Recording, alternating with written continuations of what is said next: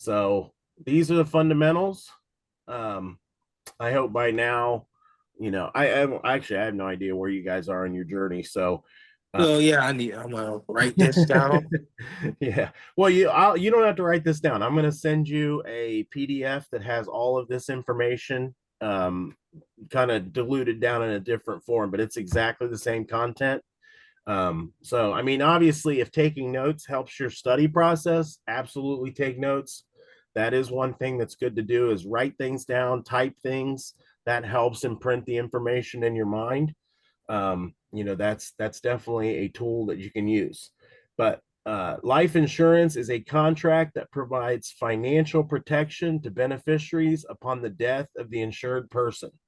So, one way that you will see this question um, uh, worded is it creates an immediate um, estate.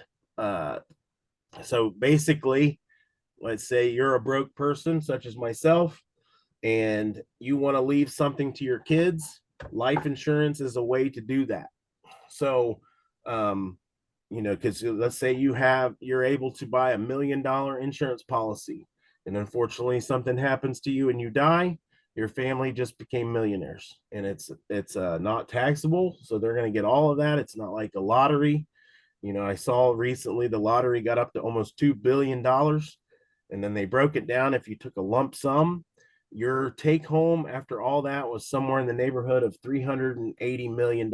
So a lot of people had their hands in the pot to get a part of almost $2 billion. Now, still, I would take the 380 million. That's a lot of money. But life insurance creates an immediate estate, and the insured. Some of these terms are simple. I'm going to go through them quick, but I want you to hear them out loud. Um, again, a lot of the things that we're going to be studying, the answer is in the question, or the question or the answer is in the term, So the insured, easy person whose life is being covered by the policy. So I go out and get a life insurance policy, and it's for, let's be more realistic for myself, a $500,000. Um, that is, I am the insured. Uh, the beneficiary is the person who receives the benefit. So my wife is my beneficiary. So when I pass away, she is the beneficiary. And we're going to learn throughout this presentation that there can be more than one beneficiary. The beneficiary doesn't necessarily always have to be a person. We're going to cover all these different things. I've heard people make the beneficiary their cat. There's crazy things going on in the world. The death benefit, that's the amount paid to the beneficiary when the insured dies. So again, the face value of the policy. So if it's a $500,000 policy, it's going to pay out 500,000 on a term policy. Whole life could be more, actually could be less. We're going to learn those things as well when we get into the content. So the death benefit, these terms are important because these are what you're likely to see. You see the flags on there for test alert. There's a 95% chance these particular terms are going to be on your test. Maybe not 95. It depends on your state. Policy owner, person who owns and controls the policy. See these, some of these are just, they're just common sense. The premium is the payment made to keep the policy in force. And then the cash value is a savings component in permanent life policies, also known as whole life policies. So at the bottom there is a little key term or a note. Remember, the policy owner has all the control, but the insured's life is what's covered. And we're going to understand further into the content that other people can own a life insurance policy. It's not always the insured, but we'll get into that. So there's some key terms. Again, like I said, I'm going to send you guys all this stuff, and you're going to have it. You'll be able to print it and use it in addition to any other study tools that you currently have. All right. Your insurance guide, traditional whole life products. Uh, whole life is the I would say the preferred insurance. Term life insurance definitely has its place in the world. Um, and it's again, for people like myself, it's most affordable, but it's like almost like renting a house. You're not really gaining anything from it. You rent a house, you're kind of treading water.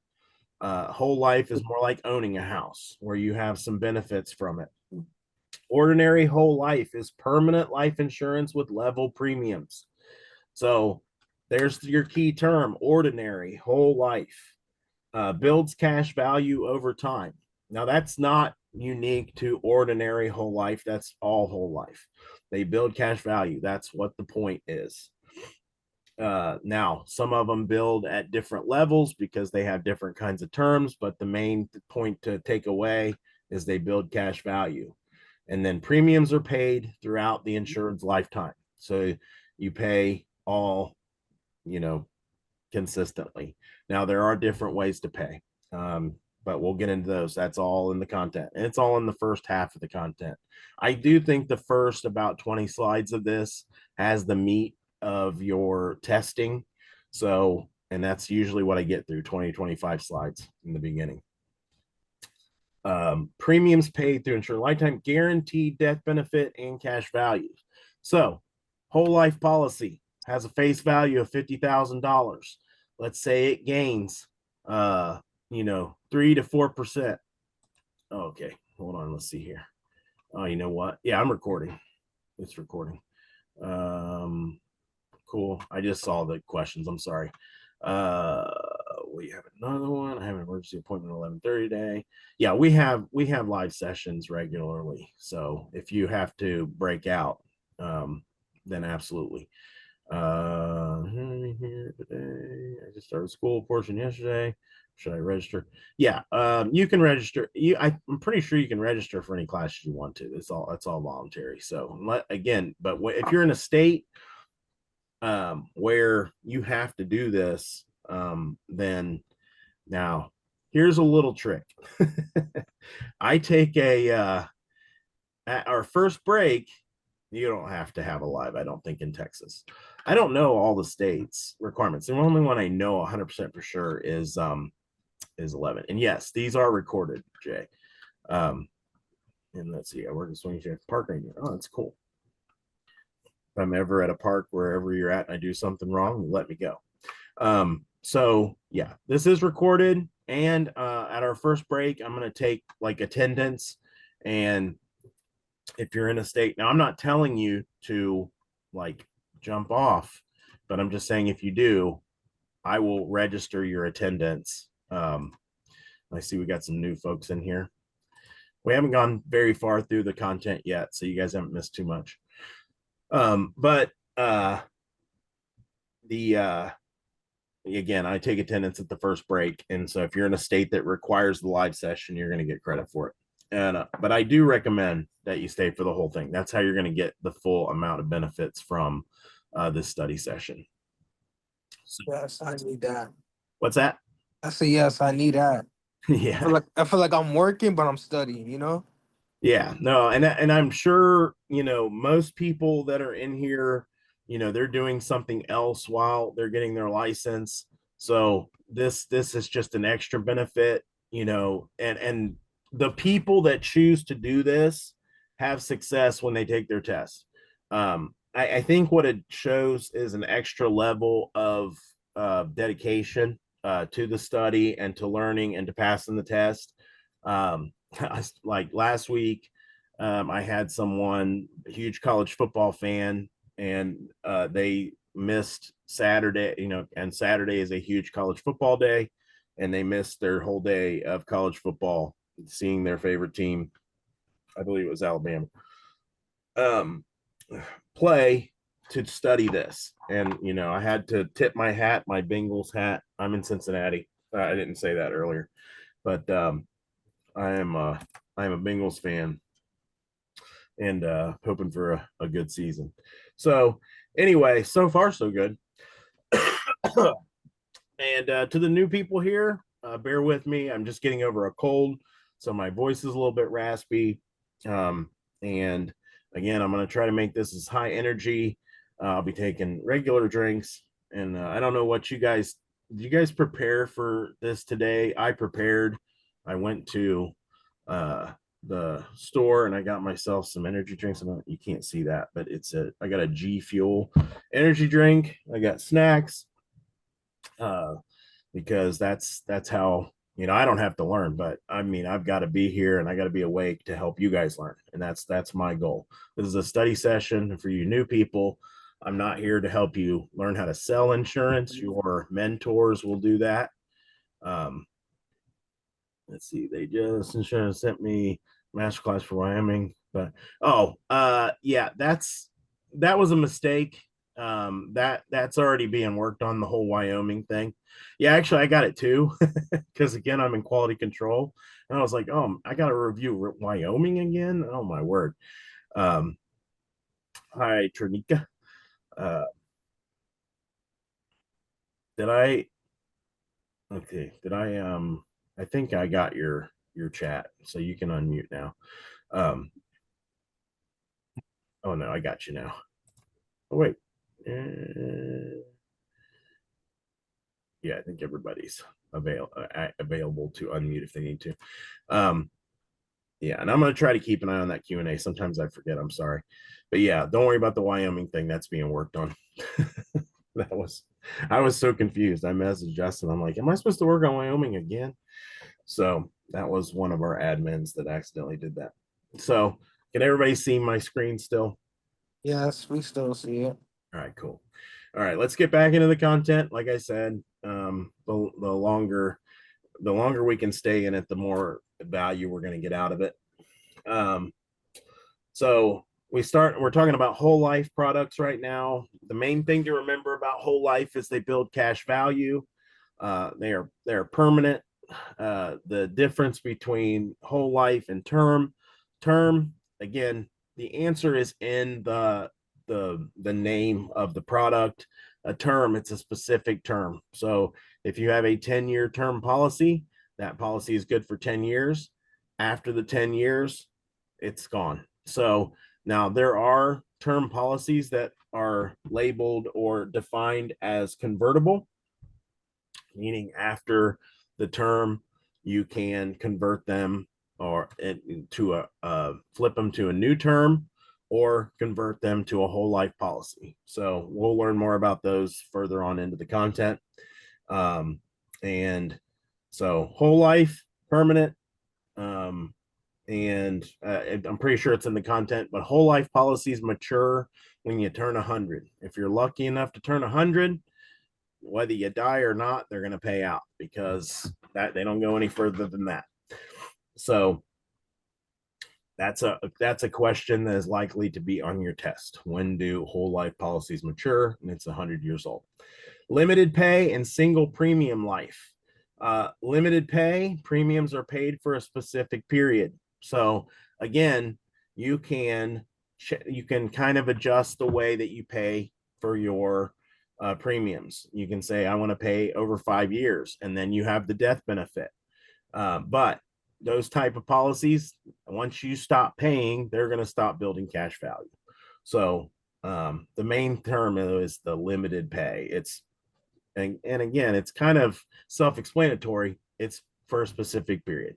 Also for the new folks that are here, and I don't think there's any more new ones since last time I checked. We're going to take some breaks. We will take a break at 11, and we'll take a lunch. The break at 11 will be about 15 minutes. The break for lunch will be about an hour, and then we'll do another break at 3:30. And then again, I can't see you. I do not know what you're doing. If you're anything like me, you have a polo shirt on and you're in pajamas the rest of the way. And so if you don't have to raise your hand, you don't have to ask for permission to go to the bathroom or do whatever you got to do. This study session is for you or to fulfill a state requirement. But again, so the new people, this is general. I'm covering general terms because there's multiple states represented here. I'm covering general insurance. So for your state portions, that's on you. You have to study your own state specific stuff. So, but like I said in the beginning, if you learn this stuff backwards and forwards, the general, you could probably miss everything in your state section and still pass. Now, I'm not saying do that. Don't do that. But know what you know backwards and forwards as much as you can, and then you're going to give yourself some leeway on the topics that you're not strong with. Um, like, and again, we got some new folks. Life insurance is more conceptual, so understanding the purpose and the reason and understanding like what it's all about will help you get your answers correct. It'll help you learn the content. Health insurance is not like that. Health insurance is fact based. It's like history. If you learn science, science is very conceptual. So, you understand the concepts of science, it's going to help you pass your science test. But history, all that stuff already happened. So it's dates, it's terms, it's people, it's memorization. And that's what health is. So, me personally, because I'm a little scattered and ADHD, um, I found medical to be difficult. So I learned as much as I could, and I grasped it. But the life portion, I knew it backwards and forwards. So I had enough leeway in the health portion where I could miss some things, and I got 85. So, and then I take these tests all the time. I usually average about 87. So, because I'm good at what I'm good at, and what I'm weak at, I've kind of just allowed myself to throw away. Now, everybody's different, so you do what you got to do. Go for 100. You go for 100, you're going to get enough to pass. So, anyway, limited pay, single premium, both maintain coverage for life after premium payments cease. So, again, you buy a $50,000 face value policy, you do a single premium or limited pay, it's worth 50,000. But you're only going to gain on premiums that you pay. So you're not going to keep gaining. Now, this is not for a test. This is just understanding. You're not going to keep gaining if you're not paying into it anymore. Same as like if you have a savings account. If you got a savings account, you'll gain off the gains, but you're not growing it based on your contributions. So we'll go to the next page. Interest and market sensitive products. Now, this is something to understand. This group, I'm guessing, is going for life, accident, health, or just life. I don't think most people do just accident or health. I have seen it a couple times. But there are types of insurance where you have to get extra licenses, generally a Series 6, because they deal with sensitive financial and they deal with risks. So that is what we're talking about on this page. Interest market sensitive products. One is universal life. And even though you're just taking basic life or basic health, this is on these terms, they're on your test. I guarantee you some form of these questions are on your test. So universal life, flexible premiums and death benefits, cash value earns current interest rates, and then they have unbundled policy components. So, and I'll tell you what that means in a minute. So universal life, so they can have different components. They can be tied to different indexes, and they can be tied to different T-bills. So your premiums will change. So, as your account values grow or shrink based on market volatility, your premiums could go up, your premiums could go down. So it's something you kind of have to keep an eye on, just like if you were working in the stock market. It's a universal life. And then cash value earns current interest rates. So again, something you got to keep an eye on. These are your investments, and you can change your investments on in a universal life policy. And then unbundled policy components is basically different riders and different things. And we'll learn about riders in the future. You can add to your policy that do different things. So, from a standpoint of testing, I wouldn't worry about that. But definitely understand that universal life has flexible premiums and flexible death benefits. Probably interest rates is going to be a term that's going to be associated with universal life. But the unbundled, that's probably not going to be on there. Variable whole life. Again, all of these require extra licensing because they have a component of risk. Variable whole life fixed premiums with variable cash value. So the premiums are always going to be the same, and this is different than universal life because universal life can be different. Variable, the premiums are always going to be the same. So again, up and down on the cash value. But these also, each one of these is the same as a regular whole life policy. They're going to have a level death benefit. So, they're going to start with a floor of whatever the death benefit is. Let's just use $50,000 death benefit, and then the cash value will change that. So, if your investment gains 5,000 and you die, then your payout is going to be 55,000. And also, again, we'll probably get into this in the future in the content. I'm pretty sure it's in there, as I recall. You can generally take loans off of these as well. So of your cash value, not your death benefit. So if you gain 5,000, you can take a $5,000 loan. Generally, there might be some terms where it won't let you take the full 5,000, and then you can pay that back in addition to your premiums. And if you die before you pay your loan back, and either that goes away or they take the out of your death benefit. So depending on how your investments do.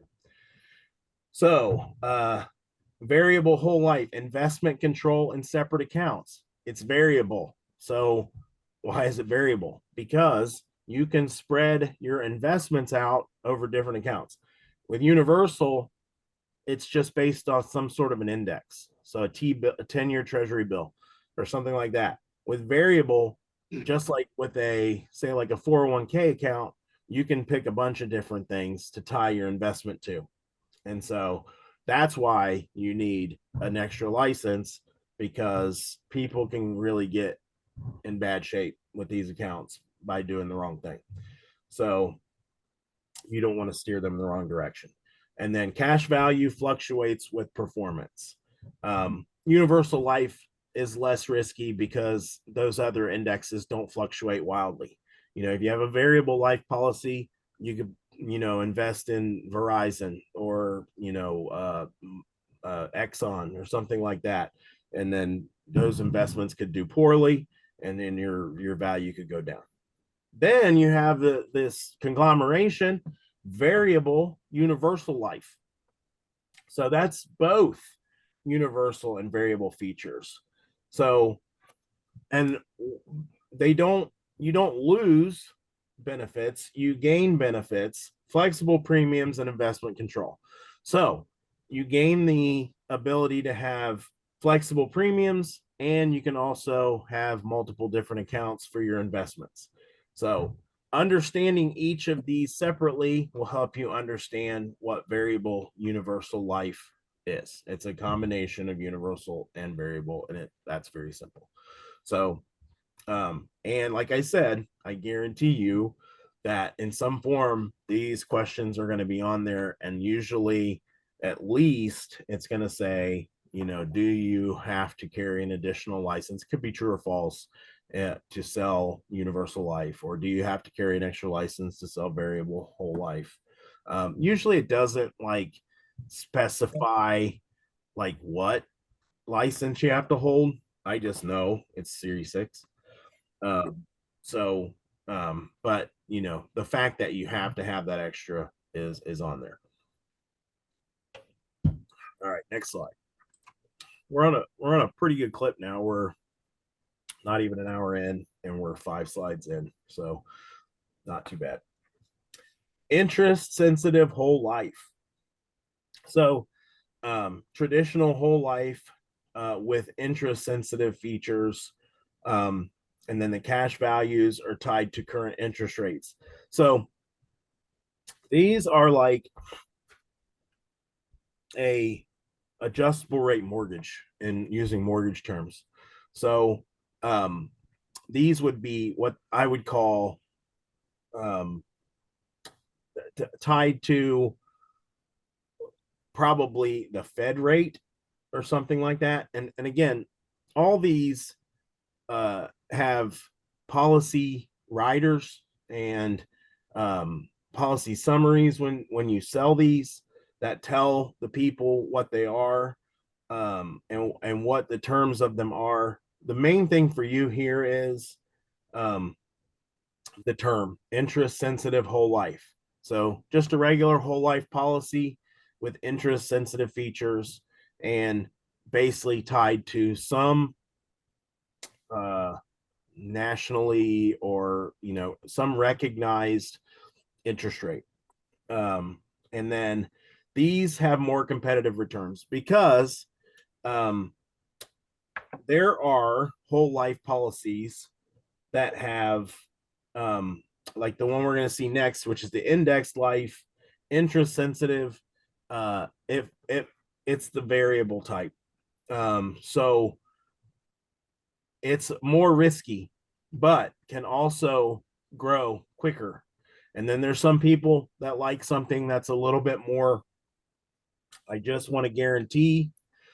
And then there's something to understand about this. I'll get to the indexed life as opposed to interest sensitive is linked to stock market index. So it gives you a minimum. So now that could be, you say you want 5%. So if you say, okay, I want 5%, it's like a CD, which is a certificate of deposit. You're going to get that 5%.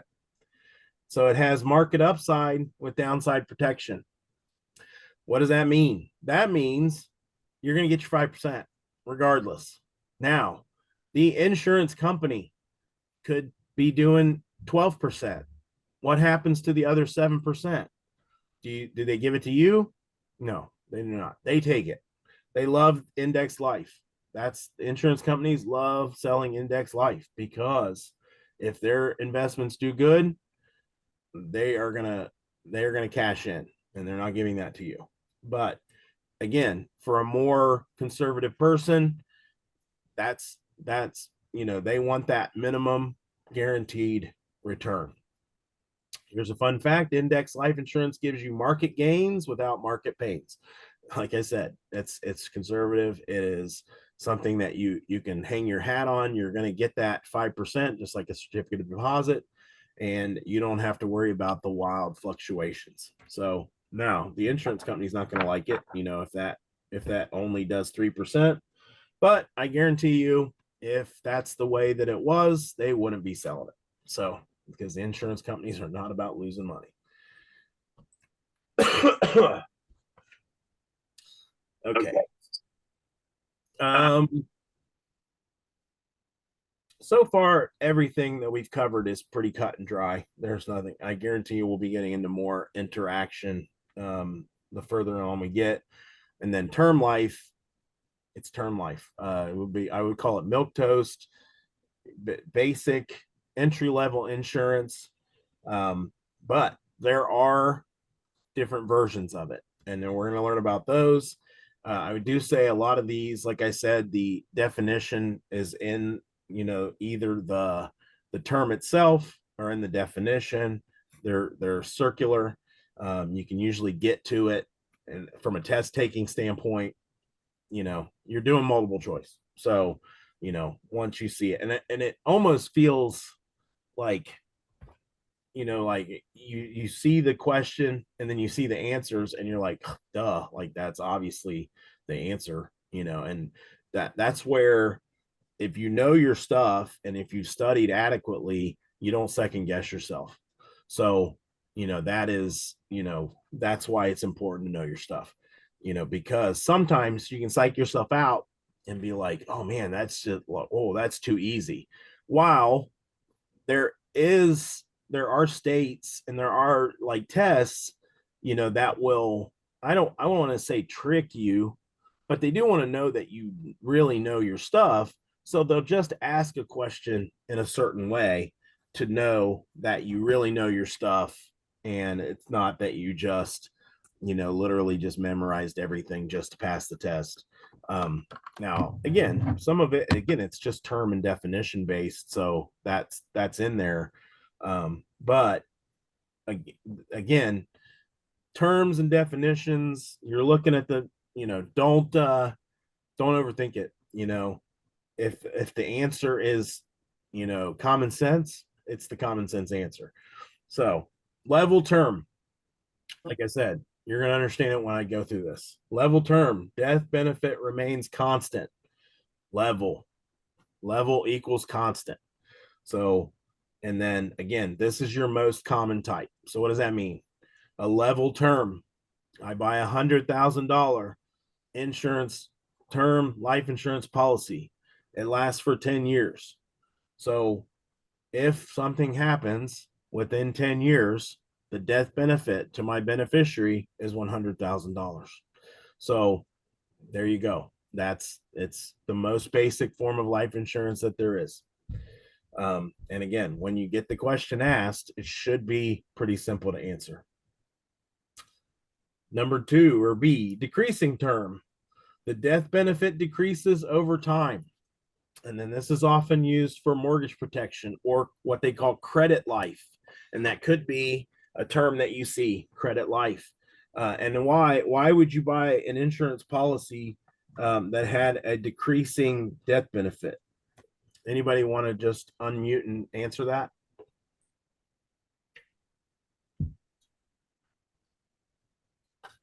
Nobody? That's cool. We supposed to talk to you? Huh? Were we supposed to? I'm laughing. Were we supposed to talk to you? Yes, you can. You can unmute and speak to me. I don't want it to turn into chaos. I mean, I don't. There's only 16 people here, so it's not going to be that bad. I But thought it was only 5, and I was the one that got billed for Wyoming. oh, you got Bill. Oh, that will all be taken care of. I promise.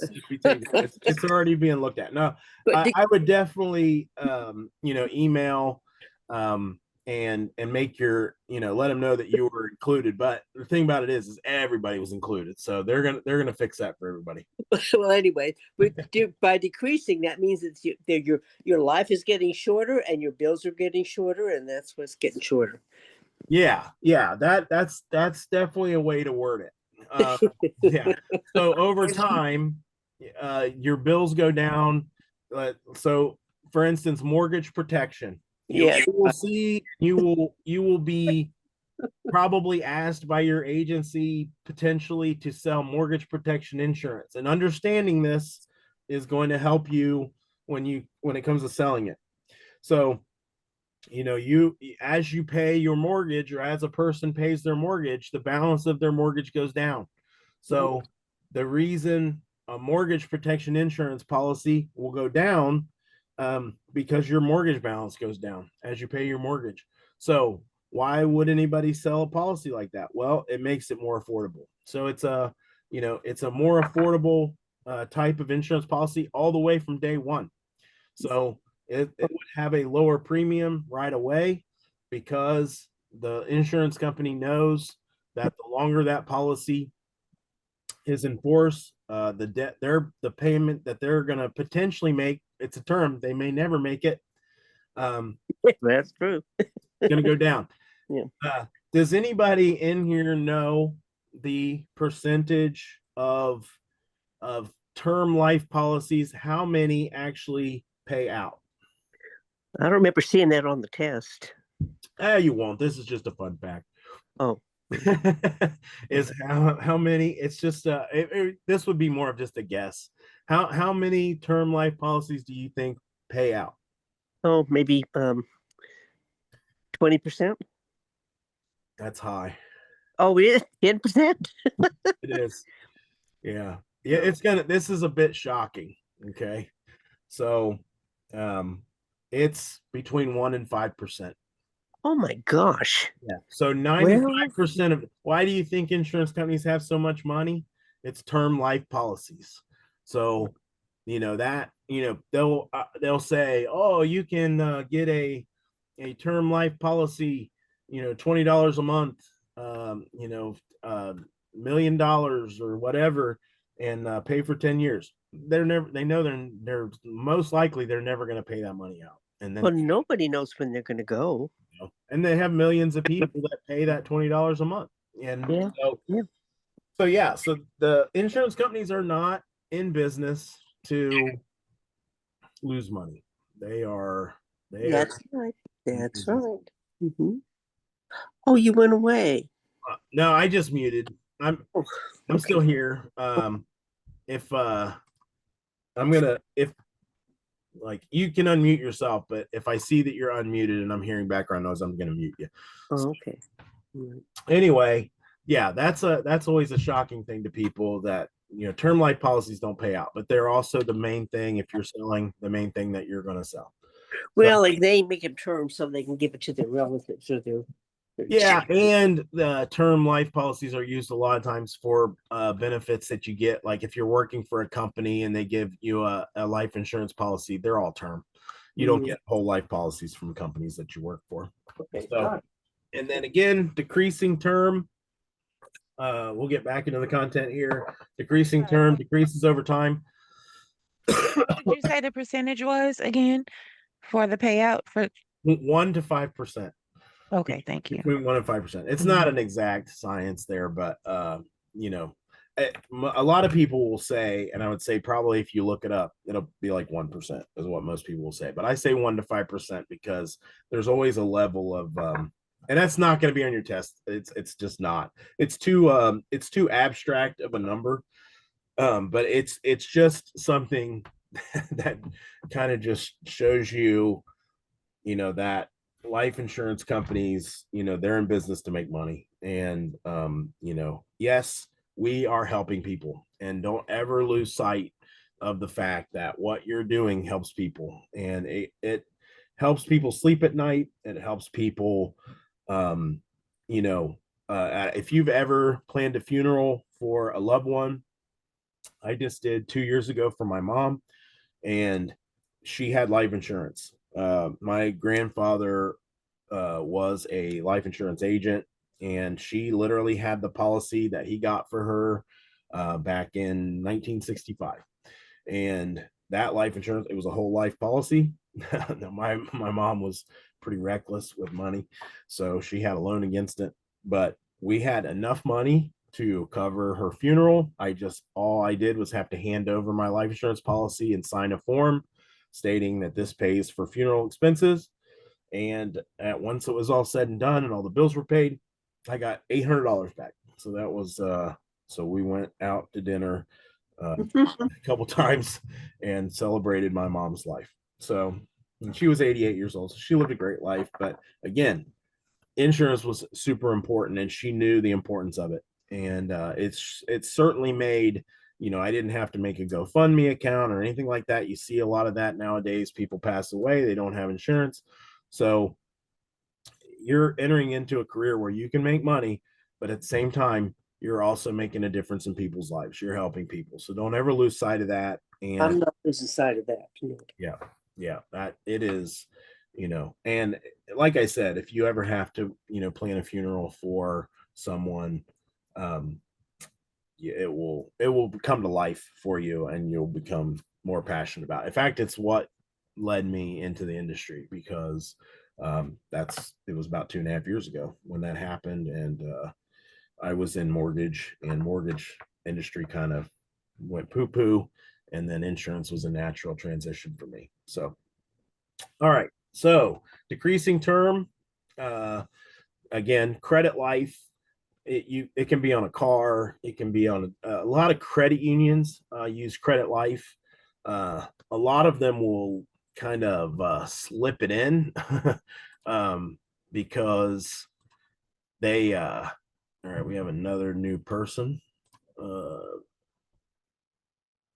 So credit life, I was talking about credit unions. Credit unions, they often use credit life because they want to get paid. And a lot of times they'll I won't say lie, they lie. And they tell people you have to do this. No, you don't have to get credit life. It's illegal to force people to get credit life. But credit unions are very shrewd and they want to be paid. And so they slip those in, and again, they're generally very cheap. You buy a $20,000 car, your credit life on that might be $5 a month, and they just slip that payment in there. That way, if something happens to you, they're covered. So again, banks, insurance companies, nobody is in business for your benefit. They're in business to make money. So decreasing term, return of premium. Returns premiums if the insured survives. Let me give you an example of this. And I referenced my mom. My mom got a return of premium whole life policy. She was, I think she was about 60 when she got that policy, and it was a pretty high premium, if I recall. It was like $100 or $120 a month, and my mom, she always said, I'm not going to live very long and all this kind of stuff. And I think they had I think I had a $50,000 face value or something like that. And it was a return of premium. So my mom lived to be 88 years old. She got that policy when she was 60. She kind of forgot about it. It was just auto withdrawal from her account. And when she turned 80, she got a call from the insurance company, and the guy says, where do you want me to send the check? And she was like, what are you talking about? He's like, well, all the premiums you paid on this policy, you get them back. So think about 120, all those years, she got like a 20 some $1,000 check unexpectedly. And so yeah, we had a good Christmas that year. So but that's what that was. It was a return of premium account. So a certain period of time, in her case, it was 20 years. She got the policy when she was 60. And when she turned 80, she got all the premiums that she paid into that account back. Now, that policy went away after that. She did not have any death benefit left. That policy was gone. Kind of like a whole life policy, but it was cancelable. So, and those terms will come up as well, cancelable and non-cancelable. We'll get to those as well. So, annually renewable term. Premiums increase yearly, and they're renewable without a medical exam. So this would be kind of a policy that you would get if you have, like, let's say your family has a history of like diabetes or something like that in the family history. You would get an annually renewable term, and it would start out pretty cheap, and then it would go up every year, but they can't turn you down. So by 10 years, it's probably a pretty expensive policy, but you're still insurable. So now you don't have to renew it. You don't have to. You can be like, oh, well, that's too expensive for me now. I can get a new one. Let's say you're still healthy, then you just get a new term policy then, and it's probably going to be cheaper at that point.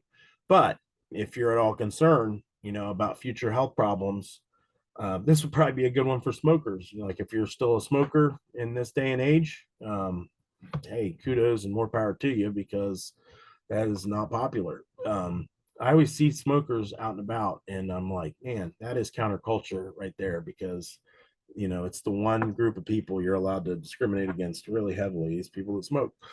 So I was a smoker for one day.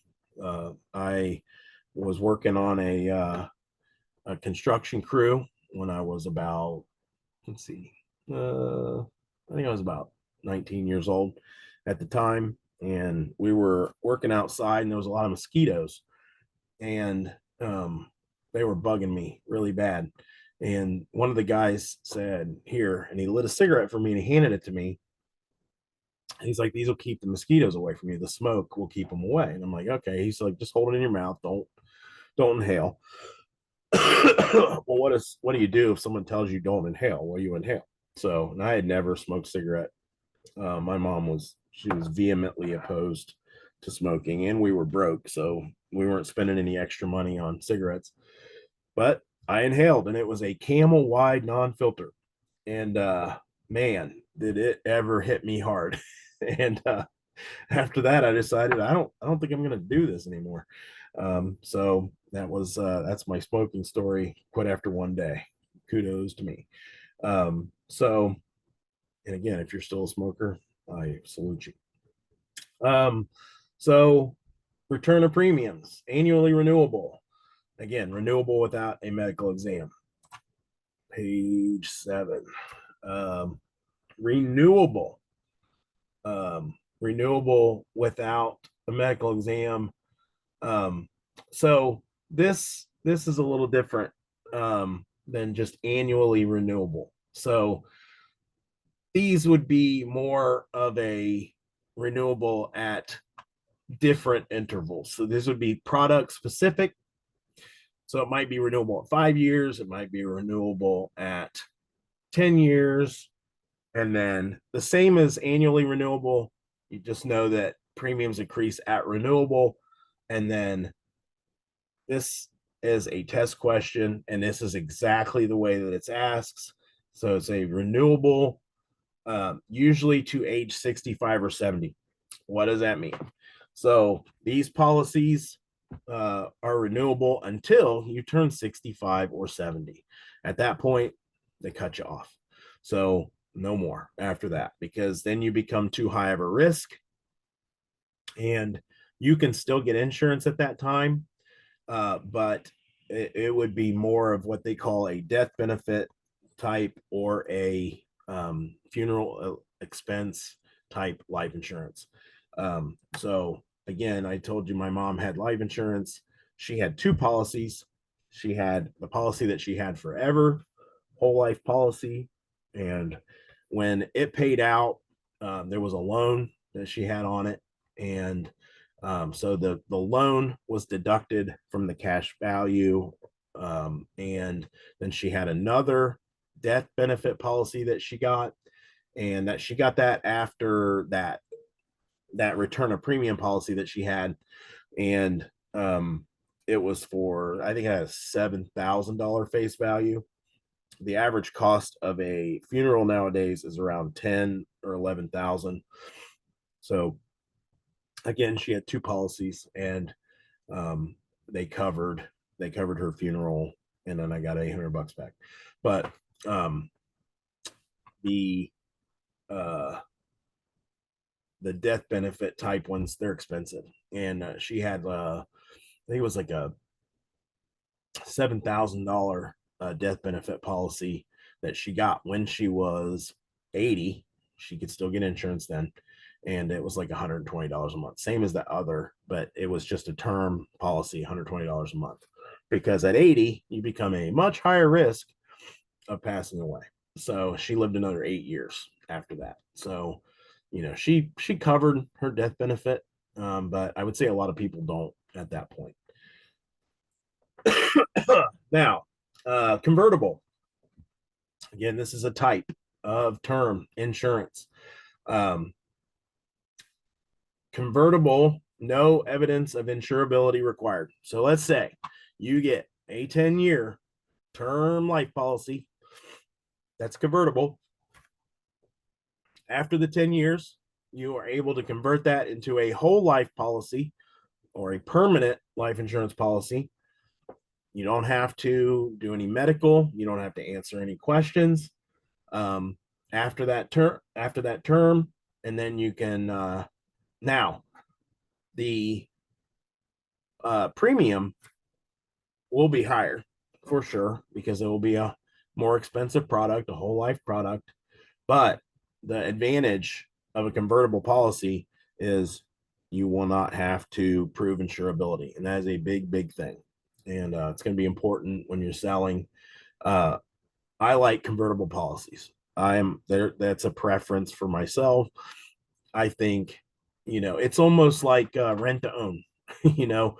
So, you're renting a house with the possibility of ownership in the future. Convertible life insurance policies like rent to own. So you have it for 10 years, and then after that, you get the option. Now, again, you don't have to, but you can convert it to a whole life policy. I like that benefit. Again, it's going to cost a little bit more, as a term policy. Totally worth it, in my opinion. Totally worth it. And then, like, from a sales standpoint, again, once you like that term thing, you lose that business. If that person after the term, I have a friend I was just talking to, and one thing that I do not do, and your agency might have you do it, but one thing I've never done is like hammer family and friends by saying, I need to do a life insurance review on you. Got to do it. No hard sell from me. I won't do it. And but I just let people know, hey, I'm in the business, and if you're a good person and you're trustworthy, they will come to you. I guarantee it. You will get, this is a person that I go to church with, and they know that I sell insurance. And he said, hey, the other day, I have a term life policy that's getting ready to expire. And I really don't like the company that I'm with. And I'm like, yeah, absolutely. I'll review it, and we can get you a new term policy or possibly a whole life. From the time he got his policy, there's a lot of new products, and a lot of new companies out there. So anyway, I like convertible. And then again, the conversion period, typically 5 to 10 years. So just remember, renewable, keep it; convertible, change it. So, all right, here we go. Next page. We'll check. We will take a break in about 20 minutes. All right, annuities. So we are kind of out of life insurance for a little bit here, and we're going to talk about annuities. The difference between annuities and life insurance: annuities are a living benefit. Life insurance is a death benefit. So annuities are something that you use while you are alive. Now, there can be a death component to some of these, and we will get into that whenever we further into this. And we pretty much, in the first part of this content, we pretty much fully cover annuities. So annuities are, from a selling standpoint, where you can make a lot of money. And you can make a lot of money selling life insurance, but you can make life-changing money selling annuities. And it kind of be like life insurance be selling cars, annuities like selling airplanes. So annuities: single and flexible premium. Single, again, this is common sense. We're going to breeze through a lot of these because they're just common sense. Single, one lump sum payment. So you immediately fund an annuity. And an example that I give with a lot of these is the lottery. If someone wins the lottery, and they take instead of taking the lump sum, they take the payout over time option. And I would never tell anybody one way or another what to do, but I can tell you this: the more stable option is to take the payout over time. And people think, oh, that's crazy, because you're only getting X amount of dollars over a certain amount of time. I don't know if you may have seen in the news recently, the Publishers Clearinghouse has stopped paying their winners. This is a little bit of a different situation. That's a big bummer. I don't know how that's gonna play out. But that's what those were. Those were annuities. Unfortunately, they ran out of money, and I never knew how they had money in the first place. I guess it was from magazines sales or something, and then magazines are defunct, so for the most part. But annuities pay out over time. So, but lottery winners that take a lump sum, it's a crazy percentage that are bankrupt within just a few years after winning a huge amount of money. But if they take the payout option, they're not ever, like it's like zero. So you take, like, let's just use some round figures. You win $100 million in the lottery, and you say, I'm going to take $1 million per year until I'm dead. Well, you get that money that you won is put into an annuity, and the annuity pays you $1 million per year until you're dead, or until your last remaining family member is dead. You can have, beneficiaries. You can put it in a trust, all kind of different things. Anyway, the point is that lottery money gets put into an annuity and it pays out over time. So that is a single flexible premium, two different kinds, one lump sum or multiple payments over time. So the annuity that is not in a lottery situation is your flexible, which is multiple payments over time. So that's your basically you building for your retirement. So you get an annuity when you are, 50 years old, and you start paying into it, X amount of dollars from, a percentage of your income or whatever. You pay it, and then you say, well, when I turn 60, I'm going to start taking money out of this. So however your account grows, then you, at the end of that, you start taking a payment. Now, here's one thing. Annuities, you do not have to have an extra license to sell annuities. Your basic accident, life, and health, I believe it's actually just your life insurance license will allow you to sell annuities, which is awesome because, again, these pay good. So you have single and lump sum payments. Again, for testing purposes, the answer is in the question. Immediate and deferred. Now this one's a little tricky, the immediate, and I almost guarantee you this one should be flagged. I don't know why it's not. Again, I always hone my slideshows, but this is going to be on there. In your practice tests, this question is pretty much 100% always in there. Is when do immediate annuities pay out? And it's a little confusing because the answer is not immediately. It's within 1 year. So it can be a month, it can be 1 year. So immediate annuities, the answer is within 1 year. So when that question comes up, that's going to be your answer. And then deferred payments begin at a future date. So that's a predetermined date. Could be 10 years, could be 20 years. It will be an actual date. So it'll be December 12th, 2035. And that's chosen when you purchase the annuity. So that's the two terms there, immediate and deferred annuities. And then you have two kinds, fixed and variable. Fixed guaranteed rates. Again, it's tied to a specific index. It's going to grow like a certificate of deposit at a predetermined rate. Variable, investment based returns. So now some of these variables annuities could require an extra license. That will be dependent, and you will know there's not this usually does not come up in the test when it comes to annuities, just because this is very specific to certain carriers. But variable annuities are investment based returns, so they're more like investing in the stock market, and they're more risky. So fixed and variable annuities. Annuities continued. We're about 15 minutes away from a break. Just letting you guys know. Accumulation and annuity periods. These are terms definitely you're going to see. Accumulation period of an annuity is when the value grows. So as you are making payments, your annuity grows. Again, this is just simple. Payout, when income is received. So when you are receiving income, you are no longer paying into your annuity. That is when it's paid out. So the value of your annuity will go down because you're using that for retirement income. So accumulation and annuity period. So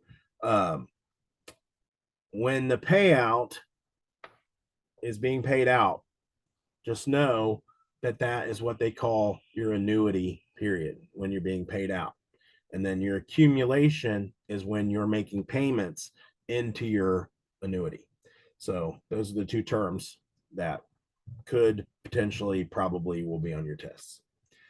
And then payout options, life only. So again, I said we were going to cover like anything that had something to do with a death benefit. There is a component of that. Life only. So that's payments for your life. So if I go out and get an annuity and I'm going to get paid for my entire life, let's say my annuity is worth $100,000. Then when I start taking it at 60, I'm going to take X amount of dollars for the rest of my life. Now, if the annuity cannot run out. So you're going to get that payment for the rest of your life. Now, let's say you start, taking it at 60 and you die at 65. And let's say there's $50,000 left in your annuity. Who gets it? The insurance company. They keep it. That's what a life only policy is. So they keep it. So good for them, right? Yeah. So they want to make money. They like these. And then life with period certain. So that would be a guaranteed minimum period. So basically you have that and it's going to pay out for 10 years. So what does that mean? If you die in 5 years, you're going to have a beneficiary and they're going to get the remainder of that because it's period certain. It's good for 10 years and you died after 5 years. So the remainder of that 5 years, your beneficiaries are going to get the remainder of that account. Insurance companies like these a little bit less. They still like them, but they're going to come out with less money at the end because it's going to be paid out to your beneficiaries. And that's going to cost more. So life only, it's going to be your cheapest. Life with period certain is going to be a little bit more. And then you have joint and survivor. These are going to be your most expensive. And, why is it going to be your most expensive? These have to be funded. These have to be funded. And because, it's going to pay out to your survivor. You know who really benefits in these? Is these young women that marry really old rich guys. And, the really old rich guy dies and he has an annuity that continues to the survivor. Well, she's going to live a long time. She's young. So that's who really benefits from these. And again, understanding the concepts of these is going to help you pass your test. So joint and survivor annuity, 2 people are on it, and the primary is going to get his income once he starts drawing off that annuity, and then the survivor is going to get it after that primary dies, the beneficiary. And then installment and cash refund. That one guarantees a return of the purchase price, much like the insurance policy that we talked about earlier. The one that automatically pays the return of premium. That was a life insurance policy. This is a annuity. It guarantees a return of the purchase price. So again, this is going to be your most expensive. So everything that you put into that, you're going to guarantee to get back. So there's a survivor component to that. So you pay into it and you're going to get back everything you paid into it, plus whatever growth that it has. And there's a guaranteed return. So, so they're going to get that back, the purchase price. So that's your most conservative, that's your most stable. But the main thing is installment, / cash refund. It can be answered in both or asked in both of those ways.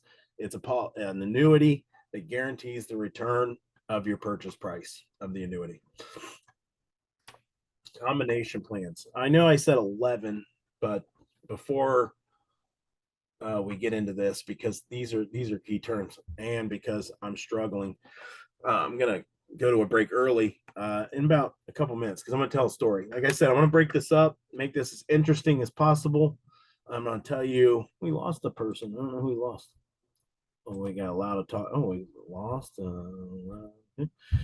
We gained somebody and lost somebody. I don't know. But like I said, you don't, but this first break is when I'm going to take attendance. So if I didn't get you before, I'm sorry. So hopefully they come back. So you get credit for this if you need it.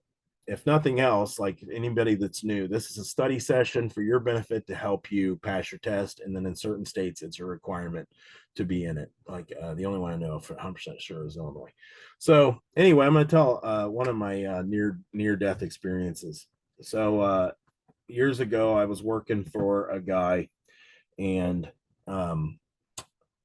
he and I were good friends. We knew each other a long time. We started out as kind of enemies, but we became good friends.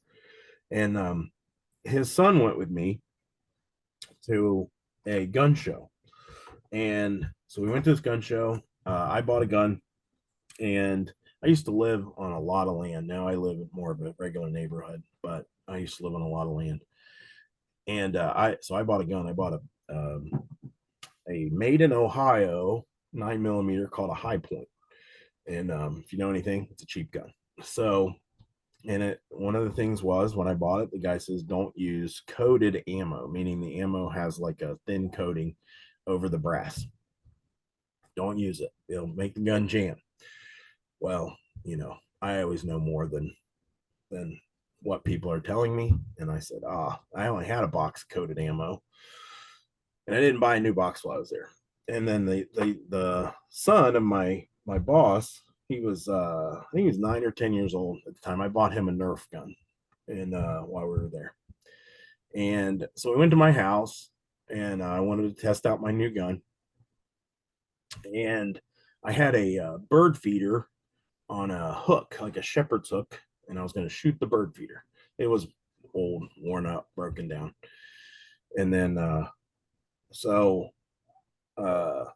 young man was standing, I told him to stand back, and he had ear protection on, and I had ear protection on. And I said, I'm going to shoot the bird feeder. So I looked at it, and I aimed, and I had my coated ammo in there, and I pulled the trigger, and the gun jammed. Of course, I was wrong, and the person that sold me the gun was right. And what you're always supposed to do is when your gun jams is look down the barrel. That was my instinct. I turned the gun up to myself, and I looked down the barrel, and then I turned it away, and just as I did, the gun unjammed, and I did miss. I did not hit the bird feeder, but I was very shocked, scared. The young man was very shocked and scared. And I turned to him and I said, and that's why you never look down the barrel of a gun. So he learned an important lesson that day. And that was one of my near-death experiences, and also shows my level of intelligence that should inspire you that you will be able to pass this test if I was able to pass this test, because I am not the smartest cookie in the bag. So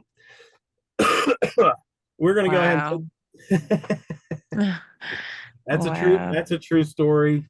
And it's embarrassing, but actually I think I turned a little red when I told that story. But that is actually a true story. So that's one of my dear death. I have, because again, I'm not the smartest cookie. I have a lot of them, so they're not always my fault. But that one was definitely my fault and very, very stupid. So we're gonna. You've had a lot of them, so you're supposed to be here. Yeah, absolutely. Somebody was looking out for me. Exactly. Absolutely.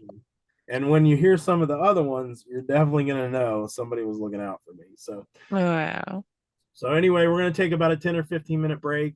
Let's just go ahead and we will meet back here at 11:15. How does that sound to everybody? Good. 11:15. Okay.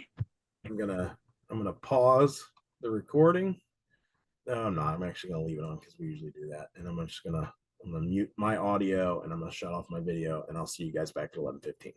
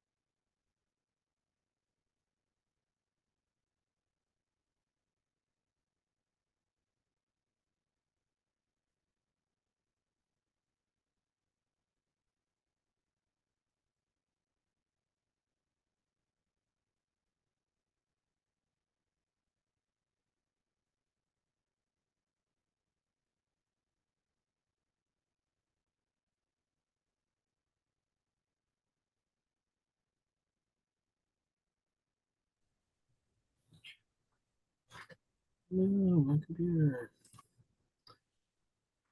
I am back. I'll give everybody a minute or two to get back in here.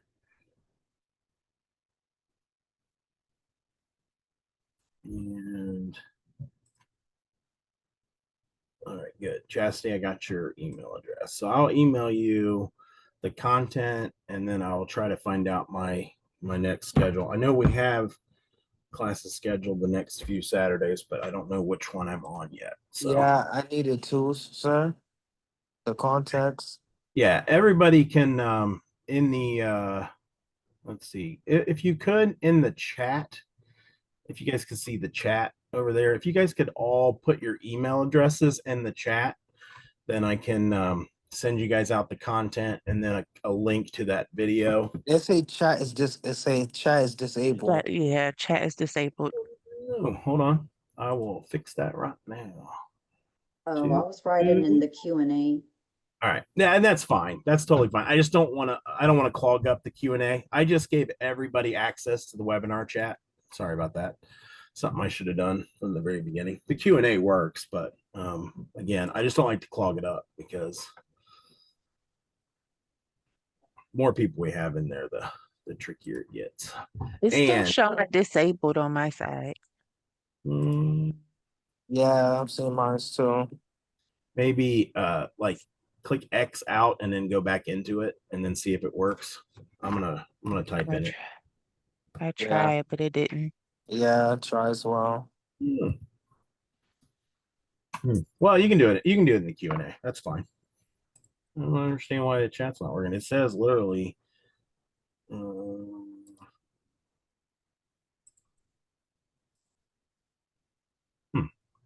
Why it's not working? Chat disabled. Panels can chat with everyone. Wait. Boom. That should do it. Ta-da! Yep, got it. All right, put my email. You'd think I would be 100% adept at Zoom, but I'm not. Not always.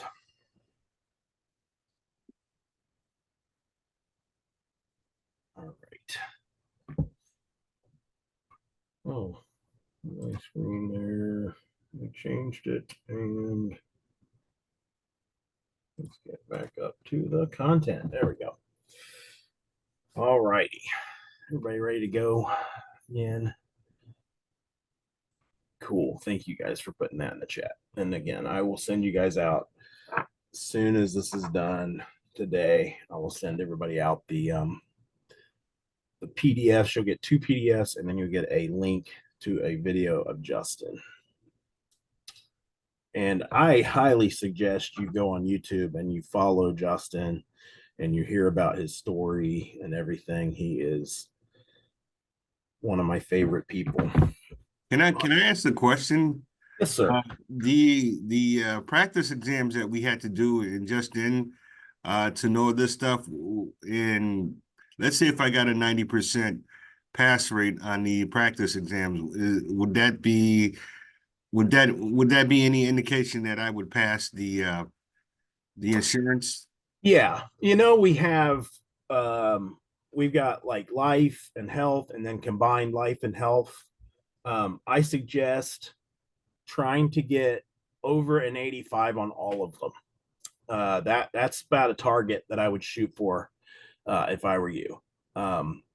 Is definitely, you know, that see, I've done the QC on all these. So how they work is when you go into them, they should randomize every time you go into them.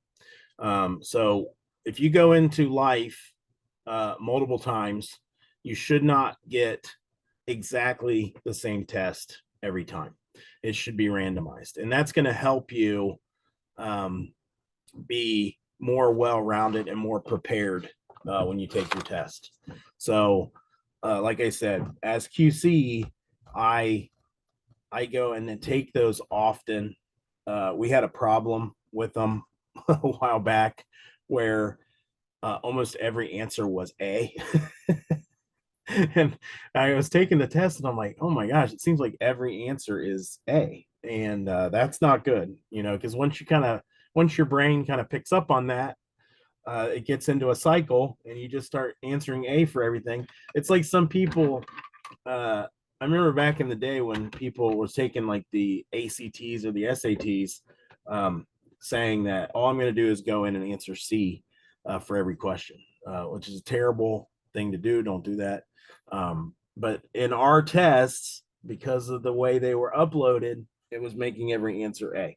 So we had our admin or our tech team go in and fix that. So it randomized it, because if you have 100 question multiple choice, it should be split up to about 25% like per letter. So it should be 25% A, 25% B.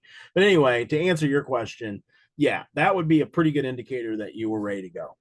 If you did that on a life health combo, then yeah. But again, here's something else to know. And this might blow your mind hole a little bit.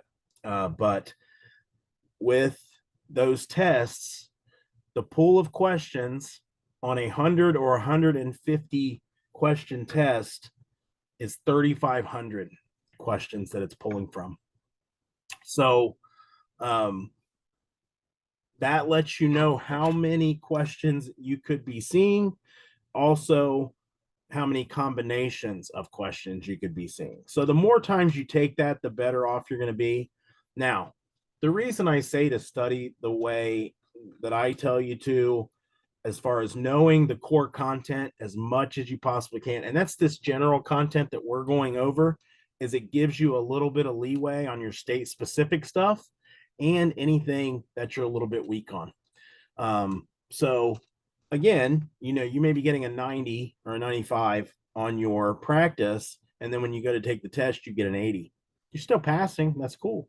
That's fine. I mean, you want to pass. It's pass fail.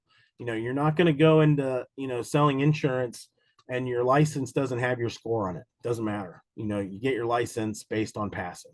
So, and then again, my goal here for this study session is to equip you as best I can in the short amount of time. And it seems like a long, I know, 8 hours of listening to me yap. It feels long, but I get to as much as I can, but I can't get to all of it. It's like 90 slides total. And I could literally just go through and read it, but that's not going to help you at all. So again, I have a really good conversion ratio of people passing that take my webinar. And I'm not taking full credit for it. Obviously, you gotta put the work in yourself, and you have to muster all your give a crap up, and having a passion for it really helps. Having a purpose for it really helps. And if your purpose is you want to make a bunch of money, that's a good purpose. If your purpose is helping as many people as you possibly can, that's a good purpose. Now, I really suggest that one. I don't know if any of you know the person Zig Ziglar, but he's someone that, as you're endeavoring into a sales career, as a good guy to watch. Now, he's passed away, but he would be definitely a great resource for you to watch to hone your craft as a salesperson. But one thing that Zig Ziglar said is if you help enough people get what they want, you will have what you want. And that's one of his classic, sales quotes. So let's go ahead and get back into the content. Hopefully, did that answer your question? Yes, it does. Good. And again, for the new people that are in here, feel free. We had 11. We had a bunch drop out. Oh no, that's 11. Wait. Where's my? Oh, there's my participants. 14. We did have somebody drop out. We knew that was going to happen.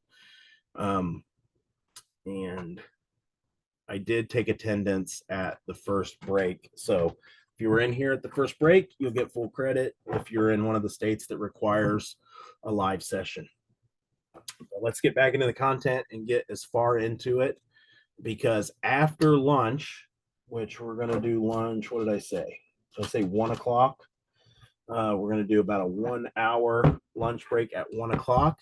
When we return at 2, we're going to get into health. So we're going to get as far into life as we possibly can.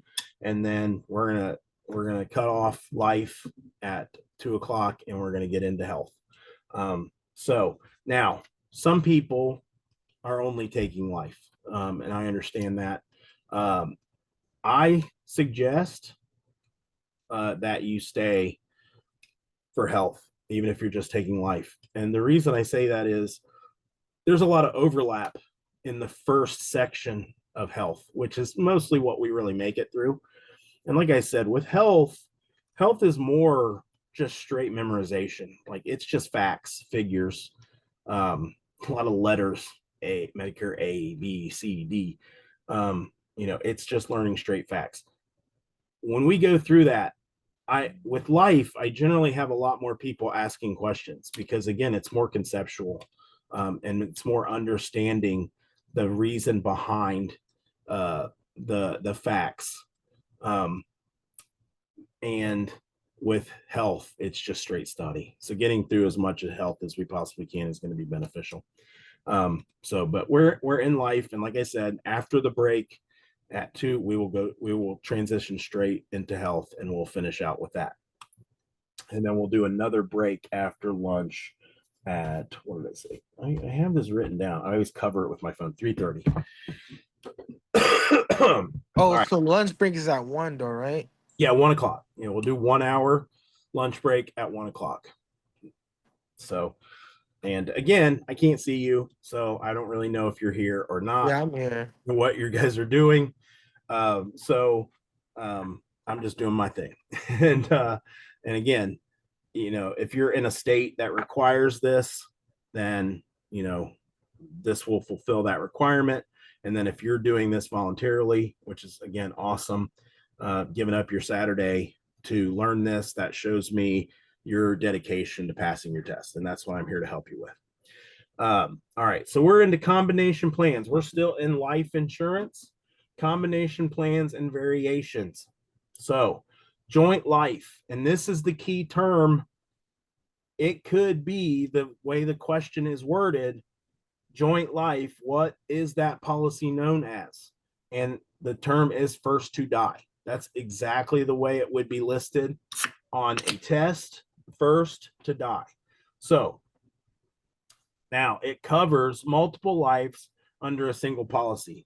So this would be generally you and a spouse, and the policy is on both. It covers both. So it's a $50,000 life policy on a husband and a wife. And when does it pay out? For the first person that dies. So if the husband dies first, the wife is automatically the beneficiary. Now, there can be multiple beneficiaries. We'll cover that a little bit later. You can have multiple beneficiaries, but automatically, the surviving spouse is going to get the death benefit. So again, both people are covered, and then let's say both die, then the beneficiary that's not listed on the policy would be the one that gets the death benefit. So it pays upon the first death, but the term that you're going to see on the test is first to die. Seems a little bit morose, but that is how it looks. And then it's a lower cost than separate policies. The reason is you're spreading the risk over 2 lives. So if you had independent policies for each, it would be more expensive because it's only covering that one life. So it's like almost like a blanket loan. This is a blanket life insurance policy. But again, key term there, joint life, first to die. And that's the way I see it asked on a lot of the tests. And keep in mind, we had a question about the practice tests. Those come from the actual pool of questions that will be on your insurance test for your state. Now, we're covering general right now. We do not, there's no state specific in this because you're all from different states. These are general. So you got to cover, or you got to study your state specific stuff on your own. All right, survivorship life. And again, this is the way it's worded, second to die. So a policy on a husband and a wife. The husband dies and the wife is still living. That insurance policy does not pay. This is a policy designed for beneficiaries, not either of the insured. So survivorship life, second to die. This is used for estate planning. What does that mean? Estate planning. So you're creating an estate with your life insurance. So you weren't that successful in your job. You didn't make good investments in the stock market, and you die and you got $50 left in your bank account. That's not really an estate for your survivors, your kids, your grandkids, whatever. But this life insurance policy that, could be $1 million, could be whatever, that's your estate. So that's what they get upon your death. That's what they pay your expenses with. That's what that's their inheritance now, because your life is gone, your income is gone, your ability to grow your income and your estate is gone. That's insurance used to establish an estate. And then it takes advantage of unlimited marital deduction. It's not going to be on your test, but basically, for tax purposes, it allows you to do things pre-tax in order to build an estate. So once that pays out, you're not going to pay taxes on it. So that's true with most life insurance. That's why I don't think this is going to be on your test, because there are definitely specific tax questions that are going to be, and we're going to cover those. But insurance payouts are not taxable. So when you get paid out, and that's why a lot of people say, insurance and whole life and all those things are a good way to make investments and to build wealth because they're not taxed. Now, there are limitations on that, because if there weren't limitations on it, all these millionaires, billionaires would just put all their money in insurance and not pay any taxes on them. But there's limitations, usually not on folks, like us. But the more wealthy amongst us, there's limits, so they can't avoid taxes by just funding whole life insurance policies. So main things to look on this page: first to die, second to die. Joint life, first to die. Survivorship life, second to die. Here we got a quiz. So I'm going to use the chat here, and we're going to go through these, and I'm going to have you guys, because I want you guys to get in the habit of answering questions. And if you answer wrong, usually what happens in these is the people that answer the most questions the same way, that's the right answer. And I'm gonna pick, once I see about 3 of the same answer, that's the answer I'm gonna pick. But question number 1: which type of whole life insurance requires premiums throughout the insured's lifetime?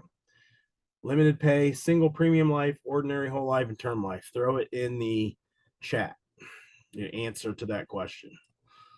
And this is going to help me know who's engaged and who's not engaged. And if you're not, that's totally fine. Again, it's up to you. So throw in the chat the answer: which type of whole life insurance requires premiums throughout the insured's lifetime? I see ordinary, I see ordinary. There you go. That's what the answer we're going to give. And then we'll know the answers once we submit. Second question: what is the key feature of universal life insurance? Fixed premiums only, flexible premiums and death benefit, no cash value, or term coverage only? What is the key feature of universal life insurance? Key feature of universal. You see flex and death benefits a couple times. I'll just go ahead and answer that. Third question: variable universal life combines features of which 2 types? Which 2 types? Variable and universal life combines features you don't get this one, you got problems. This is one where if you're paying attention, the answer is in the question. The answer's in the question. I'm guessing my chat here is just a little bit. There you go. You got it.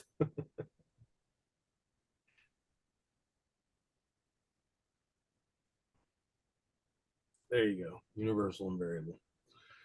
Question 4. Which term life, and I get ahead of you, I'm just going by what I see in the chat, so it's totally fine. Which term life feature allows renewal without medical exam? These are good to know. These are great questions because these are probably going to be on your test. Allows renewal without medical exam.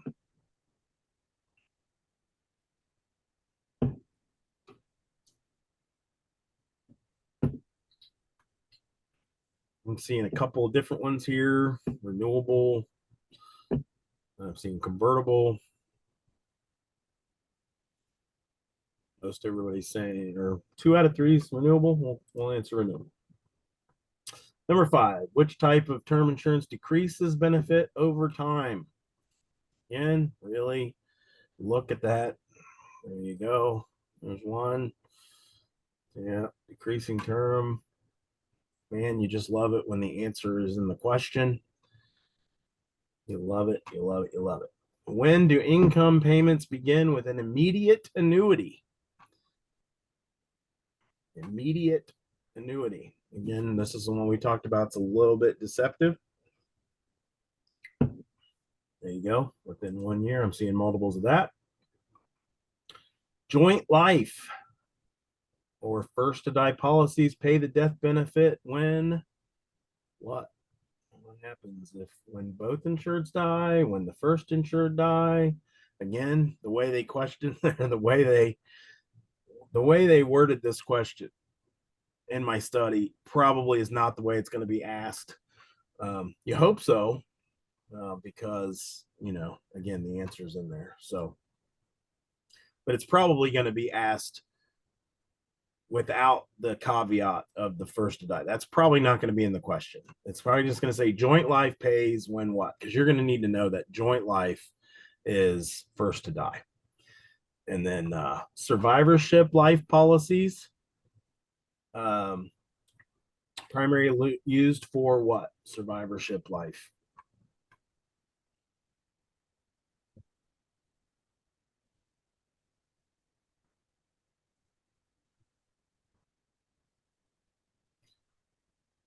Estate planning. I see multiples of that. Which annuity payout option provides payments for life with nothing to the beneficiaries?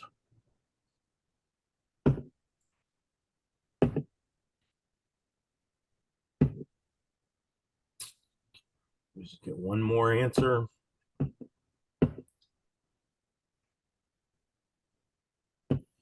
One more matching answer.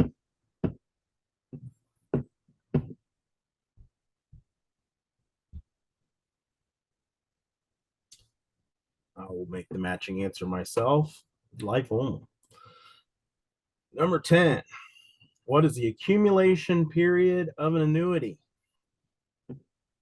When income payments are received, when premiums are paid and value grows, when policy matures, or when beneficiaries receive payments.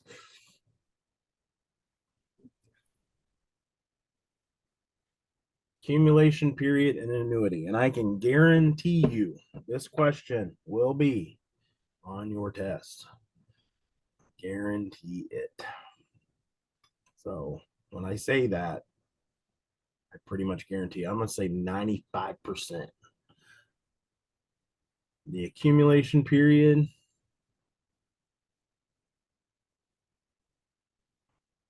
All right, I'm going to be the third one on this one. The premiums are paid and the value grows. And we're going to.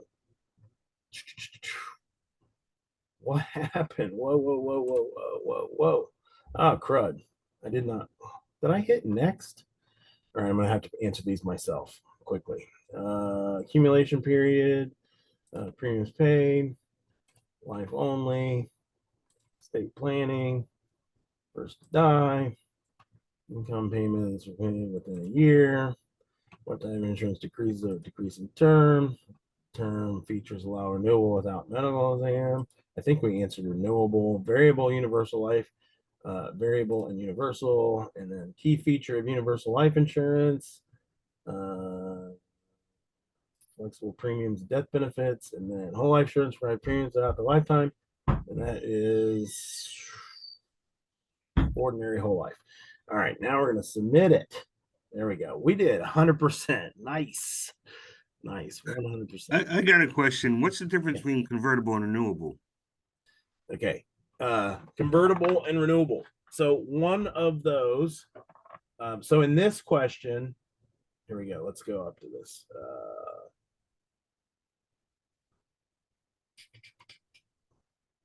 Where was that? Renewable. Okay. So renewable doesn't require a medical exam, doesn't require proof of insurability. Convertible does. So that's the main difference. So Okay. yeah. So after 10 years, you have a term life insurance policy and you want to convert it into a whole life policy, you have to prove at that time you're still insurable. So And your premiums might be higher. Well, they will be higher. they will definitely be higher, and you also might not be able to do it. So it's like it's not a guarantee. So yeah. So that's basically it. You have to prove insurability at the end of it. So that's the main thing. So from the very beginning, the one of those is going to be the renewable is going to be more expensive in the beginning. Convertible is going to be a little bit cheaper, give you the option to renew at the time. Again, I love convertible. And but the other thing too is renewable, you can just renew the existing policy. So you just do another 10-year term. Convertible, you change to a whole life policy. So that's the other caveat of that as well. So renewable, you're not changing the type of insurance you have. Convertible, you are. So there's two different layers to that. That could be asked in both ways as well. The difference. That's a good question. Okay. All right. Before I move on from the quiz, which we did really awesome on, I think that's how we all answered. We got 100, and that's what we want to see. It also shows that I know my content, and I love that. But I do this all the time, so obviously I'm going to. I'm not saying I would always pass. I think I would always pass 100%. I hope so.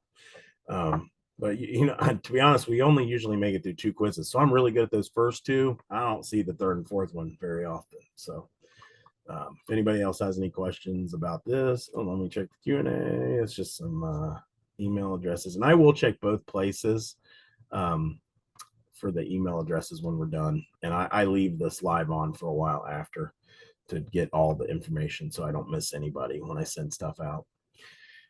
And then you can also email the customer service email address if you need anything from me.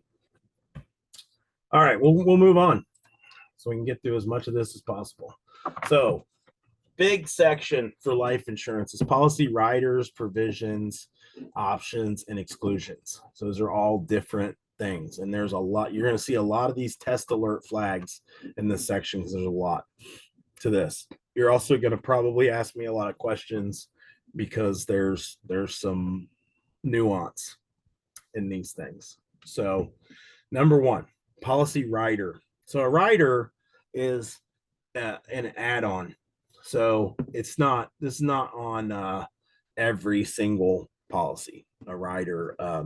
So like I said earlier, when it comes to getting like a car loan or something like that, or even a mortgage, and they add on a policy, it's kind of like a rider. It's something that's added on. Now these are riders to actual policies, and they change the premiums.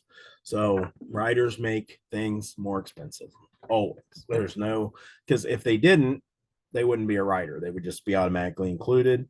Now, there are some type of policies, and this is a bit of a nuance. This is not for testing purposes. This is just for your knowledge or edification.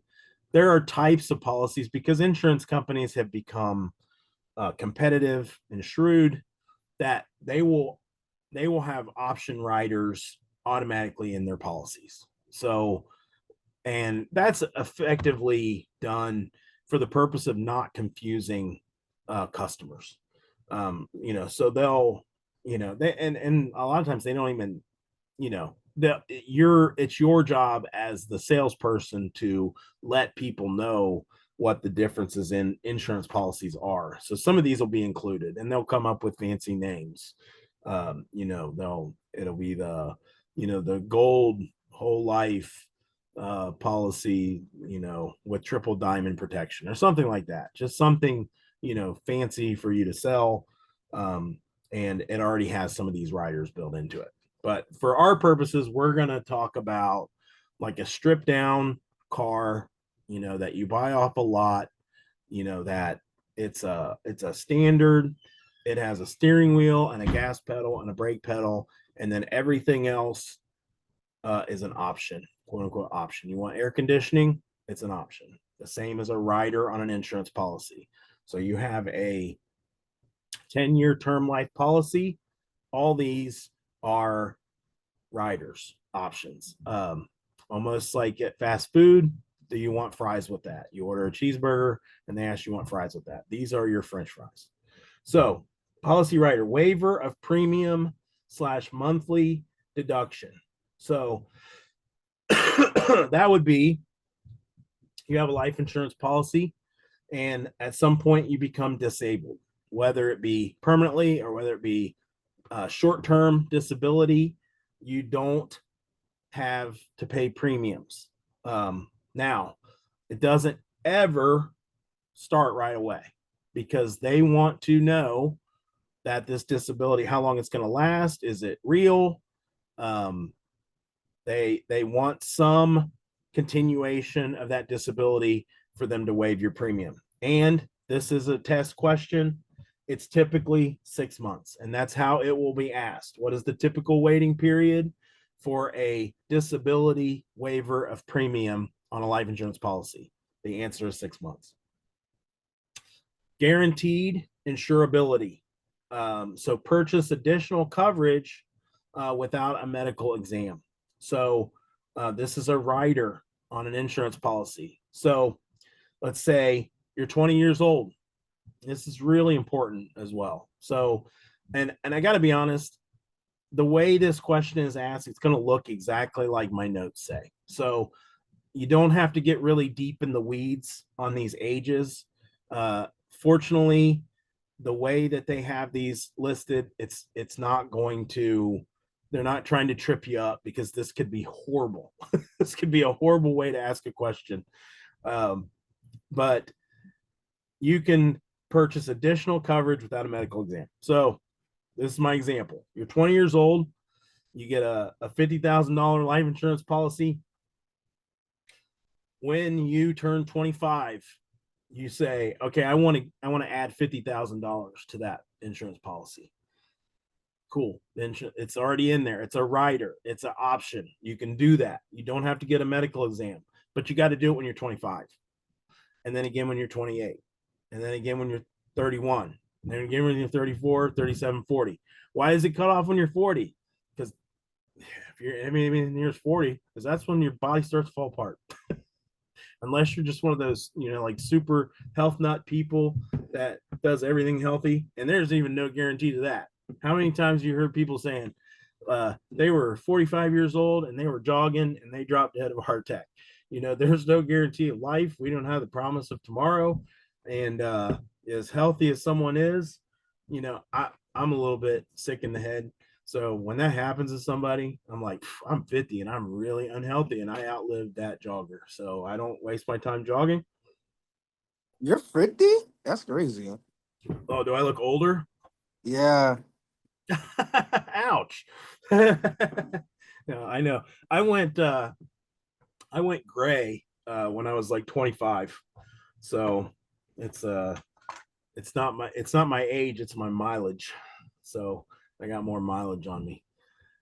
Most people say I look younger, man. That hurts. That hurts bad. Oh, my bad. I thought I didn't know. I'm just kidding, man. How old are you? I'm 28. Oh, okay. Well, that's why you're young.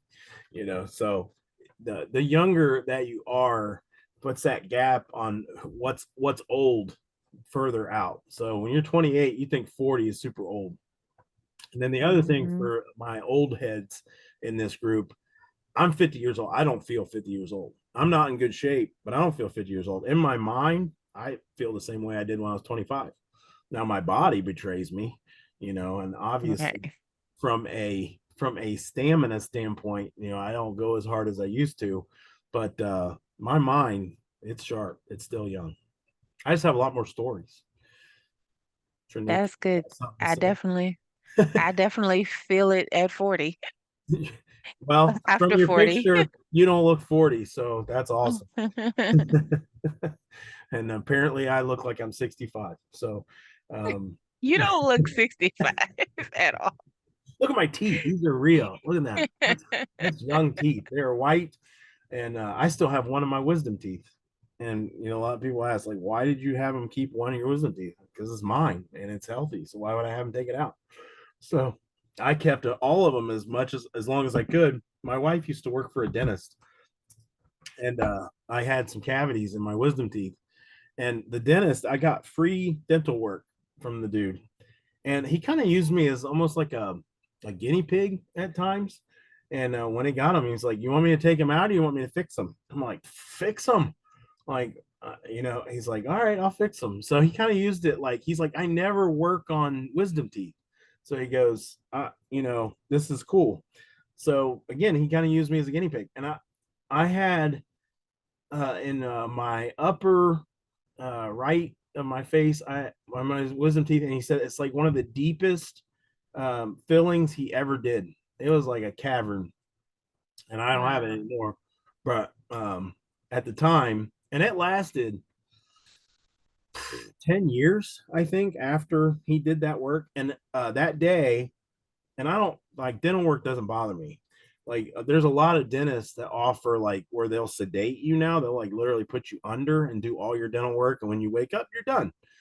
I don't have to have that. Like I was in the chair 5 hours under general anesthesia when I had all that work done.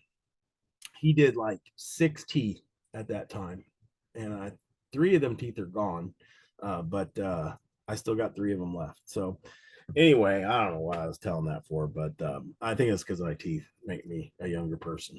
And then I also, Brad, I look younger if I shave my beard because there's that gives it away. That white in my beard definitely gives it away. And I can tell you where it came from is my 18-year-old. That's where that came from. He took all the color out of my from the youngest time. We were just talking about I spank. I'm a firm believer in spanking.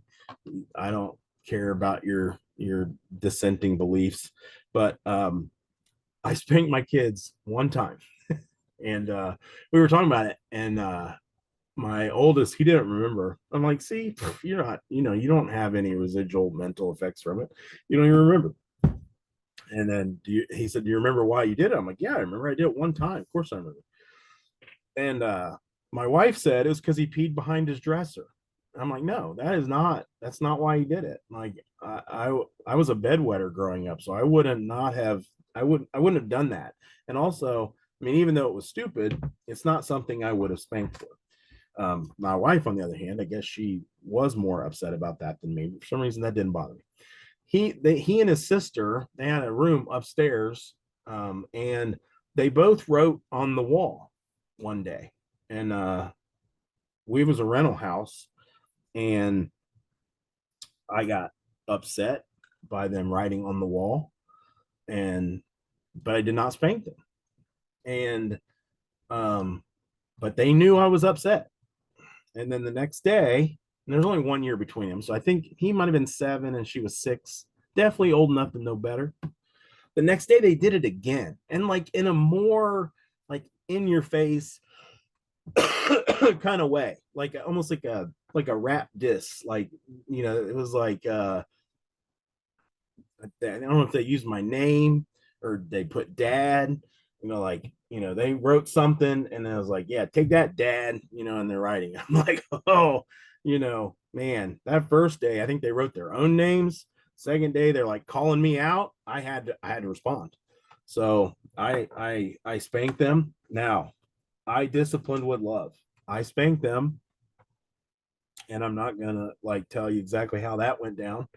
But the after, you know, I hugged them and then let them know, you know, that it hurt me worse than it hurt them. Maybe the stupidest thing any parent ever tells their kids, but you know, I was only spanked once as a child, and I learned my lesson. My kids were only spanked, and they've been super pretty good ever since. Mostly good. I never had the need, and now they're way too old for, you know, me to do that without it being super creepy. So anyway, bottom line is yeah, that's what happened there. And I don't know why I said any of that either. So oh yeah, it was the ages. We were talking about specific ages, and Fred called me old.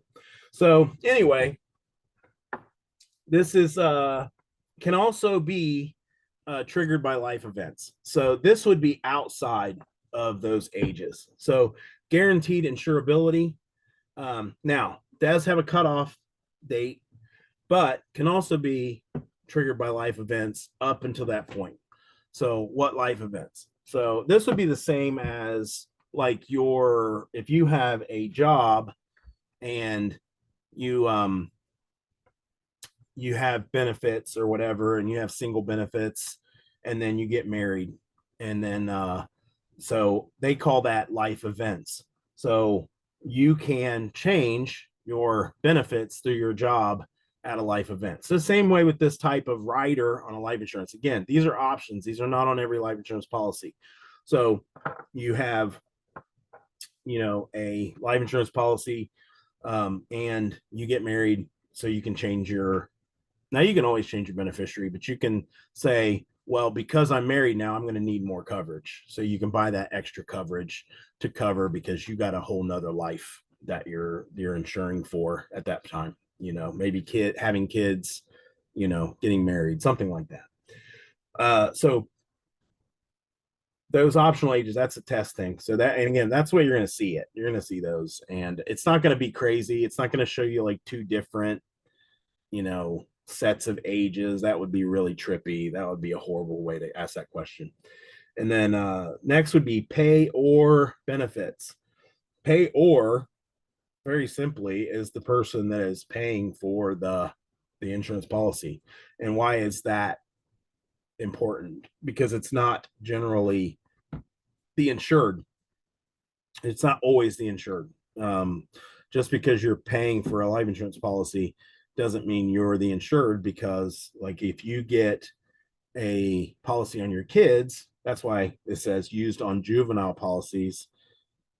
Hold on, I just got one.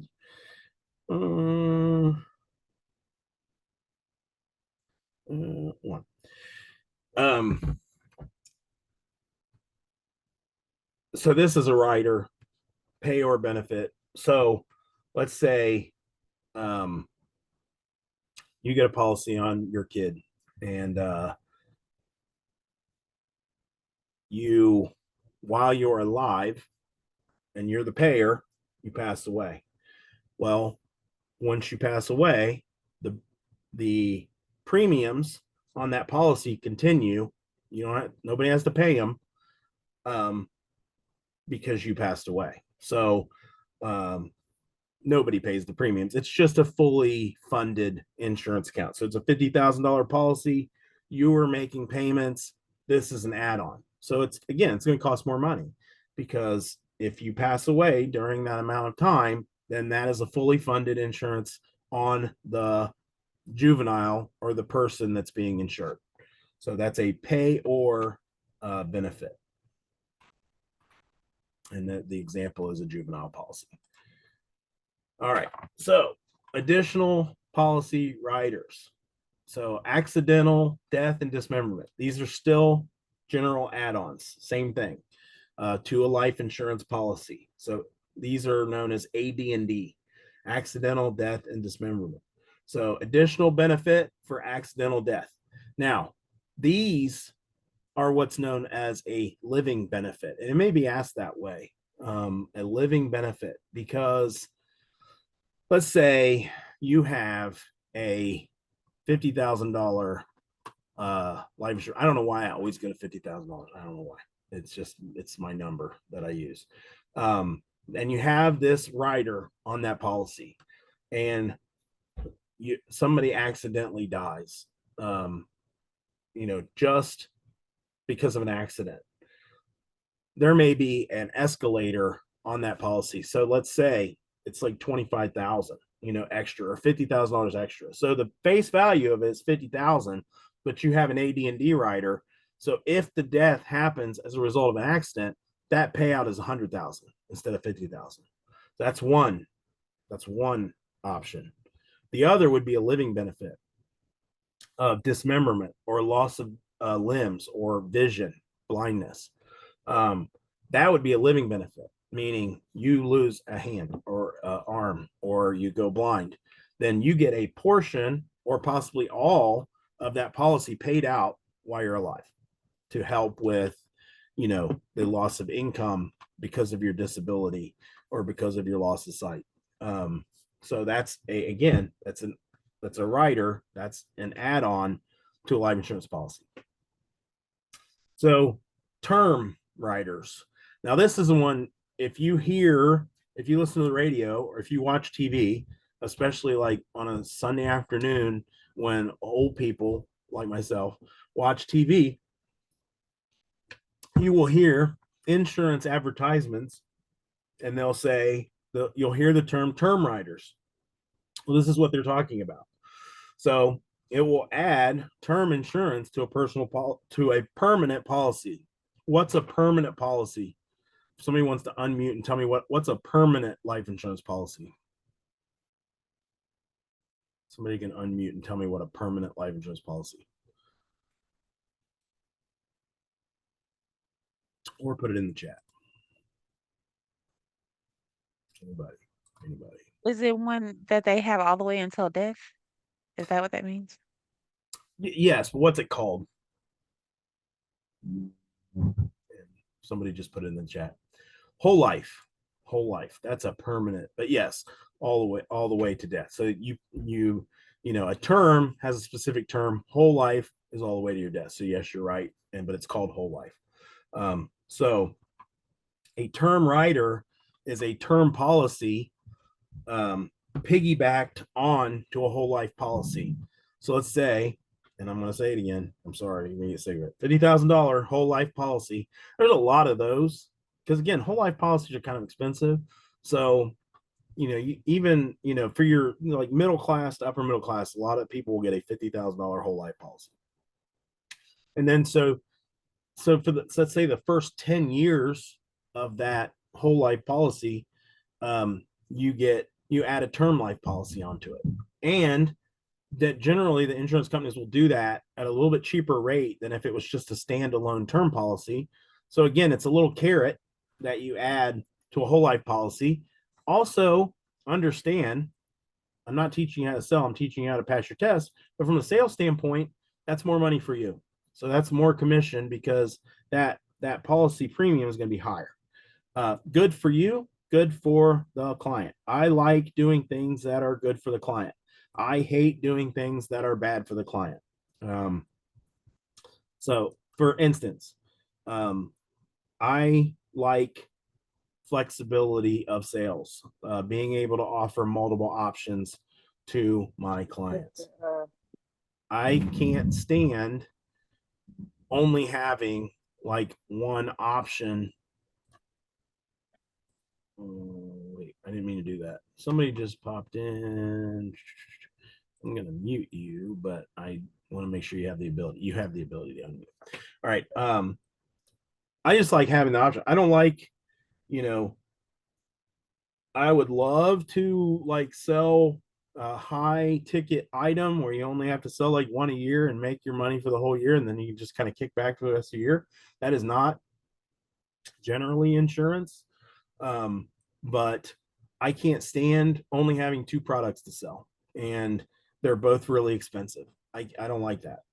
I like being able to help, everybody in some way, shape, or form. So, but that's where one way you can use riders, is it's beneficial for the client, it's beneficial for you. But a term rider, and again, you're going to hear this, because there's powers of suggestion. When you hear something, you're now going to hear it. You're going to hear an advertisement, you're going to hear a commercial or see a commercial, and you're going to hear the term rider. And now you're going to know what it is. It's an add-on to an insurance policy where you add a term policy to a permanent or whole life policy.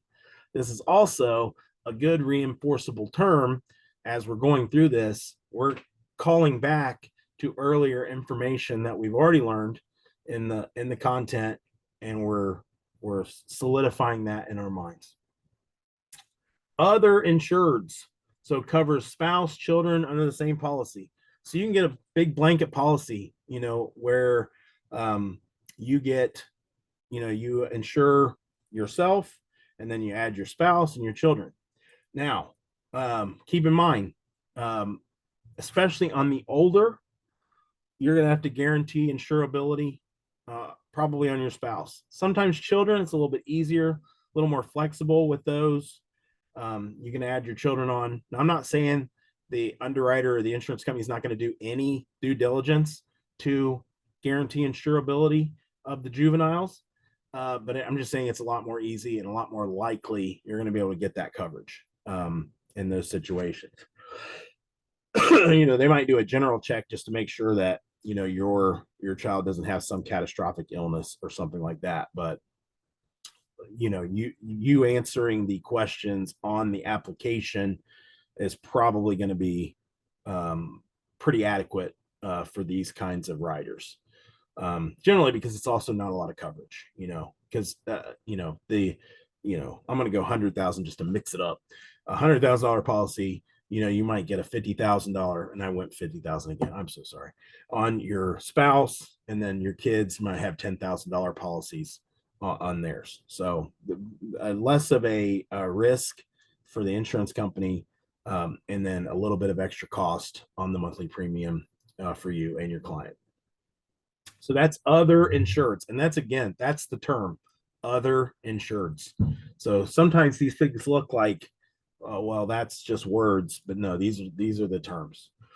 And then LTC, or long-term care, you'll see it listed as LTC. It is right here. And then it accelerates death benefits for long-term care expenses. So this is a rider you get on an insurance policy, and that is another what quote unquote living benefit, and you'll see it listed that way on your test as a living benefit.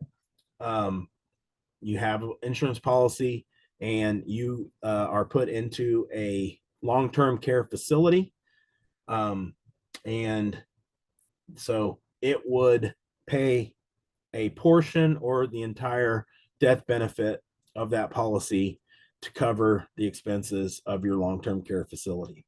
And then just like we saw before, typically the waiting period for that, just the same as a disability, would be about 6 months. So 6 months of being in that long-term care facility, they're going to pretty much assume that's where you're going to be living from now on. They're going to accelerate that death benefit and make it a living benefit and go ahead and pay that out, to help cover those expenses. And if you know anything about long-term care, it's expensive. It's very expensive. Sometimes, that $50,000, that's going to cover about 5 months. So they usually liquidate all your estate for that kind of stuff, and then they tap your children. So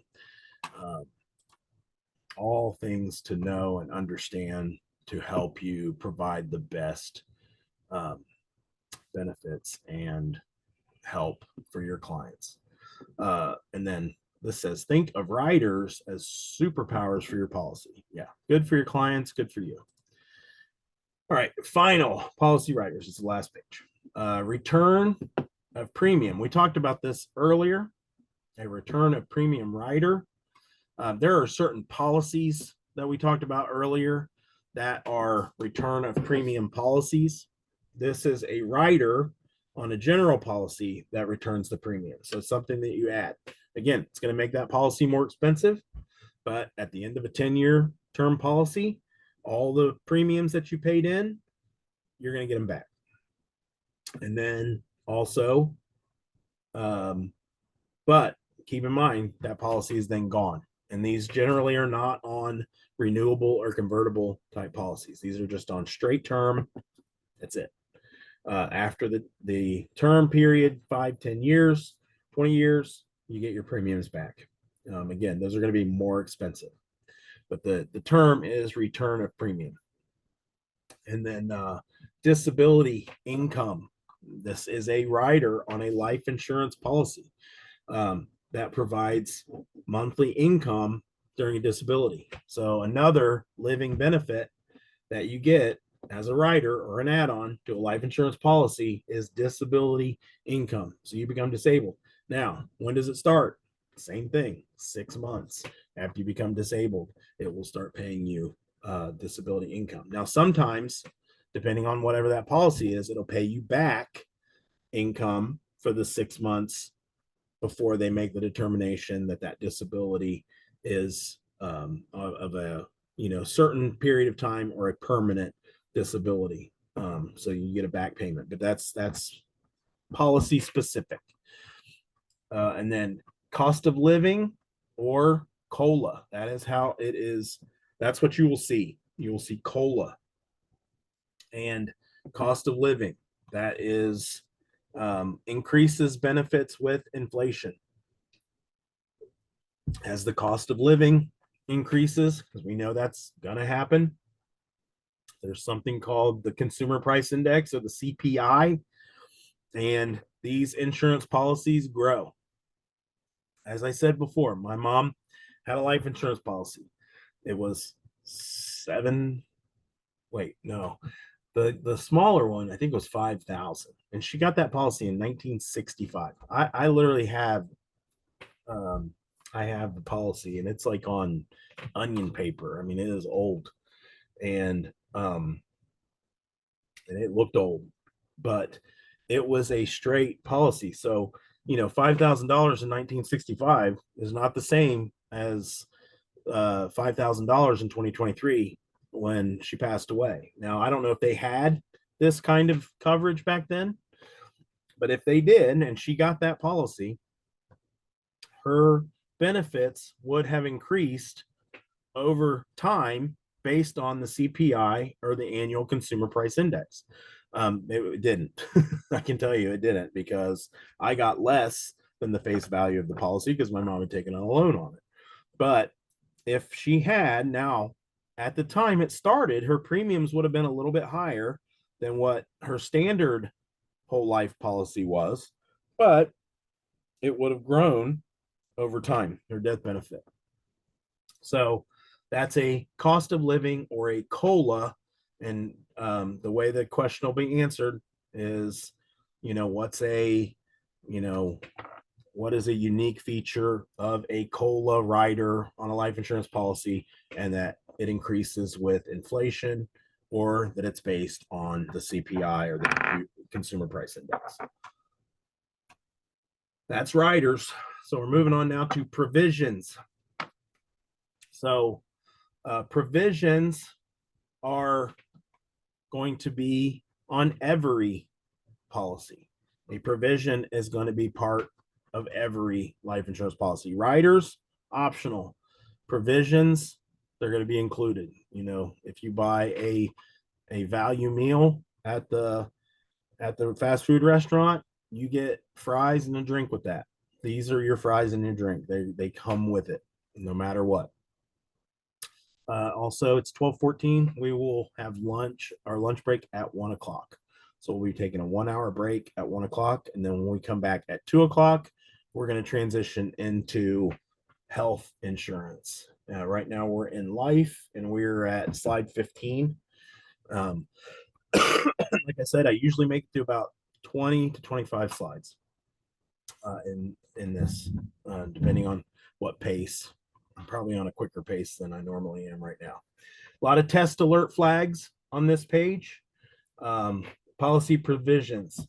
This I about 1,000,000,000%, because I have taken our practice tests a bunch of times, and this question always comes up. Entire contract. Policy and absolute application constitute the entire contract. So this will be asked in a bunch of different ways. It could be, they'll say, what is the policy and application called? And the answer would be entire contract. Or what is the entire contract? And it's the policy and application. Meaning the application that you take as an agent follows that policy. It's with it. It is in the file. As an agent, you are what another way, and this would be a question also, a field underwriter. So you're the first line of defense when it comes to protecting the insurance company. For instance, you go into a home, depending on, now most insurance now is done over Zoom, over the phone, electronically, but insurance used to be done in person. And you are in a home and you are taking an application and you get to the question, hey, are you a smoker? And they say, no. And you see the walls are yellow and the ceiling is yellow and there's a pack of Marlboros on the table. And you say, well, does someone else live with you? Nope, I live alone. All right, well, the walls are yellow. There's a pack of Marlboros and the client is coughing. If I was you, I would mark that they, yes, are a smoker on your application, because that protects you. Because, again, if you write that policy and you did not say that person was a smoker, and 5 years down the road, that person develops lung cancer and they have to accelerate that policy, or that person dies, the application is attached to the policy, and their medical records are going to show they were a smoker for 30 years. You're in trouble.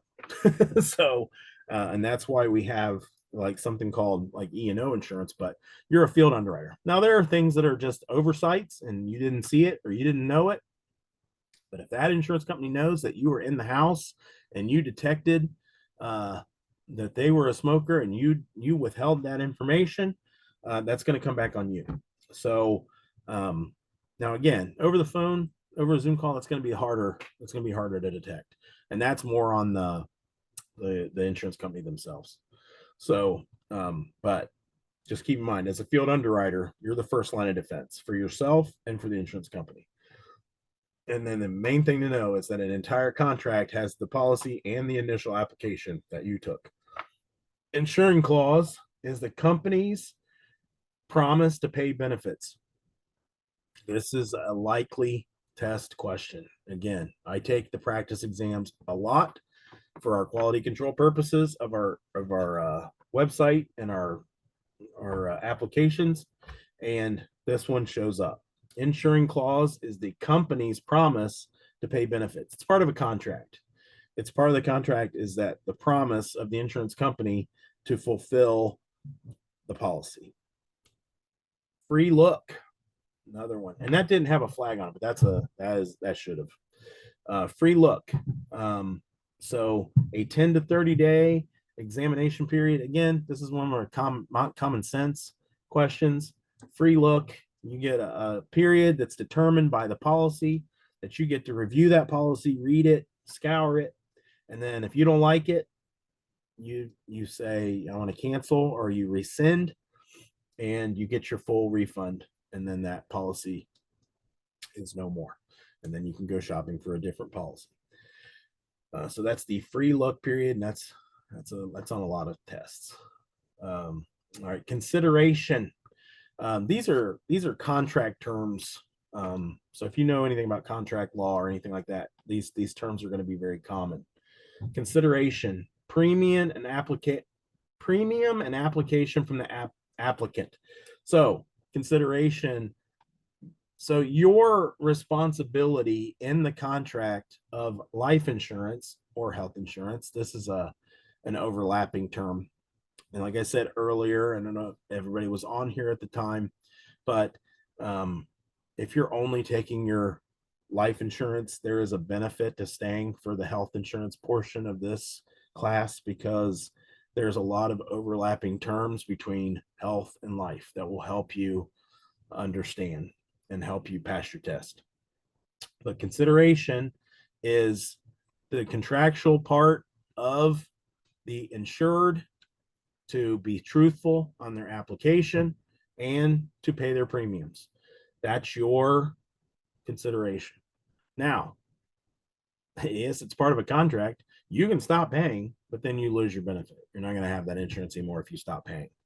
But the consideration from the contractual standpoint from the insurer, the next point, that's not an option. As long as you're paying your premium and you were truthful on your application, they have to fulfill that upon the event of your death, or if there's a rider where you have a living benefit where you become disabled or dismembered, they have a contractual obligation to fulfill their part of the contract. Those are important terms, probably going to show up on your test. Owners' rights and beneficiaries.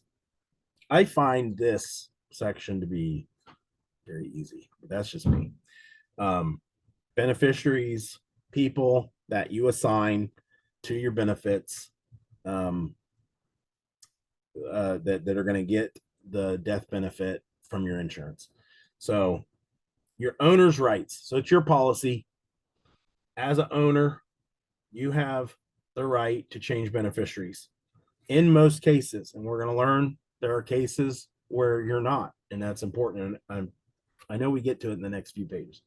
But general, these are general provisions. So generally, you have the right to change beneficiaries. You have the right to assign policy or borrow if the policy has that option to borrow from. And then select your options or surrender the policy. These are things that you have a right to do.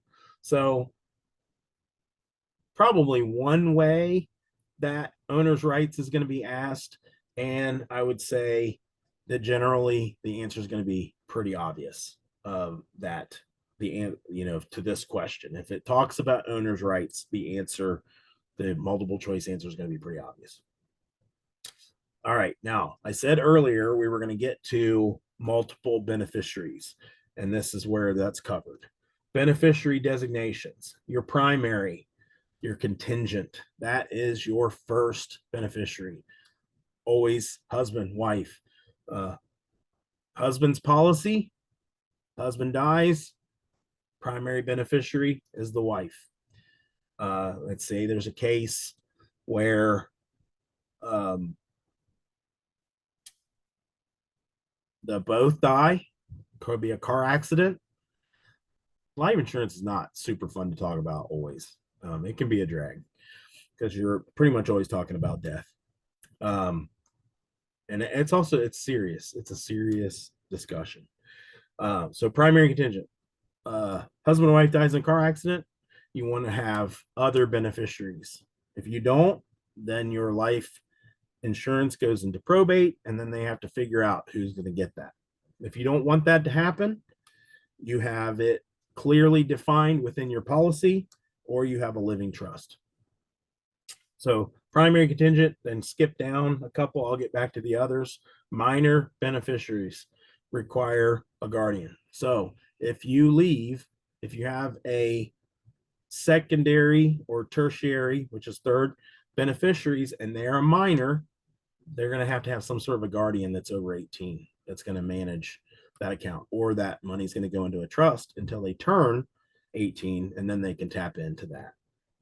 But these are beneficiary designations. So these are just things to know. So it may ask the question, what would a minor beneficiary need in terms of collecting life insurance? And the answer would be a guardian or a trust. It probably won't ask it that way. It'd probably be a guardian. These two terms are very important. Revocable, irrevocable. These two terms. Now it's covered in in the next couple pages, but I'll go ahead and go over them because I know. Revocable beneficiary. You have a life insurance policy and your beneficiary is your spouse, and you decide for whatever reason that you want to change your beneficiary from your spouse to your oldest child or somebody else, your brother, your sister, or something like that, you do that. That's revocable. You have the full power. And this goes back to the top about owner's rights, change of beneficiary. There are types of policies where you can't. That is irrevocable. So if you have an irrevocable policy, you can change your beneficiary, but they have to agree to it. So revocable, you have the power. Irrevocable, you have to get your beneficiary to sign off. Now, I don't know why they would want to do that. You know, they know maybe there's a divorce or something like that, and in part of the divorce agreement, they waive their right to be a beneficiary, and then they, you know, have to sign off as an irrevocable policy that they are now no longer your beneficiary. That would be that example.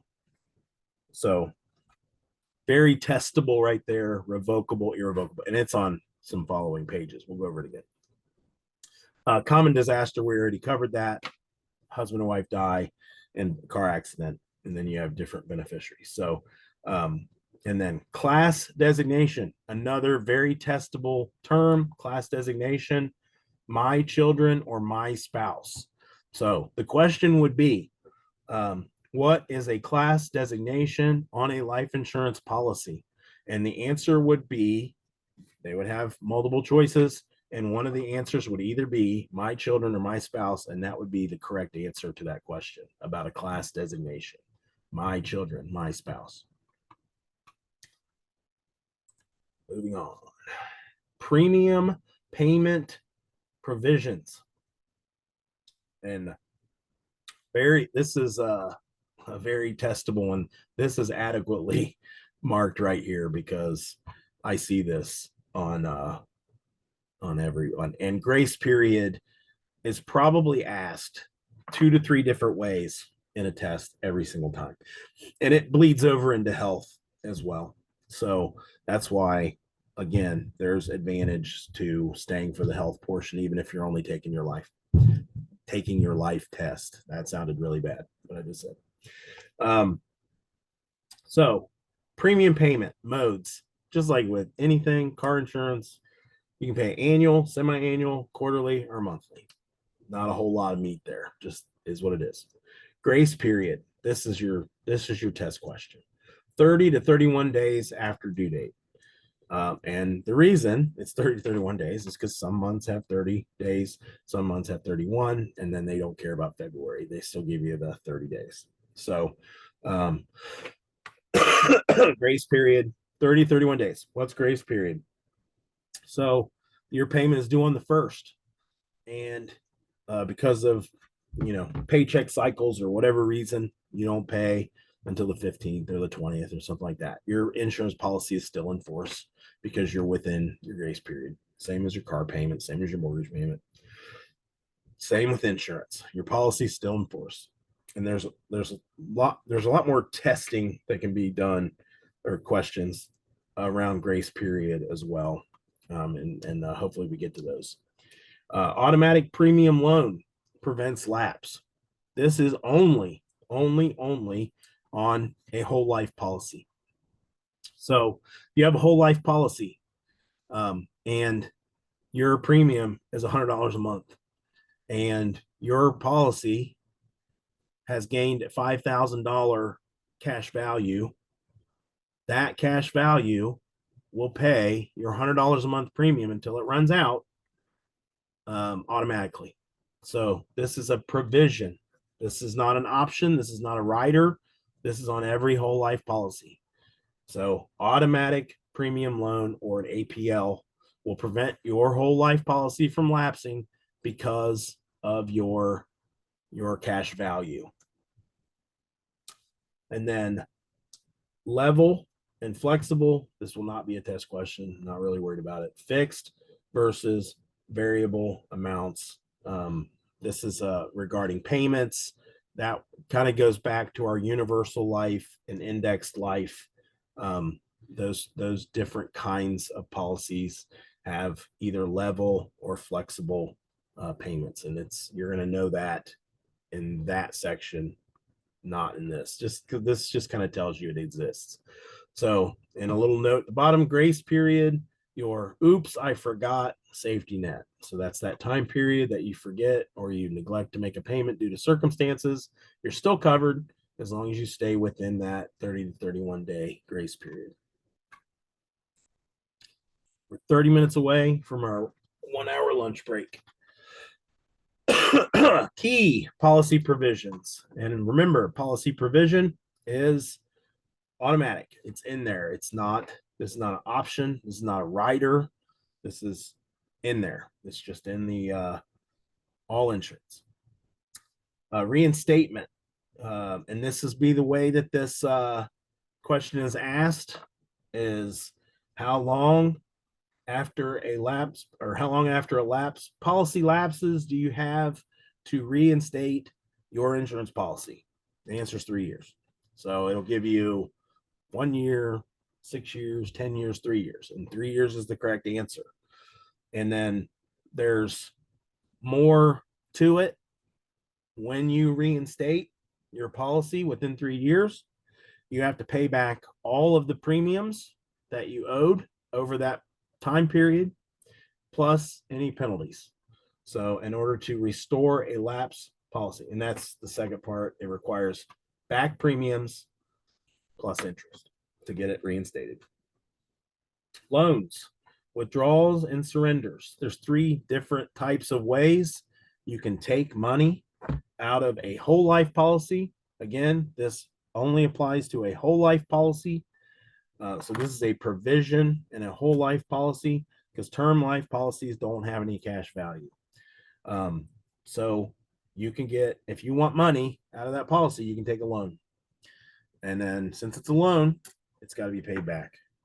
And if you die before it's fully paid back, that is reduced from your death benefit. So if you had a $50,000 life insurance policy and you had $5,000 in cash value and you took a $2,000 loan and you die, your death benefit is $53,000. So because they take their money back that you borrowed against your whole life policy. You can just do a withdrawal. So oftentimes these are known as a hardship withdrawal. And you just remove the cash value or a portion of the cash value. So let's say you are buying a house and you need money for down payment and you have $10,000 cash value on a $100,000 policy. You can withdraw, and generally the life insurance company is going to want a copy of what's called your good faith estimate, and you send that in and it shows that you need a $10,000 or $15,000 down payment on your house, and they allow you to take that money out either with a penalty or potentially without a penalty because it's a hardship withdrawal. That again, that's policy specific, but the provision is in there. You are able to withdraw that cash value. That's your money. So now it'll stop building, interest. It'll stop compounding, but you can get that money back that you earned. Or partial surrender. So reducing benefits. So partial surrender would be actually partially like surrendering the policy. So you may reduce that policy down, instead of a $100,000 death benefit, down to a $50,000 death benefit, and you take out your cash value. So that's a way that you can get your money and then also save money on your premium by reducing your death benefit. That probably doesn't happen very often, honestly, but it might, because with the other 2 options, there wouldn't really be much of a reason to do that. But I mean, again, unless you're hitting a hard time, something like that, this will probably be in a like a living benefit type situation where you go into a long-term care facility or you become disabled. Non-forfeiture options, and this term and forfeiture will come up. These will be on your test. Forfeiture, non-forfeiture options. So non-forfeiture would be meaning you are not forfeiting, you're not giving up your policy by doing whatever it is you're going to do. So again, taking out your cash value of a whole life policy is a non-forfeiture option, and that may be the way the question is asked. What is a non-forfeiture option on a whole life policy? And the answer would be withdrawing your cash value or borrowing against your whole life policy. That's non-forfeiture. You still have your death benefit. You just took your cash. So non-forfeiture option. Extended term. Remember we talked about the extended term insurance. You added as a rider a extended term life insurance policy on a whole life policy. You get to the end of your 10-year extended term, your term life policy goes away, but your whole life policy death benefit remains. Non-forfeiture. You didn't lose your original benefit. You lost your extended term, but you didn't lose your basic policy because the extended term was a rider or was an add-on. And then reduced paid up, smaller permanent coverage, something you choose in the future. And again, this is something you can always do. That's why it's a policy provision. You can choose to take smaller permanent coverage and stop making or pay a reduced amount of policy premiums. Now, again, why would you want to do this? Like you go from working a job and you get retirement. Now you're on a fixed income, but you also have less, your kids are grown, they're on their own and they've got their own jobs, they're not dependent on you anymore. So you have a reduced paid up option. That's your term that you want to look for, reduced paid up. So it's smaller permanent coverage. You don't need as much anymore. Your house is paid off. This would be more converting it over to more of just a death benefit, maybe a small stipend or nest egg for your children, reduced paid up. That would be the reason for it. So smaller permanent coverage, still a whole life policy, still a death benefit, but less premiums, cheaper policy at that time because you don't need as much. Dividends, another thing, it's going to probably show up. I don't know why it's not alerted. Just when I made this, the powers that be didn't deem it to be important. Participating pays dividends, and this is what you need to know. This is how what is a participating insurance policy type. This would be part of a participating life insurance policy that it pays dividends. Participating, and then a non-participating, no dividends. So the cool thing is it's in there. Like the answer is in the question. Participating versus non-participating, no dividends. And that's how it'd be asked. Like a participating life insurance policy, does it pay dividends? Yes. True or false? It could be true. Yes. Or what does a participating life insurance policy do in regards to dividends? It pays them. Non-participating, it doesn't. So the answer's in there. And then options. So on these, this is options of what to do with dividends. So this is a policy that has dividends. Not all policies have dividends. I can tell you term life policies, no dividends. It doesn't have them. This will be a whole life policy. This probably be more like a universal or a whole or a indexed or a universal index. So there's things you can do with the dividends. So the way this question would be asked, and this probably isn't going to be on there, to be honest with you, but if it is, is what things can you do with those dividends? You can take it as a cash payment. You can reduce your premiums. You can use the dividends to pay towards your premiums, or you can buy additional coverage with your dividends. So dividends basically are, you have an insurance company and they take your premiums. What do they do with your premiums? Insurance companies, they invest them just like a bank does with your money, your depository money. They invest them.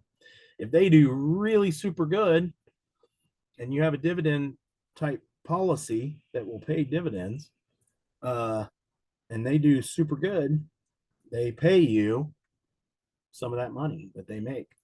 And you have different ways that you're able to use that money.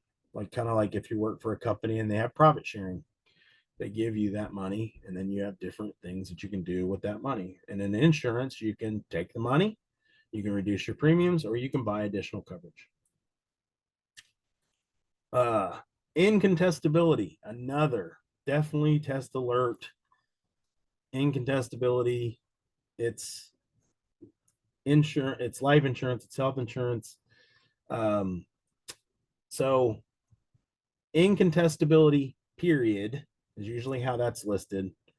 An insurance company, after you have had your policy in force for 2 years, those things that were listed on your application become incontestable. So let's say, well, we'll go back to the smoker issue. You said, no, I'm not a smoker, but you actually were. And 2 years and 1 month after the policy is issued, that policy holder dies of lung cancer because they smoked their whole life. And they smoked at the time they got the policy.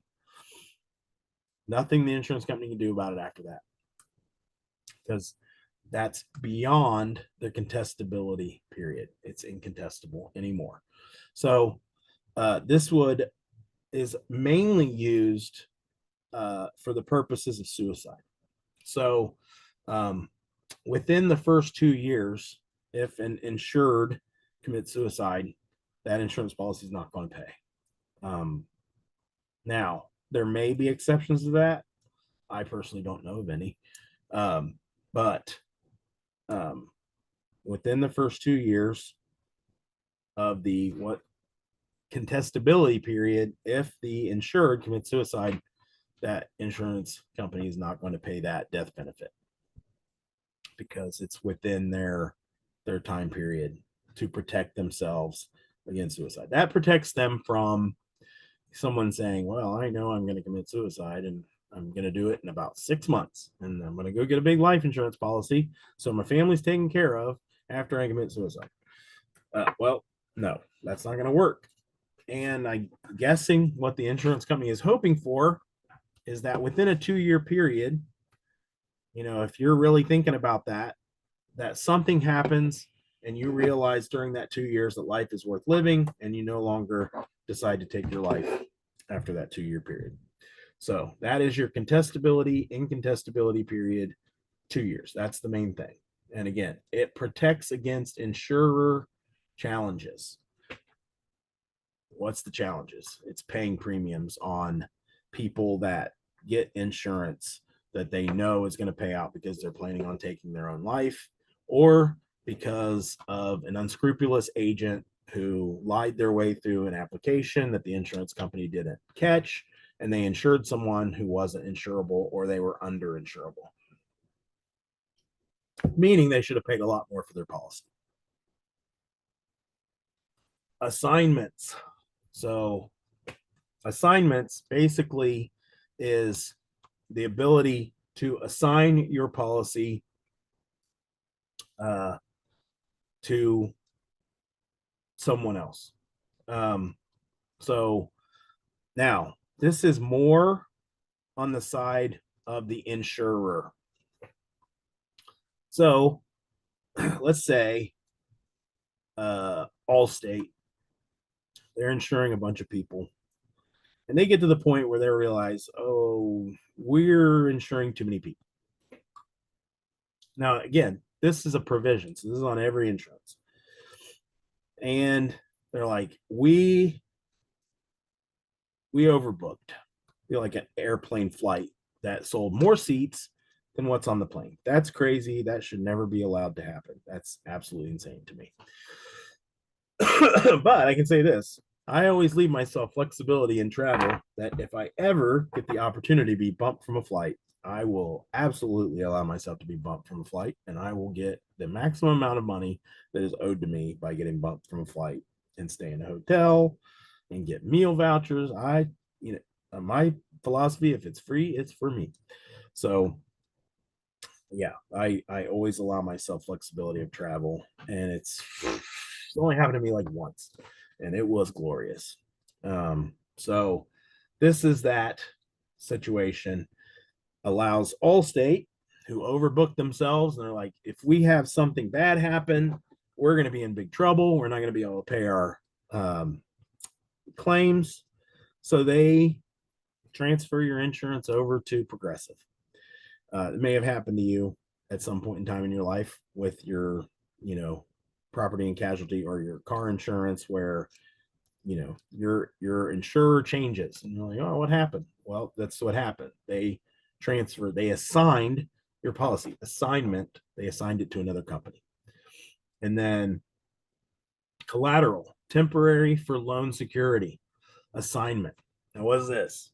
So this one is more cut and dry to the standpoint of you have a whole life policy. You took a $10,000 loan off your whole life policy. Well, Allstate doesn't want to deal with that. That's not their business. Their business is insurance. Their business is not loans. So they assign that portion, your loan on your policy, to Bank of America. And Bank of America services that loan. So that's a temporary assignment for your loan, because Bank of America is good and they know how to service loans. Allstate does not. So that's why that would happen. That's an assignment or a transfer. It can either be permanent or it can be temporary. That's the way the question would be asked, is assignments. And then the question might be, something about a permanent transfer or something about a temporary transfer for loan security. Again, we already covered this. Suicide excluded during the first 2 years or during the contestability period. After 2 years, incontestability. Now, during the contestability period, if someone commits suicide, the one thing they do get back is the premiums that were paid during that time, because they're not paying out that policy. They're not fulfilling their commitment of the contract. They'll pay the premiums back if the suicide happens. But again, that is your contestability or incontestability period. Contestability within the first 2 years, incontestability after 2 years. The insurance company no longer can contest provisions that would cause them not to pay the insurance. Now, a misstatement of age or gender. Again, that's the term, misstatement of age or gender. So this can be intentional or unintentional. There's cutoffs to insurance. There's a certain age where you can no longer even get a death benefit. I think it's 80 something. But you can't, and you can't even get a death benefit insurance. It doesn't matter how much you pay, you're not going to get it, because they say you're way too close to death. We're not doing it. So, but let's say that whatever that, let's say it's 80 years old and that person says, okay, I want a death benefit policy and I'm 78. And the insurance company doesn't do any due diligence. This is probably a way to unscrupulously get an insurance policy. I wouldn't recommend it. But it would, if they discover it at some point, even after the death, and they get a death certificate and the birth date is different than what was on the application, and it shows, oh, they were older, it doesn't void the policy. Can't void the policy. The policy's in place regardless. But it would adjust the benefit to correct the premium. So, if you got a policy, it would change the benefit or the premium to match what it would have been at the correct age. So again, if the person was 80, the premium would be a lot higher. So what would they do? They would take it out of the death benefit. So they'd be like, oh, well, it should have been $200 a month and they were only paying $100 a month, but because of their misstatement of age, even if it was fraudulent, they defer to the fact that it was just a misstatement or an oversight. They just take it out of the death benefit. So if that policy was enforced for 2 years and they were supposed to pay $2,400 and the policy was $10,000, the death benefit now becomes $7,500 because they underpaid. They change it based, and that's a misstatement of age or gender. 2 things to know: it does not void the policy, but it would adjust the benefit to correct the premium. And again, most of the time, this is caught. It could be caught at like an audit, but that's not a normal thing that insurance companies do. I mean, possibly, like, let's say you have an agent that is found to have been committing a bunch of fraud and just writing a bunch of policies and lying on all of them. They might do an audit of all that guy's policies and catch the fact that he misstated their age, because it could be the agent that misstates the age. It could be the client. It could be the client. Let's say they grew up in foster care and they really didn't know their age, and it was caught when they passed away. And someone, found their birth certificate or something, and they're like, oh, they were 2 years younger than what they said, or 2 years older. It can go either way. And actually, if they were younger, it would go the opposite way. It would actually increase the death benefit based on what the policy premium should have been based on the younger age. You can go both ways. The bottom line is, though, the way it's going to be asked is it will adjust the benefit to correct the premium. Settlement options. So lump sum, interest only, fixed amount, life income. So this is on a annuity. This would be settlement options, a provision of an annuity.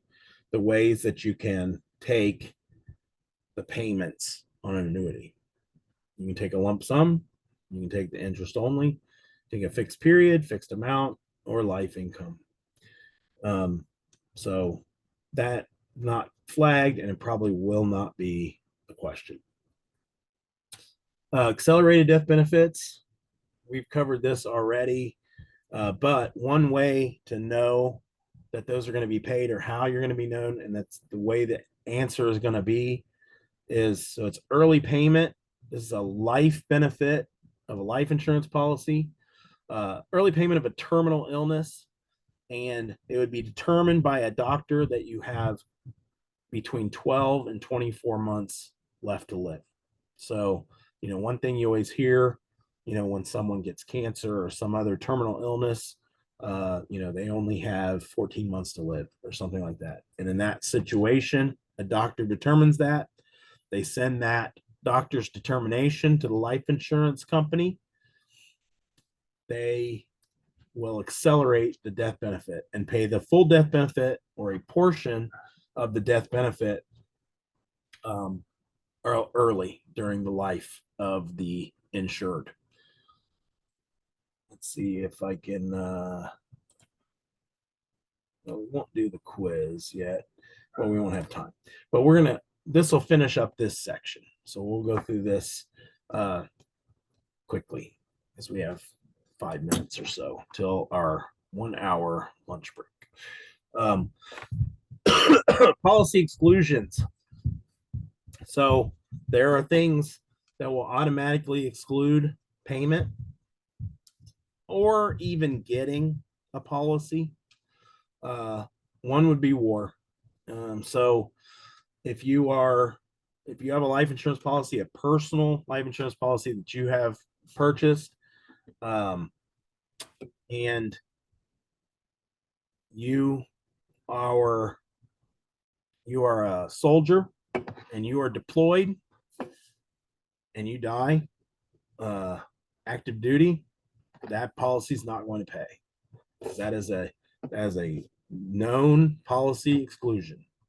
So, and then it says may include military service. So,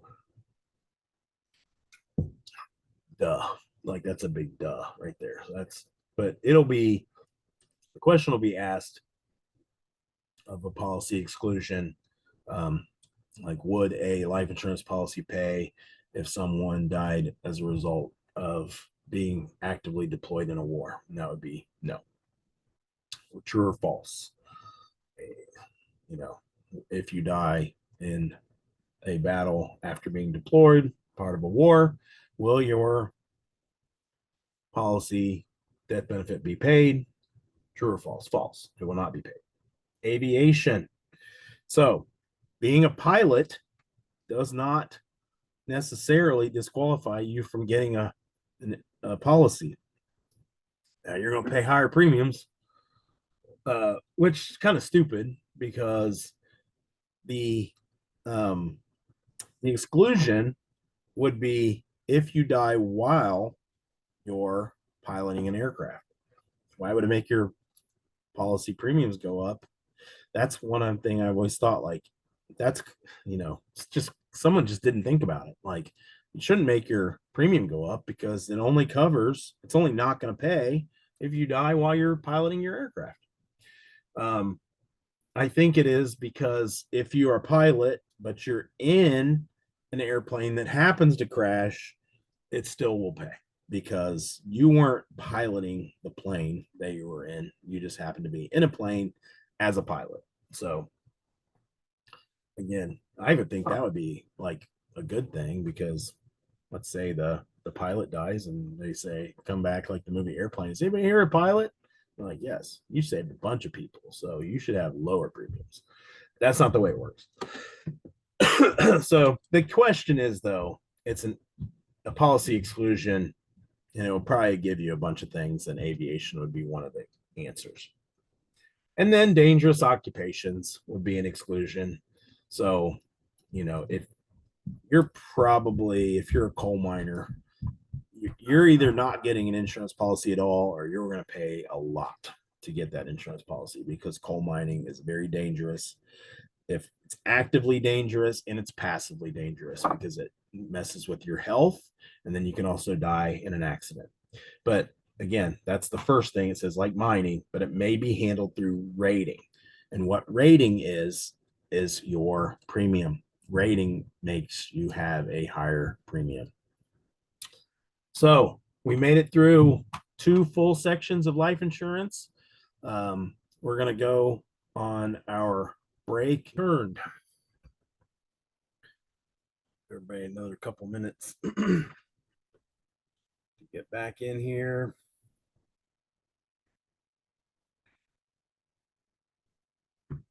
And while we're waiting, I will share another one of my near-death experiences. Oh, that's kind of freaky. So I went to college. We have let's do in the chat here real quick. Nice break. Yes, that was a good break. And then anything here? No. Okay, good. And then we have 11 people still in here. Awesome. Other near-death experience. I went to college in the 90s. But that is really weird. That's this light. Oh, I'm gonna move it. right, that should be better.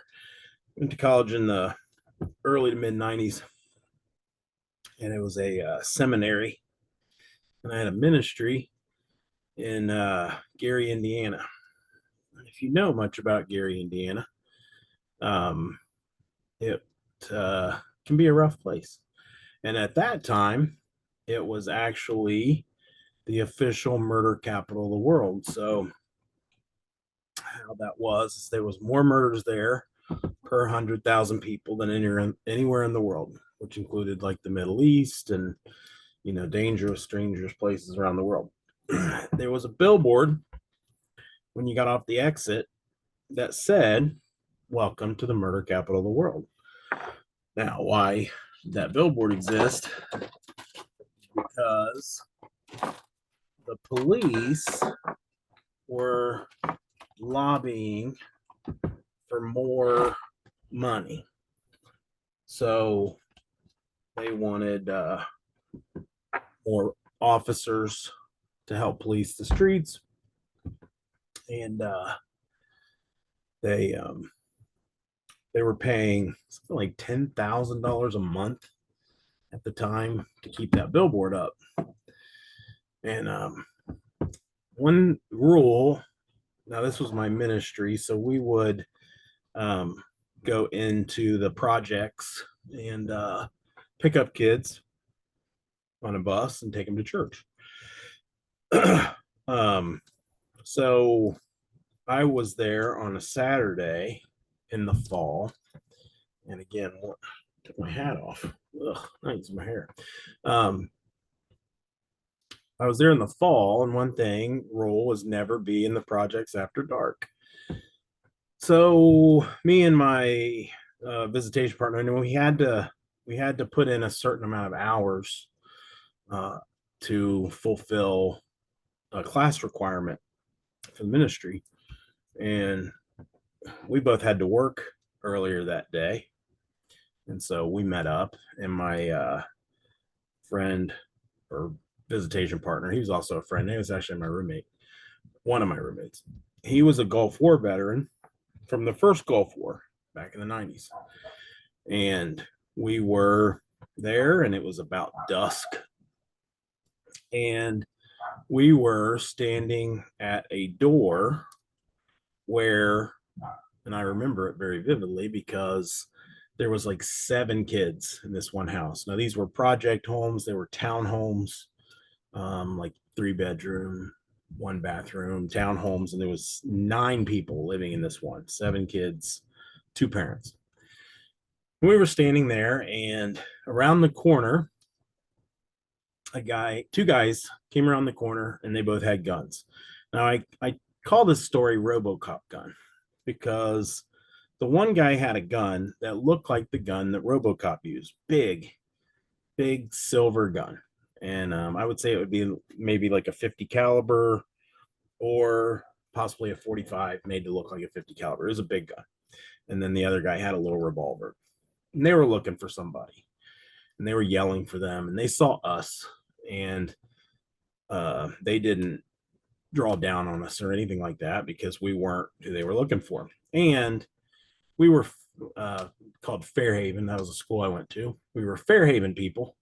And they knew we had been going into those projects since the 1970s. And, we kind of look like, Jehovah's Witnesses or Mormons. We had, shirts and ties on, and everybody knew we were Fairhaven people. So, but it was no less shocking to us, being staring down the face of a gun. Well, the people in the house, they were standing at the door when the guys with the guns came around the corner. They shut the door and locked us out. So they did not invite us in. They immediately shut the door, and we heard like 5 locks go click, click, click, click, click. So projects have sidewalks going all the way through them, and like all the way, like crisscrossing all the way through. And then his name was Brett. His truck was about, I would say, a football field away from us, so 100 yards. And I'm freaking out. I'm 18 years old, and I'm freaking out. And I lived in the suburbs growing up, not, very calm, peaceful place. So I'm not used to this. So Brett says, let's walk to the truck. I'm like, well, we'll walk. Why not run? Like, and he's like, walk to the truck. So we start walking towards the truck.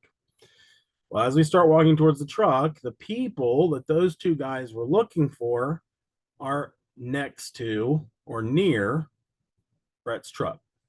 So that places us directly in the middle. And again, this is a true story. I've been telling this story for 30 years. There may be slight embellishment, but honestly, this is how I remember it. So we're walking, and my inclination is I want to run. My inclination, have so many different things, but they start unloading. Both sides start shooting, and we are in the middle. So I tell Brett, I'm like, I would like to run. He says, please shut up and keep walking at a just normal pace. Keep walking.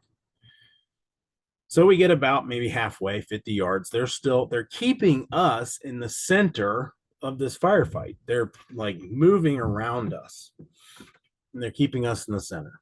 Probably strategic. I don't know. Maybe just the way they ended up doing it. So when we get about halfway, I said, how about we jump on the ground and like dive on the ground? I mean, I've seen movies, action movies with guns, war movies. People jump on the ground. He says, no, keep walking. Don't change your pace. Just keep walking. And so that's what we do. We keep walking. I think I had one more idea. Right now, I can't remember what it was. And he just keeps telling me to shut up, keep walking. We make it to his truck. We get in. This was the 90s. Almost every truck on earth seemed to have a CB radio. Brett's was no different. He has CB radio. He put it on channel 11, I believe, which was law enforcement channel. And he alerted them to the shooting that was taking place. Now, someone had already called. So the streets were a big horseshoe. So we drove to the very back, across the back of the horseshoe, and then across the front. By the time we get out to the front, the police had one guy on the ground and, with his hands behind his back, and they were restraining him. And then there was another guy just kind of laying off to the side. I don't know 100% sure, but I don't think he was sleeping. So we leave and we're driving away. And I'm like, hey, Brett, just out of curiosity, why was it so important that we just kept walking? And he said, well, the thing about he says, we were, let me finish my story. It's like 5 seconds from now.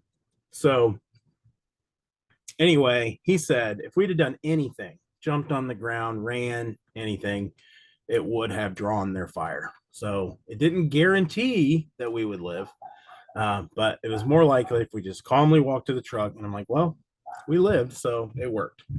So that was one of my other near-death experiences. Let me see the question here. Could you please elaborate on what format would be for the life insurance exam? How many questions?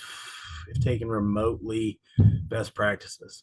Well, I don't think you can take any insurance exams remotely. I'm not sure. Every state is different. I believe most states tests are 100 questions and they're mixed equally. Oh, you just said for the life insurance exam. If it's only life, I still think it's 100 questions. It's on the computer, multiple choice. They do allow some remote. Okay, I don't know how they would do that. That's bizarre. I mean, they must have you on camera or something, because that would basically be like open book. That'd be crazy. But anyway, in Ohio, you have to go and you take it online, and it looks like if we go back to my this. It looks like this, you know, it's questions, multiple choice. And yeah, they must do something like where you're on camera or something when you take it. That's probably a possibility. But in Ohio, we have to go somewhere and we have to take the test. And we have somebody who is like a proctor, and they look over you, and it's timed. You have a certain amount of time, maybe 2 hours to take the test. Because when I took it, I finished it in 45 minutes. And I got up and I walked up, and the guy says, "Are you done?" And I'm like, or he said, "Are you going to the bathroom?" I said, No, I'm done." And he's like, "Oh, you're done?" Yep. And then you go out and we wait in the lobby, and then they come out and tell you if you passed or failed. So yeah, I passed. All right. Does that answer your question? It's good. And yes, that was RoboCop gun. That was a true story. And obviously I lived. I did not die that day. And that was, I can't believe that was like 30 years ago. Crazy. All right. So now we're into health insurance. And again, as I said earlier, you're muted again. Hold on a second. Oh. Participants. Oh, why did it do that? Probably because some people like jumped off. And jumping back on, I have to. Okay, yeah, it was just a few people. So everybody's good now. And we're down to 8. So I'm assuming those that dropped off are only taking life. But again, there is value to staying for health because there's some crossover, especially in these early slides, terminology wise. So I don't require anybody, and I don't require anything. Honestly, this is, voluntary, except for you Illinois people. And I took attendance at the first break. Generally, I take another quick attendance, see who's at the end, just in case somebody came on a little later.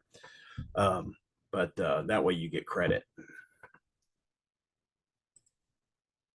Yeah, possibly. Yeah. And again, like I said, there's got a lot of crossover, especially with the contract stuff. So it's going to kind of sound a little bit redundant, but the redundancy for health and life is going to be kind of the terminology and some of the things that are the same. And then when it breaks off, you'll see in health, it's a lot of just a bunch of fact-based stuff, years, how many years you have to do things, and then the alphabets of Medicare, Medicaid, and all that kind of stuff. So you'll see. And then we'll break again for about 15 minutes at 3:30. And then from there on, we will just finish out and be done at 5:30. So unless everybody leaves, and then I'll leave too. So, but anyway, we're back up to 9. Okay, cool. All right. So health insurance. So in Ohio, we have accident, life, and health, or you can just take life. And I took accident, life, and health together. And again, I found health to be difficult just because, again, it's just all memorizing. It's just fact-based. So health insurance, a contract that helps pay for medical expenses, providing financial protection against healthcare costs. Pretty straightforward. And again, when that question is asked, you should know the answer pretty easily. And then insured or covered person whose healthcare expenses are covered. Deductible is not something you would see in a life insurance situation. And then it's basically the amount you pay before insurance kicks in. We all are familiar with deductibles when it comes to car insurance generally. The higher your deductible, the cheaper that your car insurance is, because it's the more money you're going to contribute in the case of an accident. Now, you may literally not pay it. It may just be taken out of your final benefits, same as health insurance. And then oftentimes doctors or hospitals will just waive the deductible, or they will, write it off. My wife deals in insurance often. So when I have insurance questions, I generally direct them towards her, like health insurance. Because again, as much as I learned in this and much I'm supposed to know when it's testing, I don't sell health insurance. So, you know, when I got my health insurance license, it was kind of an accident because I didn't know there was only life insurance, or that's probably what I would have done. I signed up for accident, life, and health, and my agency was like, "Why is it taking you so long to get your license?" Which took me 4 weeks. And I'm like, "I don't know. I'm struggling." And then when I got it, I sent my license, and they're like, "Why did you get health?" I'm like, "Okay, I didn't know I wasn't supposed to, so I did."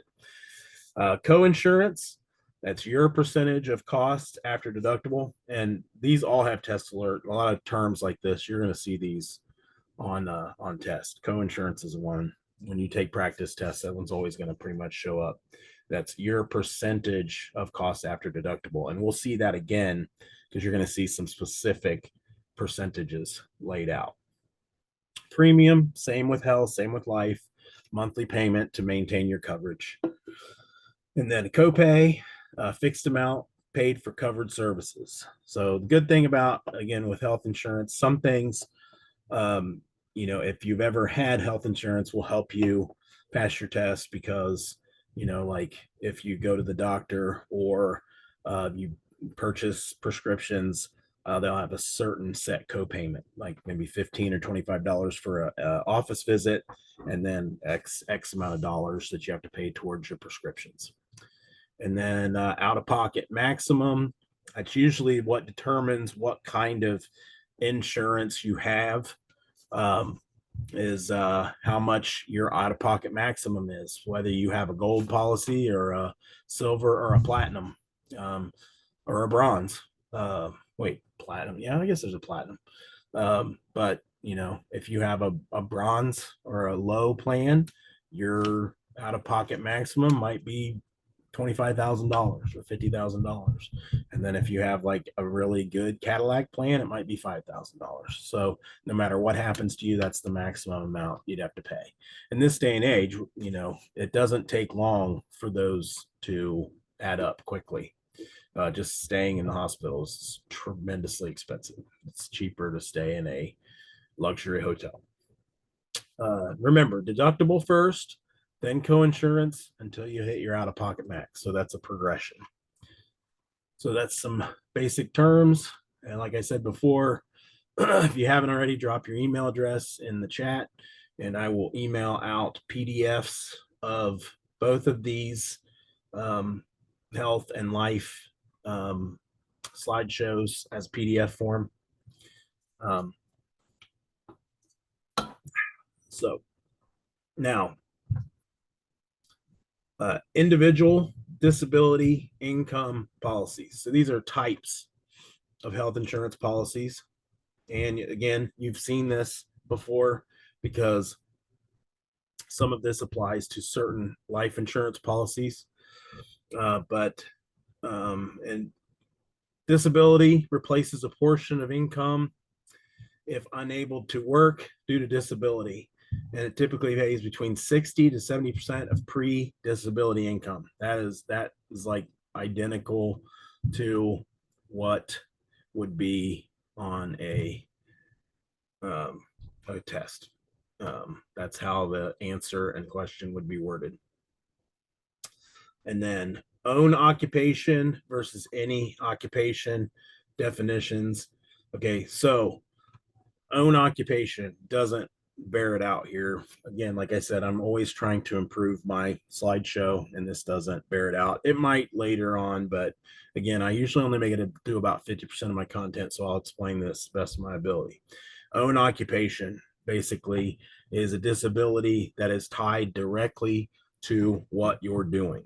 So this would be more of a budget-friendly type of disability insurance, because if you make X amount of dollars and it's going to pay you 60 to 70% of the money that you actually make. And then any occupation is more favorable to the disabled because it's going to go on more of like a national average of income, and it actually drags that higher. So again, if you're, working at a fast food restaurant and you have your own occupation, then 60 to 70% of what you make might be $5,000. But if you're going by the median income of a certain area, and that median income is $60 to $70,000, any occupation is going to cover that.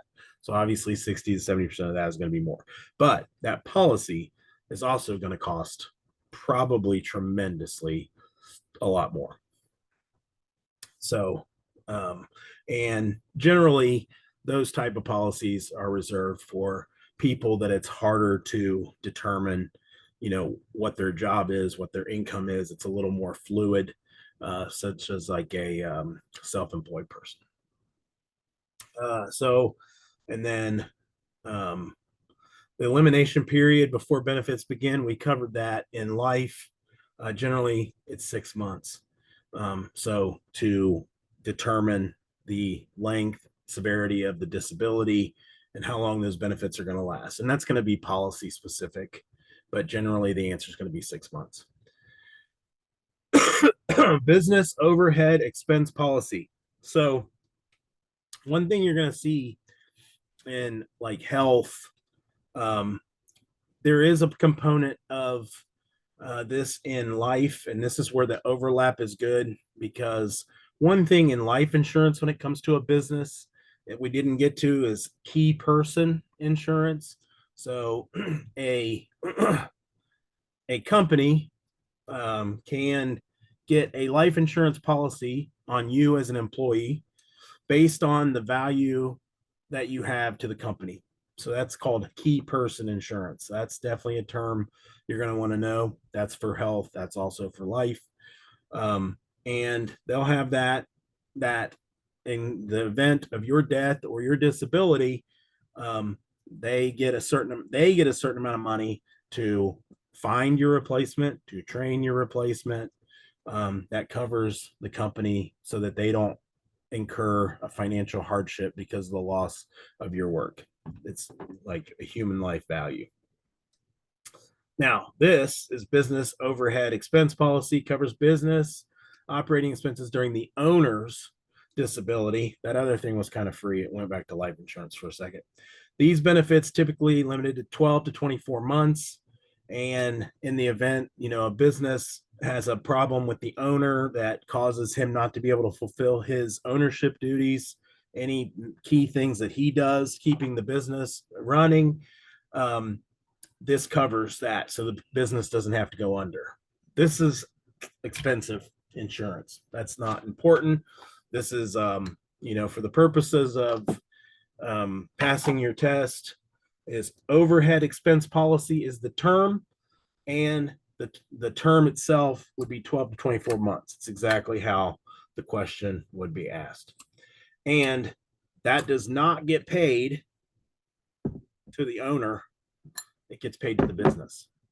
Now, the owner may have, something within the business, that, the business pays his salary or something, and he could use the money for that. But this is about keeping the business going, something that replaces income. That's a separate type of policy. And you can probably see already, this is not conceptual. This is just memorization. This is just facts. A business disability buyout policy. So it provides funds to buy out disabled business owners' interest. So you're talking about a partnership, and one of the partners gets disabled.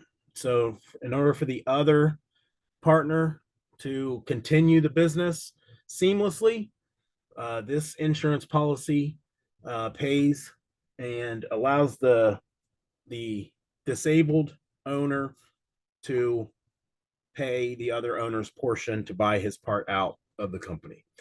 And then that would be only triggered by total and permanent disability. So the term is disability buyout policy, and then the answer or the question would be triggered by total and permanent disability, and it's worded just like that. There's always going to be, with life and health, individual and group. So again, the overlays here, understanding the difference between individual and group. This group disability income policy, which is employer-sponsored disability coverage, lower cost than individual policies, and that's because this is blanketed over multiple, and they're not determining the premiums based on a particular individual. They are hedging their risks over multiple people. So, you have, new people in the company that are, 18 to 21. You have older people, like myself, 50 to 60 years old, and then it's lower.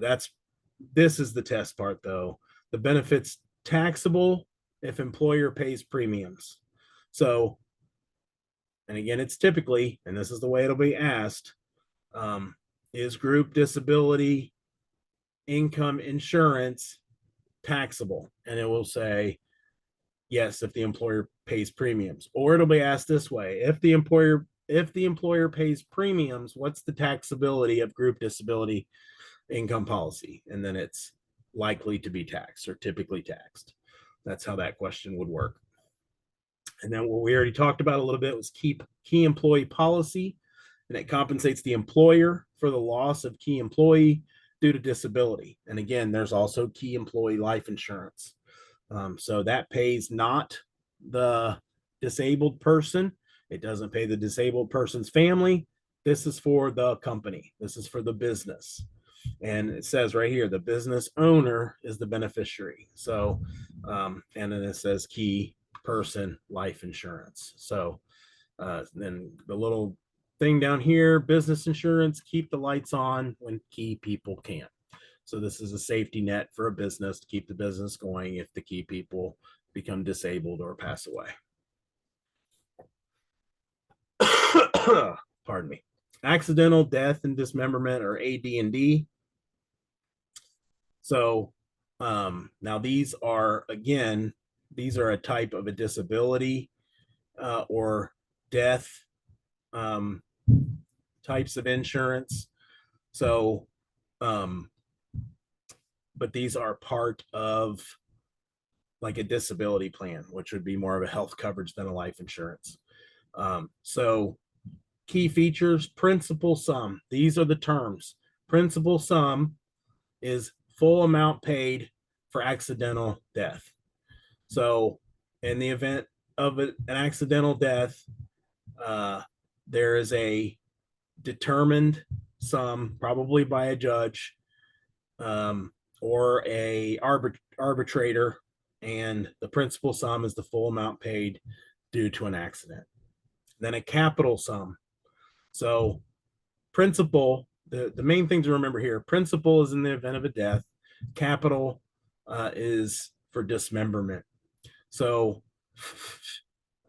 if a employee or a person gets dismembered, they get half of the principal sum. So whatever that determined amount is, they get half of it because of a dismemberment, or the capital sum. So again, it's just memorization. Capital 50%, principal or capital dismemberment, principal death. And then again, it covers loss of limbs, sight, speech, hearing. And then again, does not cover deaths from illness or disease. These are accident or AD&D policies, accidental death and dismemberment. So these are different from life insurance, different from health insurance. They're AD&D policies. And exclusions, again, we got overlap from life insurance: war and military service, aviation, suicide, drug and alcohol related incidents, criminal activity. And then AD&D generally do not have the non-exclusionary period and exclusionary. That is just a principal factor of the policy. You can't disable yourself and draw disability insurance. So if it's self-inflicted, you do something, you're not gonna draw on that policy. It doesn't matter how long you've had it. This is a different kind of insurance. So, and then if you get injured, and you're doing your side job, which is selling drugs illegally, you're not getting paid on that either. So just remember, AD&D, accidents only, not sickness. medical expense insurance. This is where it gets really fun and really memorizing. So now, again, some of this, it sounds kind of common sense, and that there is going to be questions in this section that's common sense. And again, if the answer is not in the question, it's heavily inferred in the question. So basic hospital. So one thing, remember about basic hospital, it covers room and board nursing care. So, and then usually has a daily room limit and maximum days. So, that second part and the words basic hospital are how this is going to be listed on a test. So remember the word basic and then maximum days, and then draw those together. Because, you know, obviously basic, you're not going to get, this is more of your bronze, you know, health insurance plans right here. You know, this is not going to cover you for, you're just going to be able to stay in the hospital forever. No, it's not going to do that. It's basic. So it has a maximum and then a daily room limit. So, you know, you're not going to probably get your own hospital room on the top floor of the hospital, you know, with a view of the ocean. You know, you're going to get a shared room with somebody else who also has basic hospital insurance. And that's what it is. I mean, it's just like with anything in life. It's you know, class tiered. So basic hospital, maximum days, daily room limit, room and board nursing care. And then it says covers hospital ancillary services. Ancillary is food, you know, basically it's food, maybe laundry, you know, things like that. So basic hospital, basic medical, not much of a difference here in terms. And the main difference is the test alert line subject to dollar maximums. So the difference, basic hospital, you have room limit, maximum days. Basic medical, you're up to a certain amount. So maybe they're not limiting the days, but they're saying, all right, you're not going over 5,000. You're not going over 10,000. So it's going to have that word dollar in it. So basic medical, think dollar maximums. Still basic, but dollar maximums.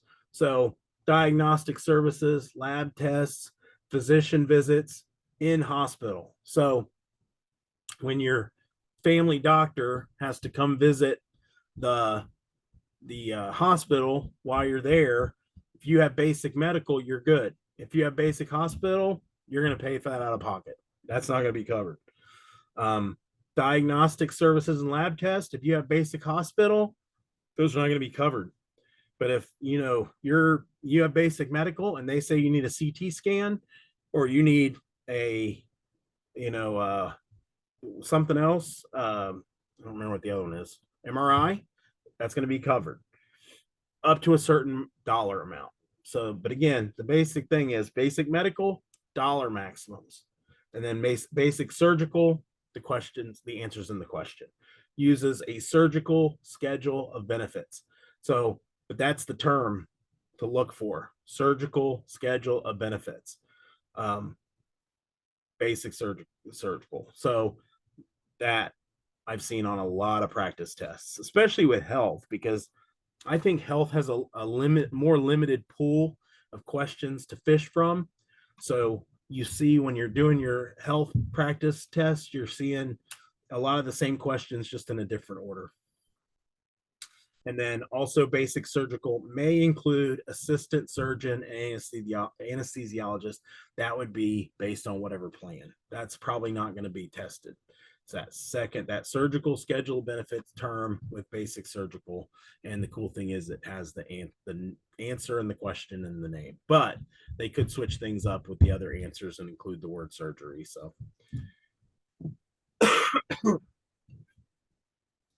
lot of test alerts on this page, a lot of red and orange. Major medical policies.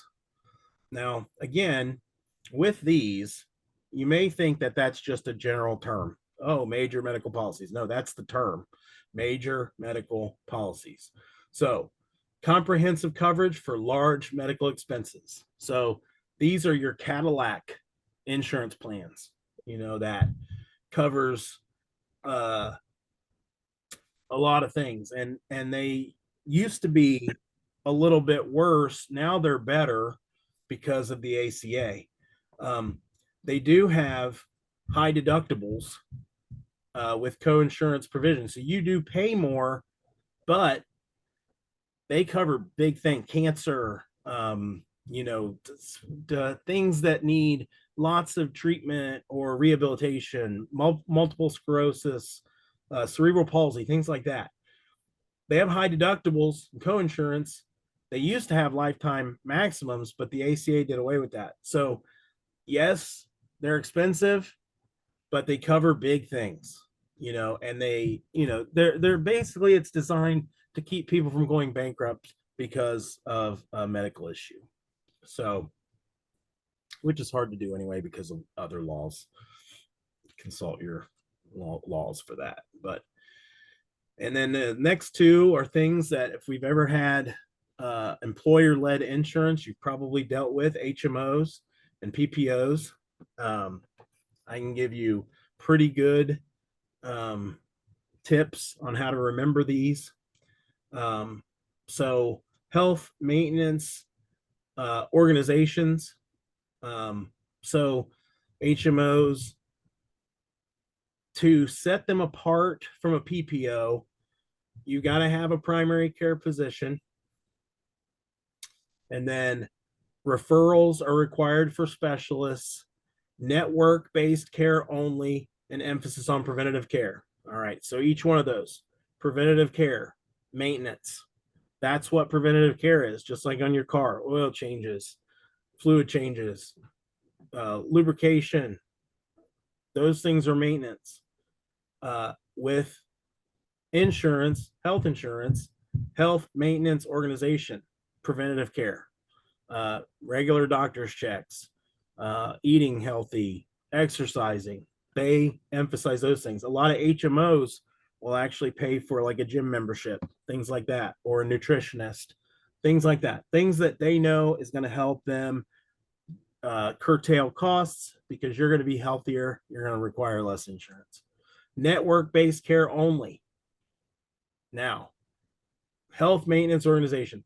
The best way I can tell you to remember that is preferred provider organization. A PPO allows you to use someone that you prefer.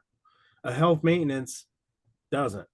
You got to use the in-network and they're going to cover it. Other than that, you're on your own. If you go outside their network, you're done. And then required referrals for specialists, same thing. You got to get referrals. You don't get your preference. You have to do it the way the HMO wants you to do it.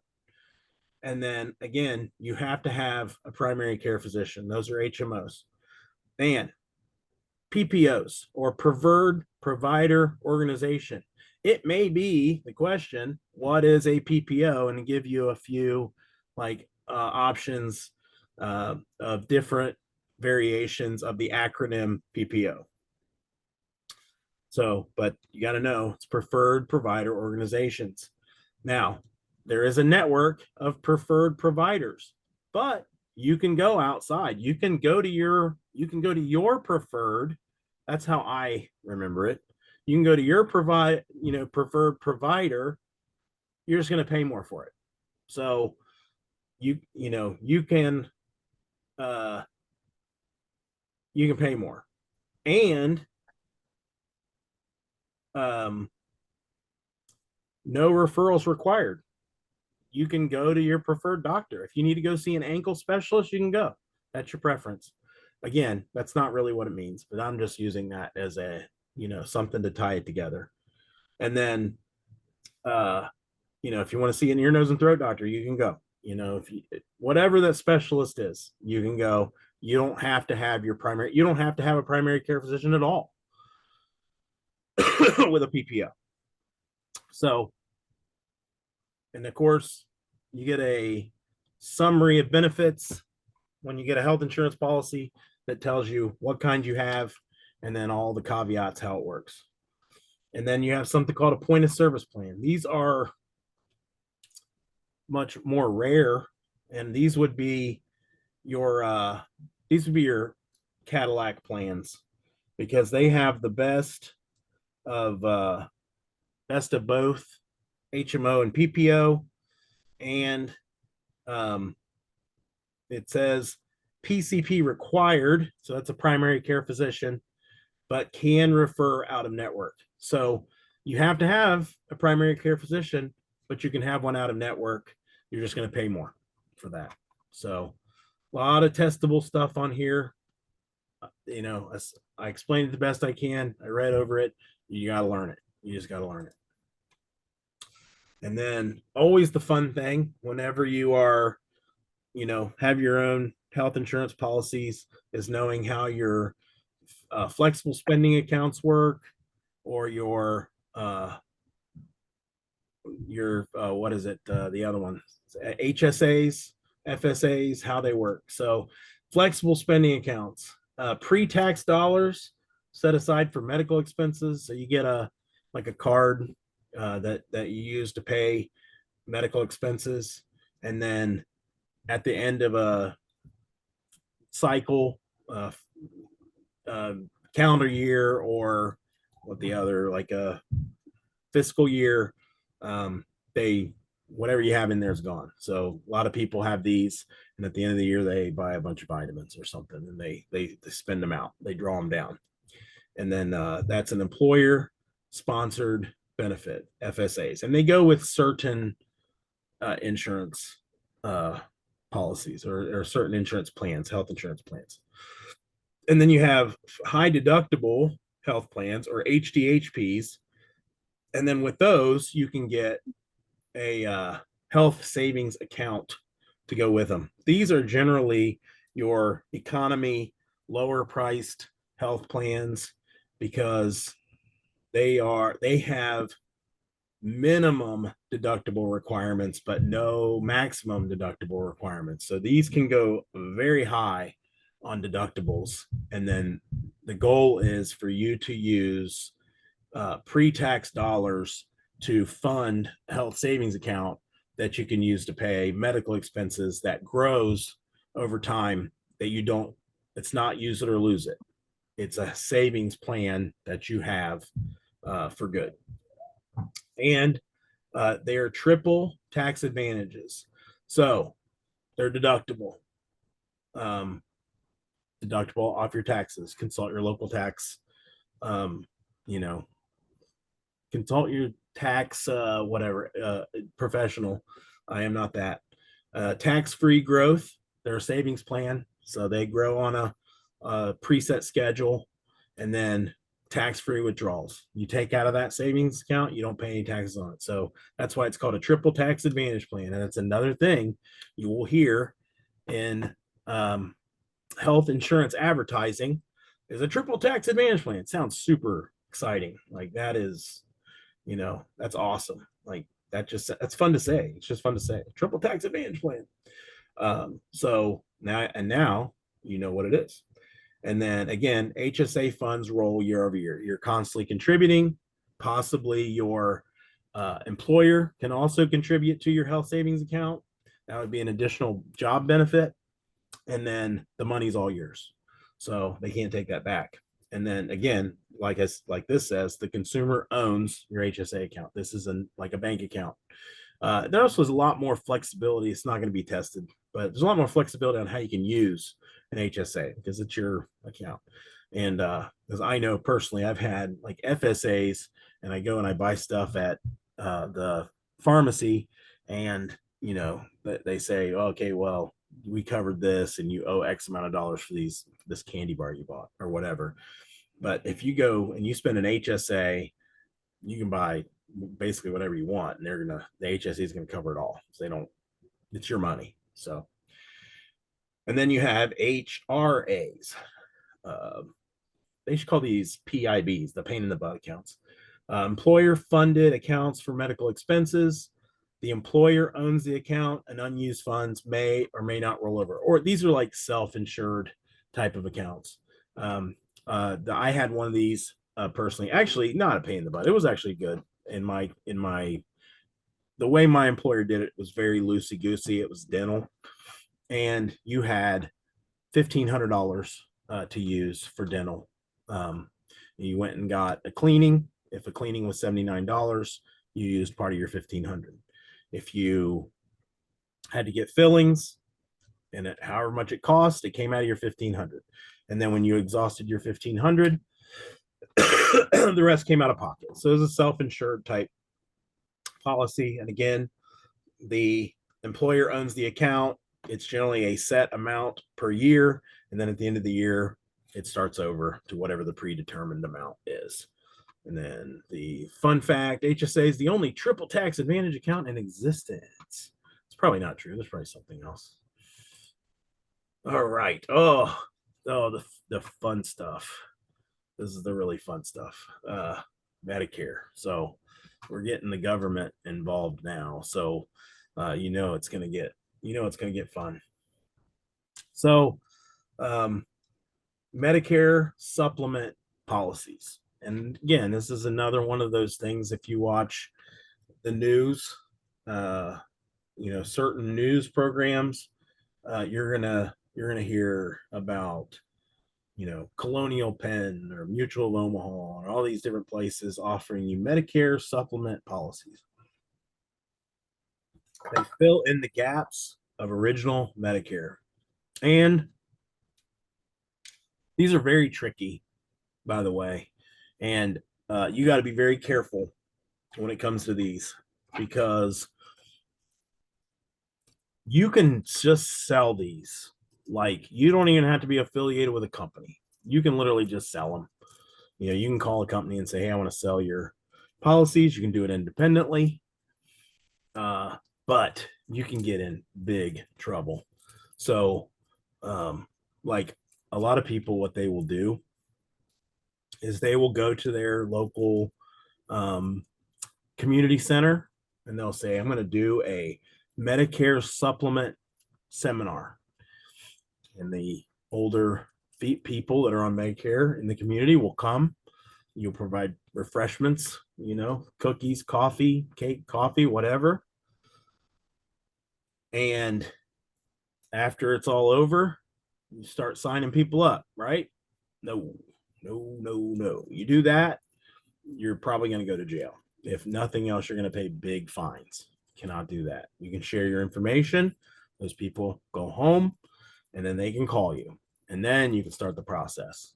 But you cannot do anything in person on site. It sounds crazy, but you can't do it. And there's also there's certain laws and limits to what you can do when you call people.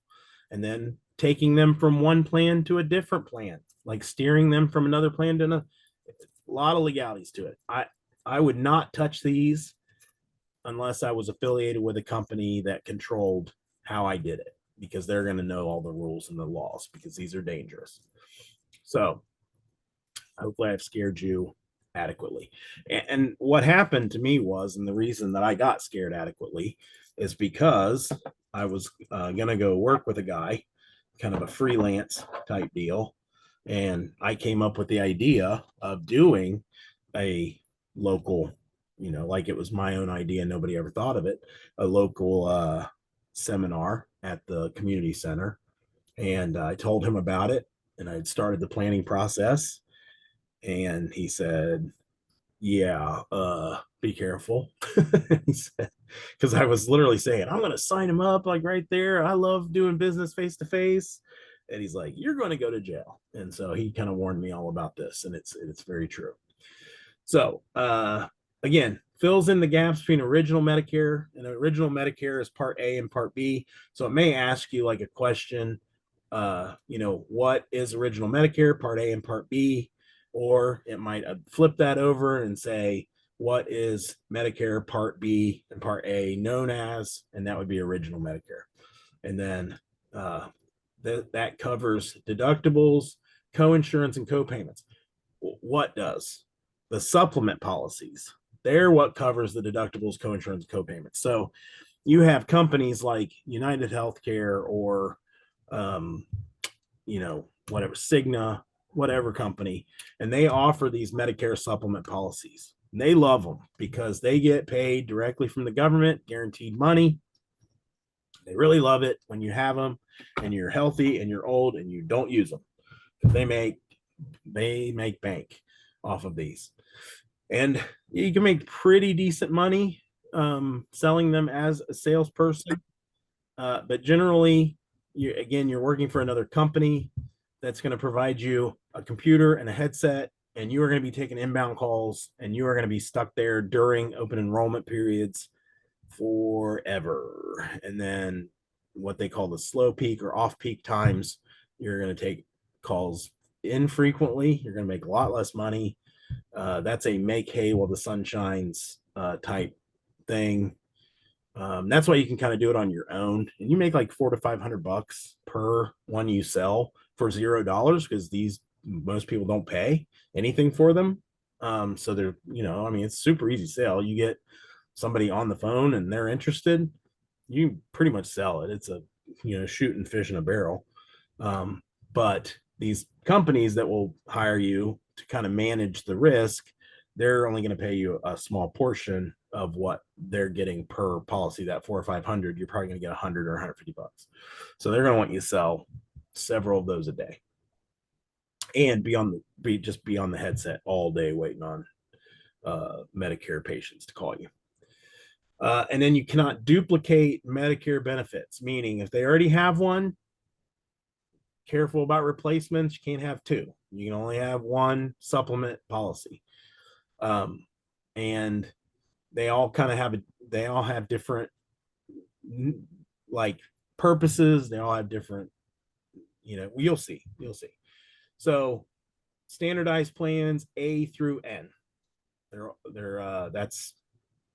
That's the Medicare supplement policies are standard A through N, and we'll go into what those are down here at the bottom.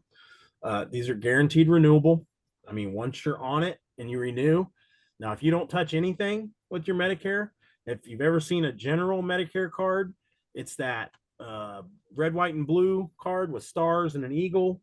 That's your basic, straight from the government Medicare card. There's no supplement to that. If you get a supplement, you're going to get a different card from the provider that's going to be with their specific benefits. And again, they're cool. I mean, some of them, give a certain amount of money per month for groceries, depending on the client's needs. And there's all kinds of different benefits. Some have dental, some have vision. There's a lot of cool things. So, but that's a whole, again, another ball of wax. Guaranteed renewable, 6-month open enrollment when first eligible for Medicare Part B. So when you're first eligible, you have 6 months to enroll in one of these policies. But that's not the only time.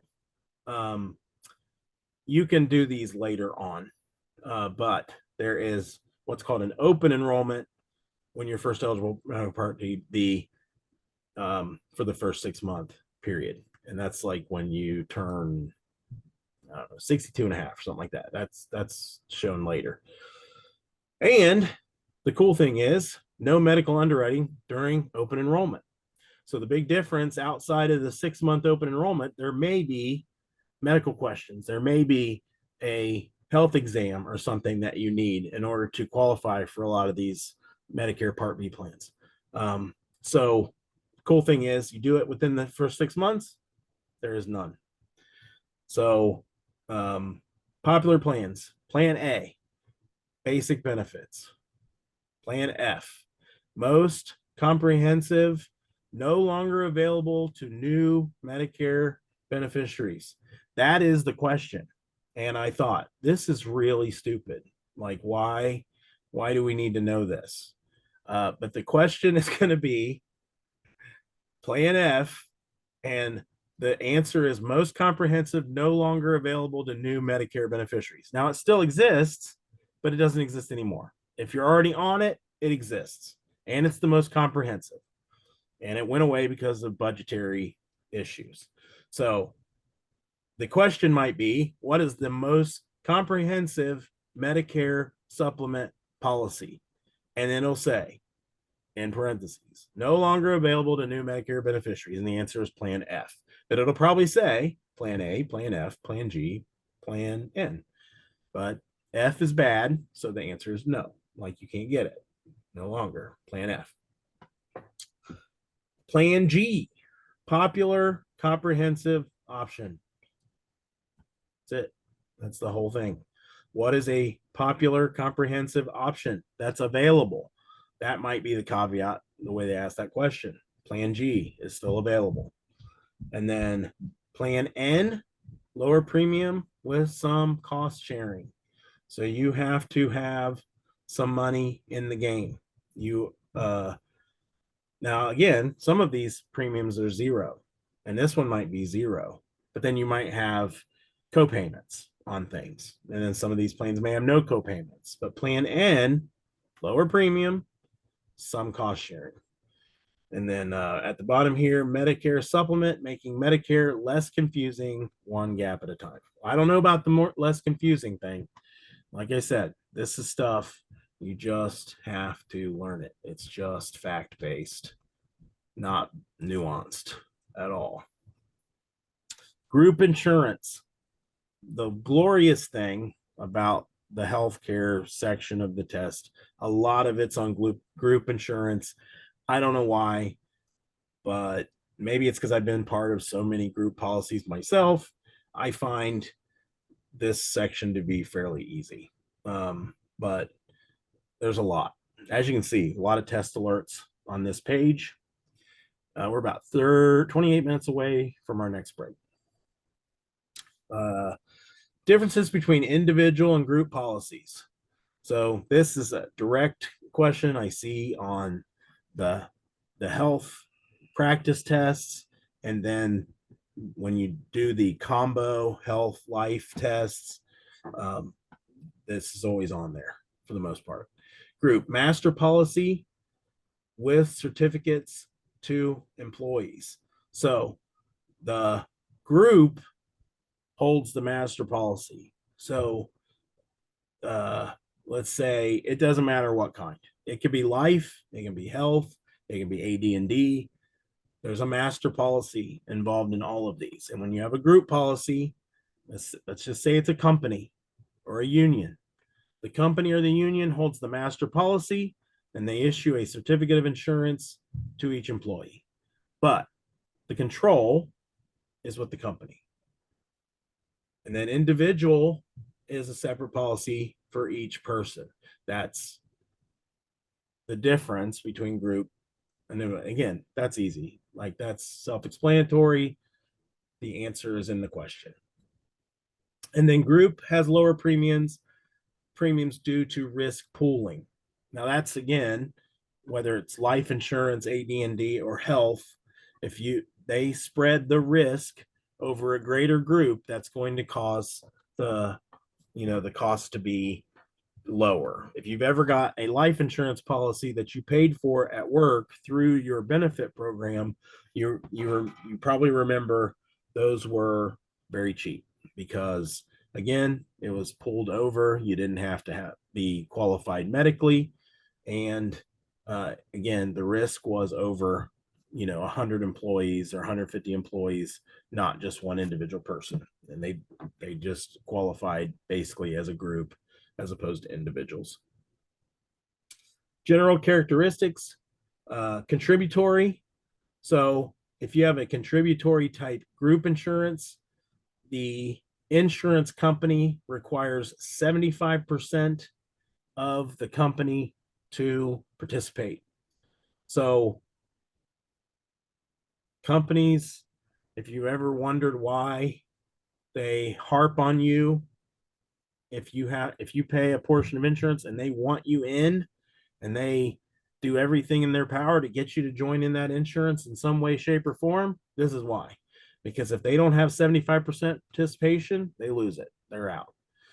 So, and then non-contributory, employer pays it all, 100% participation. And then why wouldn't you? If the company's paying for all of the benefits, you're going to take them, because again, if it's free, it's for me. But if non-contributory, meaning the employee pays nothing, 100% participation, contributory, meaning you pay a part and the employer pays a part, they need at least 75%. And that's exactly the way that question is asked, one way or the other.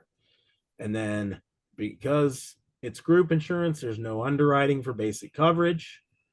They're not looking at individuals, they're looking at everybody as a whole. And then portable coverage through COBRA, meaning if you've ever seen COBRA, that's one thing that's funny. If you've ever seen that, then you kind of really get an idea of what insurance costs really are, because they're like, oh, you left your company or you were let go. You can keep your insurance coverage going for $1,800 a month. Well, how in the world am I going to do that? Because I got let go. I don't have a job anymore. So I cannot afford $1,800 a month. Or maybe you have some sort of a serious health issue and you got to have that. So you got to pay that $1,800 a month. But that's required by law that they offer that coverage to continue through the COBRA, which stands for Consolidated Omnibus Budget Reconciliation Act. How fun. Do you think that they made that like acronym after, or they put all those words together and they were like, oh my gosh, that spells COBRA? I don't know how that worked, the chicken and the egg type thing, but there it is. Consolidated Omnibus Budget Reconciliation Act. Good luck. Good luck learning that. And then again, it allows continuation of group coverage after qualifying events, meaning you quit or you lost your job. And then 18 months for job loss, 36 months for other events. Now, I really don't think COBRA is generally, I think you can quit and get COBRA, pretty sure. It's not testable. It's not nothing to worry about. And then 36 months for other events. I don't know what the other events would be. Cats, I don't know. Acts of God, I have no idea. Probably something to look into, but I just know the two things are 18 months if you lose your job, 36 months for other events. I'm guessing that may be like the closure of the business or something like that. So the government, kind of supplements the healthcare coverage for a little bit longer because it wasn't your fault that the business closed down. And see why it's so expensive? The employee pays 102% of the premium, not just 102. They tack on 2% for administrative costs because now they don't have the company managing the administration of it. They have to do it. So yeah, you got to pay more. Wow is right. That's gross, right? And that's why it costs so much. If you've ever seen a COBRA policy, they're not pretty. They are ugly. So not what you would call affordable. And then it applies to employers with 20 plus employees. And that should have a test alert flag right there, because that could definitely be a question on the test, like a lot of these on here. But again, you're gonna get a PDF with all of this, so you're gonna be able to print this or just look at it on your screen in a PDF form and have all of this content to help you study. About 20 minutes away from our next break. Individual, group, long-term care. All right, this number one is, again, another one of those questions I see on 95% of the tests is inability to perform ADLs, or activities of daily living. And if you have ever dealt with something like this with a loved one, where you needed either long-term care or home care, the ADLs are what they look at. And there's 6: bathing, dressing, eating, toileting, transferring, continence. So, getting out of bed, if they have a wheelchair, getting into their wheelchair, or getting out of bed and getting onto their walker, transferring, continence. Can they go to the bathroom on their own? Toileting, Well, continence is more like they went to the bathroom without choosing to. Eating, dressing, and bathing. And then cognitive impairment, which would be dementia, Alzheimer's, that's going to put you in long-term care almost all the time. Not always. They might do managed care at home. But again, this is all about test questions for eligibility for group or long-term care. And then it usually requires inability to perform 2 to 3 ADLs. I see 2 on the tests. People have told me they see 2. So most people say they do not see 2 to 3. It's 2. So, and if you've had any experience with a test and you know different than that, most of the time I hear the answer to that being 2. So levels of care. So these are the different levels. Probably not a whole lot of testing in here, but there could be. So skilled nursing care, that's 24-hour medical supervision. That can be home or that can be at a long-term care facility. And then intermediate care, occasional nursing and rehabilitative care. That can be like a short-term stint at a rehab center. Like, if you break a leg or something like that and you need, someone to, you need rehab every day. And so it's not, not conducive to going back and forth to a rehab facility. You can stay somewhere and get your rehab right at the place. And then occasional, it'd be like an assisted living, like I used to like live in a home, but you need occasional care, and they have nurses on site that can come by and help as needed. And then custodial care, that's like help with ADLs, non-medical care, a lot of times through your county councils of aging. They can provide you health care for your aged adults. My mom, her last year that she was alive, she got meals and she got light house cleaning and some other service. I can't remember what it was, all through the county because of the county that she lived in. She lived in a great county. They had excellent services for the aged. I remember she got a free chair.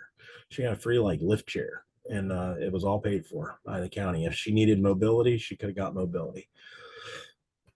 She did. She got a walker. She got a free walker, free chair. And then home health care provided in the home, that would be more like a nursing home, but at home. And then adult daycare, that's where, they kind of pick you up, take you somewhere, and then have activities and things during the day that you can do to kind of get out of the house and things like that. Adult daycare. That would not feel cool to me, even though I think it was Fred says I'm old enough for adult daycare. I don't think that would be cool. I don't like that term. I don't want that. That's not for me. I see myself as like the old man that's in the nursing home and I'm still playing Nintendo or whatever, or PlayStation. That's the old guy that I am. So, and then you have key features, elimination period, 0 to 365 days. So that is basically when they determine the type of length of care that you're going to need. Like, again, generally, just like with the disability we talked about, that 6-month determination, but they consider temporary be 0 to 365 days. So it's within the year. That's not going to be covered under your long-term care. That's going to be more of like a short-term care situation, and it'll be covered like after 6 months. And then once you get past 1 year, then you fall into the 2 years to a lifetime. They figure once you've been there 2 years, this is where you're going to live forever. You're way beyond just rehabbing for an injury. That's where you live. And then these type of policies have a daily benefit amount. And again, that's gonna determine where you live. So we have, I know of 2 facilities in my area. One is called Victoria, and that would be paid for by a bronze long-term care program. It's a not a very nice place. And then we have one called Semhaven, and that would be your Cadillac, your gold plan. And so the daily benefit amount is going to be a lot more, but you pay for it. And then you also have inflation protection options. These policies that you pay for will have higher premiums because they're accounting for future increases due to the economy. Then Do you know anything about Humana? Is that mixed in with Humana is a company, so they're a managed care company. So they would be Humana would be like United Healthcare or like Sigma. So Humana would have a Medicare Advantage program, and then they would have their own like take on like what benefits they offer with their program, and that's how you sell them. So if you were selling them, you would be like, okay, well, I sell a Humana, and my program has benefits that provide groceries, like $100 worth of groceries per month. I actually believe my mother had Humana for a while. She changed like 3 times. She would be home and she would get phone calls, and when older people get phone calls at home, they want to talk to somebody. So they answer the phone and they talk to them, and she'll be like, yeah, I got a new Medicare Advantage plan, and I'm I mean, what's it to me? I don't care. I'm like, cool for you. And Yeah, Medicare Advantage? That's different than Humana, isn't it? well, Humana is who manages it, so they would sell it basically, or manage it. So again, Humana or United Healthcare or Sigma. I would say Blue Cross and Blue Shield, but that's kind of a whole different animal. Yeah. Blue Cross Blue Shield's more local. You're talking about service providers, national service providers, what a Humana would be. So I don't know how to exactly explain it.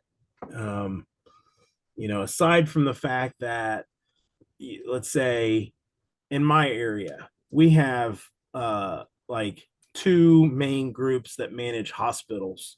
One's be TRICARE, and the other would be Mercy. So you might have a hospital and it's called Bethesda, and then it's ran by Mercy. So these are Medicare government insurance programs managed by Humana. So they manage it, they sell it, they get paid by the government, they extend the insurance to the individual.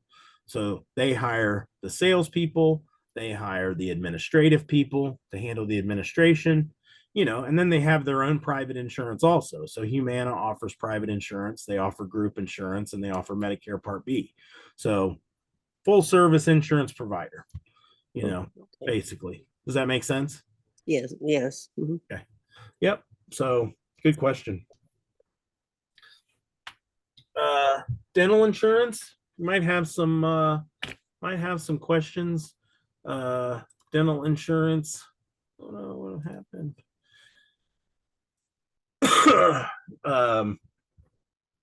Not much. You're gonna have much dental. Usually 1 or 2.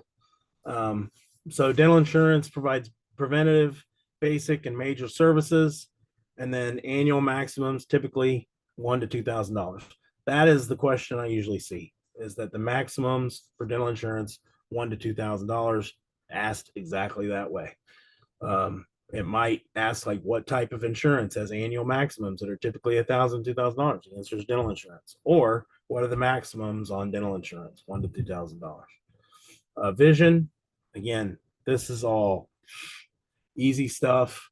What kind of insurance covers eye exams, glasses, and contacts? Vision. There you go. And then often separate from medical coverage. And again, if you've ever had group benefits through an employer, health insurance is your big kahuna. That's what you pay the most for. Secondary is dental, cheaper, pretty cheap generally. And then vision, few bucks, generally a vision, because I mean, what's the most, outside of you getting like really expensive monthly contacts, which they're going to limit anyway, you're going to get a what, $200 or $300, pair of glasses. And, so vision coverage is generally pretty cheap, or some companies just throw it in, for free. And then, cancer insurance, that is a specified insurance, only pays for a cancer diagnosis or treatment. So if this question is on your test, consider it a gift, because the answer is cancer insurance, and the question is pays benefits only for cancer diagnosis treatment. That is a layup where you get a ladder in order to shoot the ball because everything is there. And then for cancer insurance, it might pay one big lump sum, or it might pay you monthly, but it covers cancer. And then also cancer can be like with life insurance, it can be one of those quote unquote living benefits that I talked about earlier, and they can pay you a portion or all of your death benefit up front if you get diagnosed with cancer and they say you probably have less than 24 months to live. Critical illness. So there can literally be heart attack insurance, stroke insurance, cancer, kidney failure under the umbrella of what's called critical illness. So those are not specific. It covers all of those under a blanket policy called critical illness. So that's probably not going to be tested on. I don't guess. I don't recall seeing that. Worksite insurance. So employer sponsored voluntary benefits, and the employee pays the premiums. Best example I have of this is Aflac, because everybody remembers the duck. So, the rep comes and the HR sends out a thing and says, our Aflac rep is going to be here on Friday at 3:00. You want to meet with them, and they're going to try to sell you a really good, like, they're great policies. Don't get me wrong. They're expensive, but they're great policies, and they're quick, they're responsive, and you get short-term disabled, you're going to get your benefits from those kind of companies way quicker. But that's worksite insurance, optional. They'll take it out of your paycheck, but they don't offer it with their general benefits. So when you're doing your open enrollment, you're choosing your benefits for the year. Generally, things like Aflac or a lot of short and long-term disabilities aren't in there. Hospital indemnity.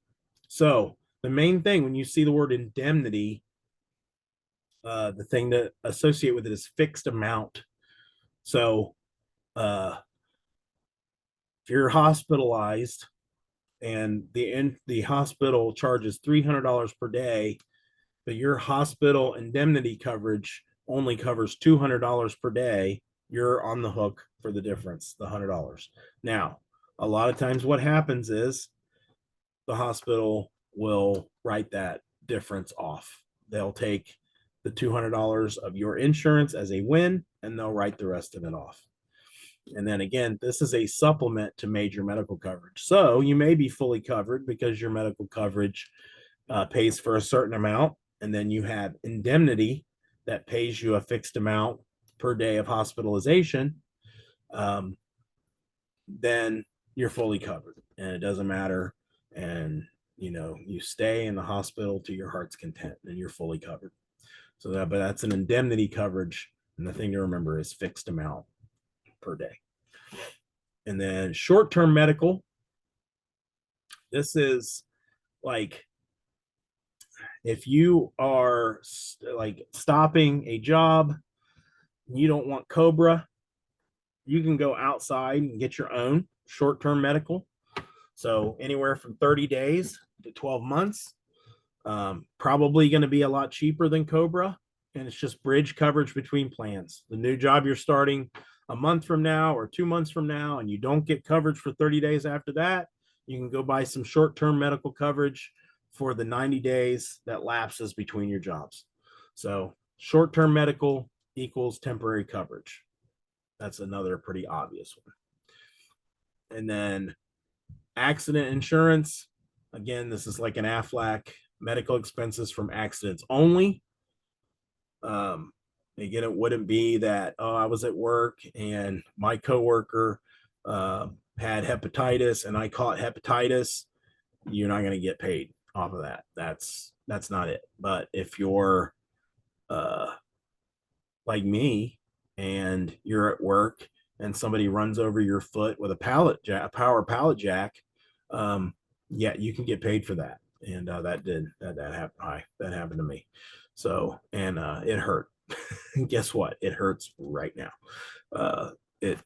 And it will probably hurt forever. And that was not a fun day.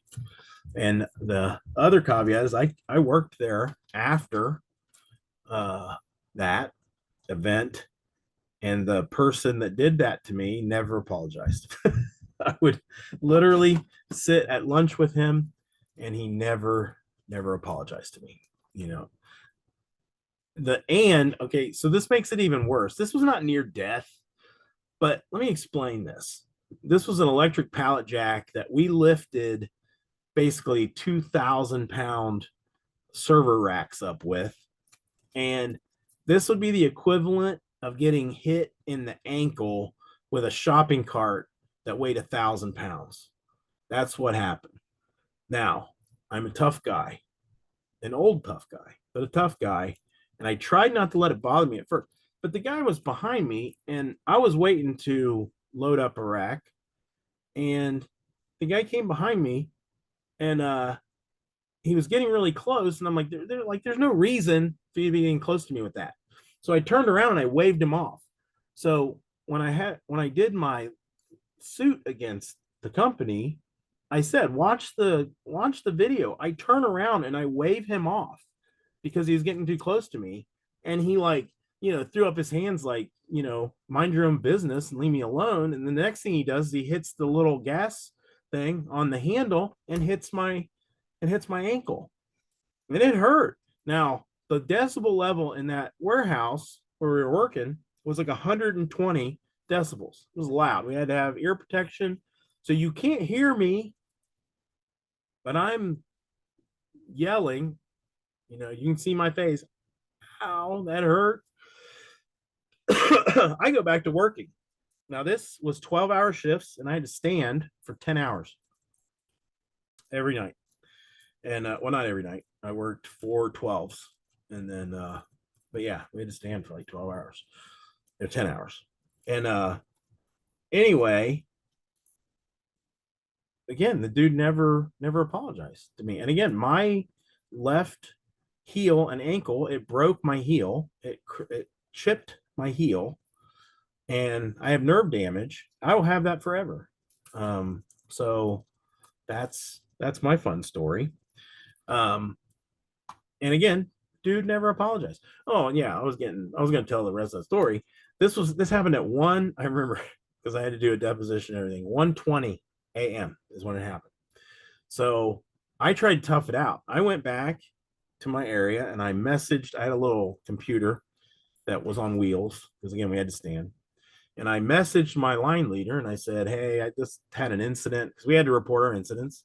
And I'm like, I don't want to get the guy in trouble, but this guy Jonathan, he ran into my heel. And I'm trying to gut it out at this time, right? Just be a typical man.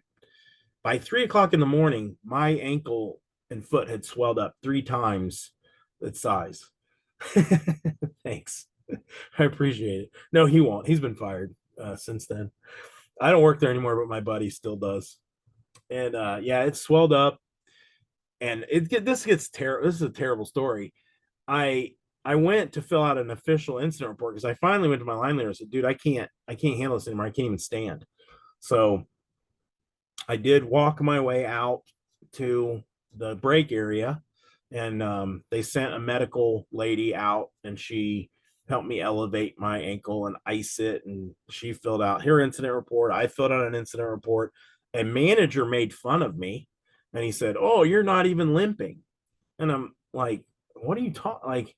And then the medical lady yelled at him and said, his ankle is swelled up 3 times its normal size. And then he looked at like my right ankle, which was small, and my left ankle, which was really big. And he was like, "Oh," and he knew he messed up by saying what he said, And I said, I'm not limping because I'm a tough guy. Like I was toughing it out. I said, but I guarantee I'm going to be limping tomorrow. So anyway, all that to say, um, that's what this covers. That was an accident that happened at work that never should have happened. It really wasn't an accident. And again, the dude never apologized. All right, so we're right at 3:30, and I appreciate all your sympathy. And his name was Jonathan Brewer. he lives somewhere in Kentucky, I think. So go after him. But we'll come back at 3:45, and we will finish up. We'll finish up the rest of health. Fun stuff. So I'll see you What guys. time we finish at 8 though, right? Huh? You finish at 8? No, 5:30. Don't at 8. You're killing me. No, I this didn't is. know. I'm just, I'm just kidding. No, it was 9:30 Eastern Standard Time to 5:30. That's when it goes to. So yeah, 8, I'd probably die. I don't think I can handle. I don't think I can. I don't think It's like you look like you just did work, you know that? No, I love this. I absolutely love this. It's not so much fun after you just got a test that I don't have to take out. No, you're cool. Yeah, you get credit for being here if you need it. And yeah, you can duck. It go to yeah, I'm getting credit for being here because I think like Florida had to do this too though, right? Is it mandatory? I don't know. No, the only one I know for sure is Illinois. I don't know. I don't know why that I don't know that, but I can ask Justin if Florida requires it, but I actually don't know. I'm just here for But my credit. I don't know. Yeah, like you guys got to know your own states because there's 50 of them, and I don't know why I only know Illinois because that's what Justin told me when I started doing this. Is that he knows for sure that Illinois, and he may not know himself because I mean he's kind of a blowhard, but he does not know everything. Yeah. Hey, I lived almost in Illinois. I lived right on the border in northern Indiana. Like I said, I was in Gary, but I lived in Chesterton, and we went into Illinois a lot. But when I was there, Jordan played for the Bulls, so that was a very exciting time to be there. And so I got to The see golden era. Yeah, I got to see him live. I saw a lot of cool things. I was crazy. I was at Indiana when it was Indiana versus OKC. Okay. I was rooting for OKC though, because everybody knew OKC was gonna win. Well, I wasn't Indiana fan of anything necessarily. I just went to school there. I came from Ohio, but everybody in the early 90s was a Bulls fan. So everybody. Yeah, it was all about the Bulls. The I Houston was Rock- there when Jordan left and came back. I had a Chicago Sun-Times, which was my favorite newspaper at the time, and it had a picture of Jordan that said "I'm back," and then it had him wearing the number 45 jersey when he came back. Yeah. So I was fortunate to get to see him play. I hoped you kept that newspaper. I did not. No. I like my favorite, like in the '90s, it was all about the Bulls, the Houston Rockets, and the San Antonio Spurs. Oh yeah, David Robinson, Michael Jordan, But Michael Jordan was a threat in the East, you know. He was a Hakeem threat. Olajuwon. Man, it was a great era altogether. No, in the Eastern, Michael Jordan was like a threat in the East. Yeah. Nobody could. It's just like for basically right. Nobody can beat basically. The Bulls rival tonight was basically New York Knicks, Miami Heat. That was like their two biggest rivals. Yeah, Jordan kept a lot of people from having rings. And Indiana, yeah. Well, just like LeBron in the East when LeBron was a big threat in the East, you know. Well, the Bulls' biggest enemy was the Pistons. They were the ones that kept him in the late 80s. Yeah, because this, ain't gonna lie, the Pistons was kind of good though. Isaiah Thomas, Bill Laimbeer, not David Robinson. They had Dennis Rodman, Dennis Rodman. That's who they had. and George Dumar. They would just beat the tar out of the everybody. They were just wicked mean. It was Everybody a thought there fun, was. I it was a remember fun the eight. era. Every Yeah, team seemed to have one guy. That guy, you had Ewing, you had Sean Kemp, you had John Starks, Isaiah Thomas. There was just so many Barkley, Shaq. There was just so many good guys back then. It was a fun era. I loved it. I was fortunate. Tim Hardaway. That's Yeah, one. Tim Hardaway. And then every year after Jordan left, there was the next Jordan, and they never were the They next. had like Tim Duncan though. Tim Duncan was balling. They had Kobe, but he was the Yeah. closest thing to Jordan, but far, far away LeBron, from Jordan. then LeBron. LeBron's like I remember the first one was Harold Miner. They said Harold Miner was the next Jordan. He was not. No, he he was wasn't. not. He was Kobe a was bust. fantastic. Kobe was He was great. a bust. Yeah. Yeah, Harold Miner was a bust, but they called him Baby Jordan and all that kind of The stuff. biggest Yeah. bust in NBA history is that guy who got drafted by the Anthony Bennett. He's the biggest bust of all time. Anthony Yeah. Bennett. I don't even remember that, dude. I It thought was Vin, if I thought he Vince got Carter was drafted. going to be great. I thought he was going to be one of the great ones. He never got a ring though, but What about what he's about pretty good. Sam? What about Carmelo. Sam Bowie? Sam Bowie was picked before Jordan. Yeah, he was. Yep. And you talk about a bust. I don't know. Sam Bowie had a long career. He just wasn't ever great. No. Yeah. He at least he made some all rookie team. That's something. Yeah, that's true. Man, I can sit and talk about this forever, but All I got to rest my voice for a minute. I'm going to take a break. I'm going to put in the right. chat that I'm going to extend this break now to 3:50. So, All right. All Hey, it right. was nice meeting everybody. Thanks again. You have my email. go So by Greg. yeah, Greg. Yeah, Greg. It was a pleasure having you in here. I appreciate you. All right. Thanks. You Thanks take so care, much. man. All right, bud. Bye.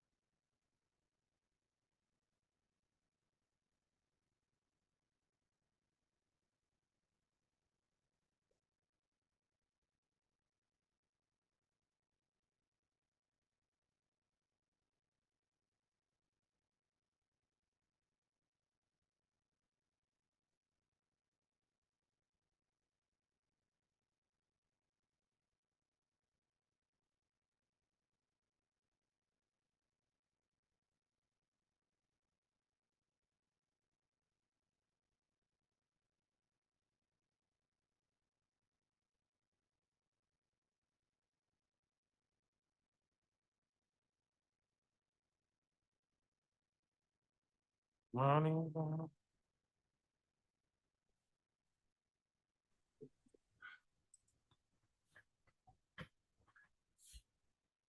returned. We are down to 7. It's kind of how it always goes. The last little bit's a handful compared to where we started. We started with 18, so we're down to 7. So I appreciate you guys hanging with me this amount of time. And this last bit, it goes really fast. So, and again, it's just a bunch of terms and memorization, and do again whatever works best for your memorization to get you guys to remember this stuff. So I think the last thing we did, we finished this page. This is, my quizzes have never worked on this, and I've tried to redo it. Like I said, I always try to, and for the life of me, I can't get the quiz function to work. It worked perfect on life, but on health, I can't get the quiz function to work. It's bizarre. I'll keep trying. So mandatory and optional provisions. So mandatory is required.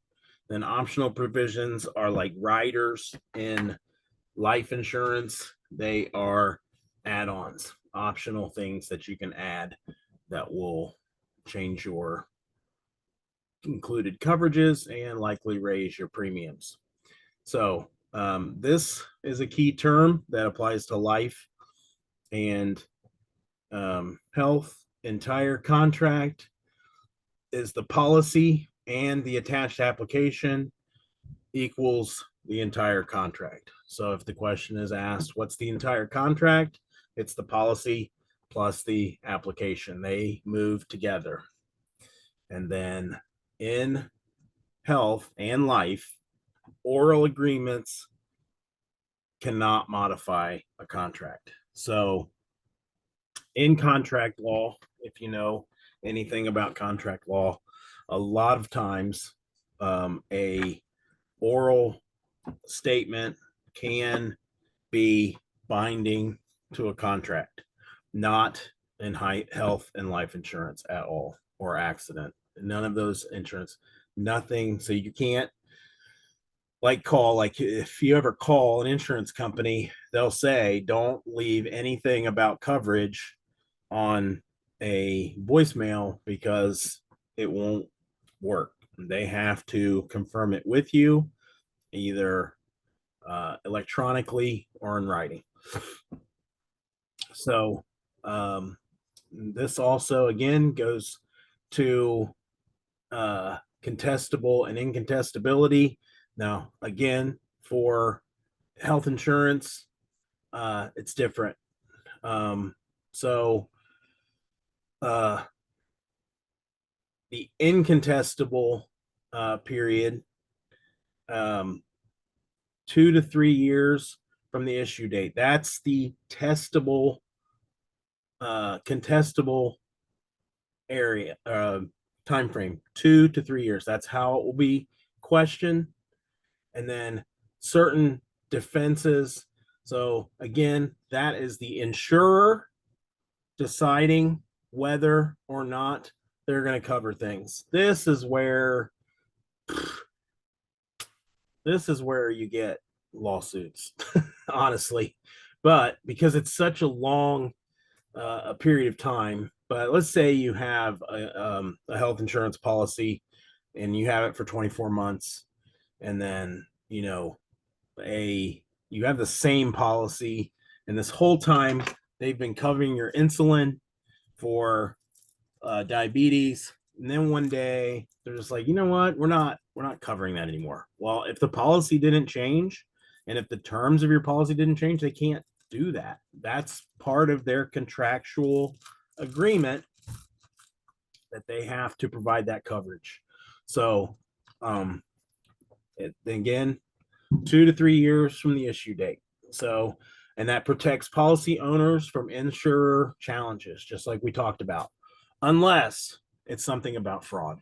So again, if you lied about something about your your health in order to get insurance in the first place during that, and they catch it, it doesn't matter if it's within the incontestable or contestability period, they're going to challenge it and they're going to win.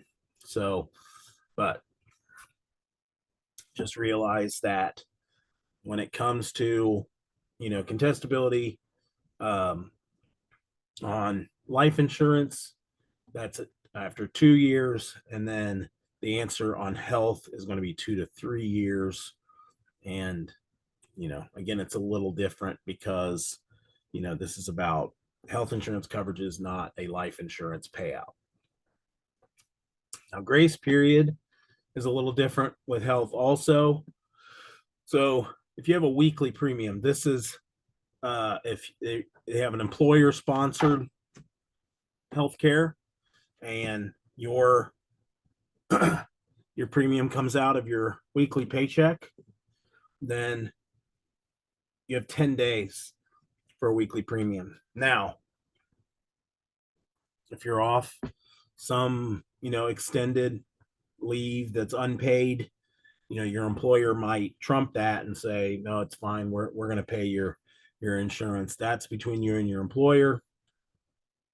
And then if you're not paying weekly and you have your own, say, private insurance and you pay monthly or you pay, quarterly, or doesn't matter, you have 31 days after you stop payment for grace period that your policy is going to remain in force with you not paying for it.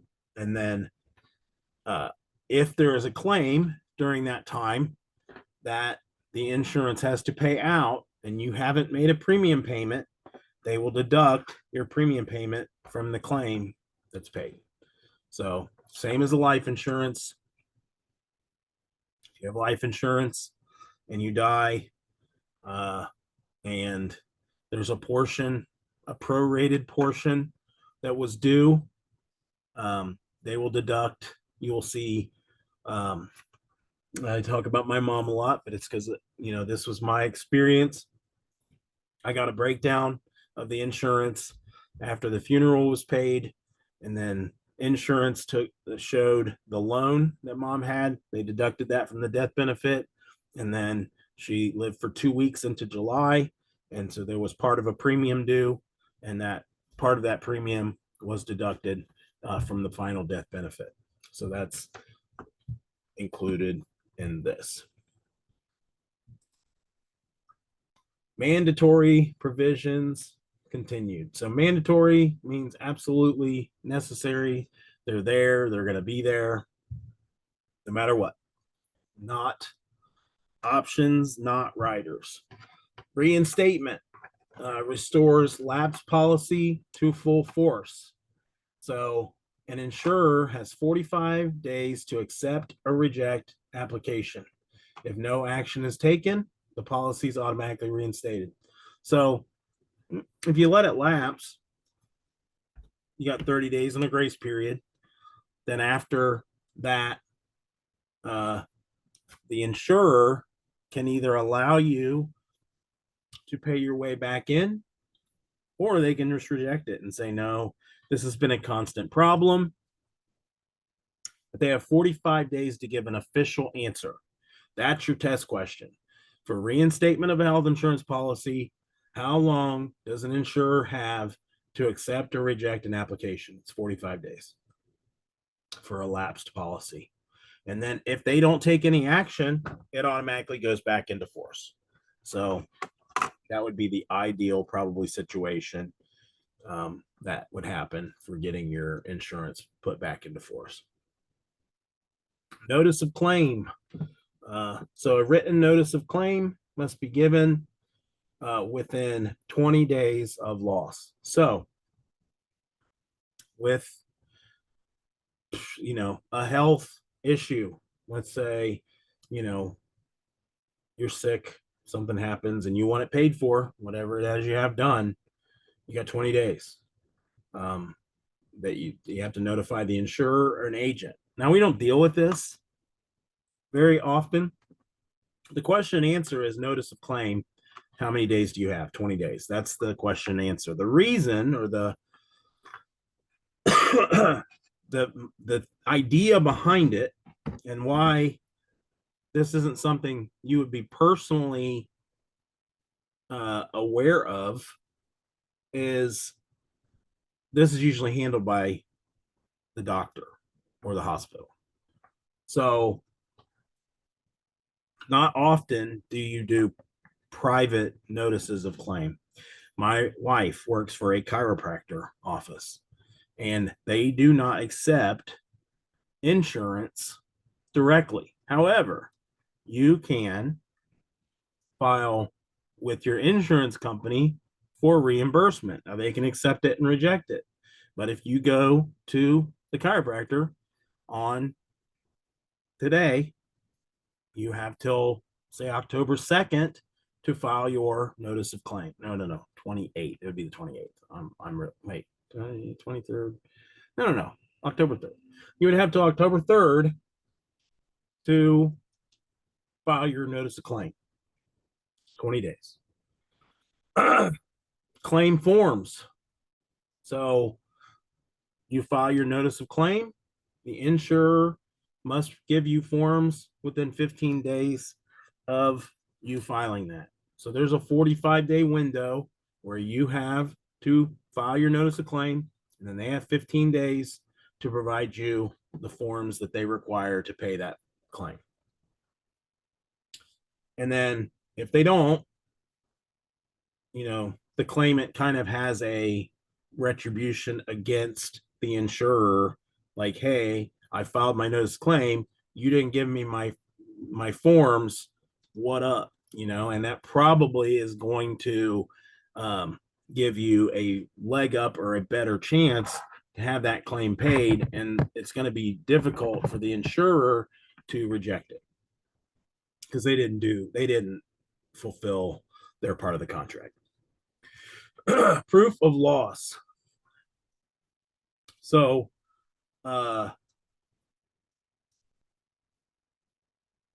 this must be submitted within 90 days of the loss.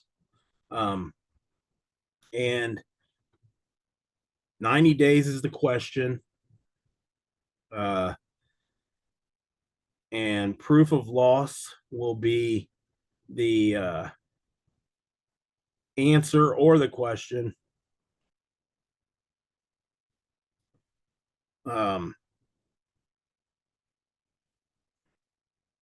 Sorry, I got a message.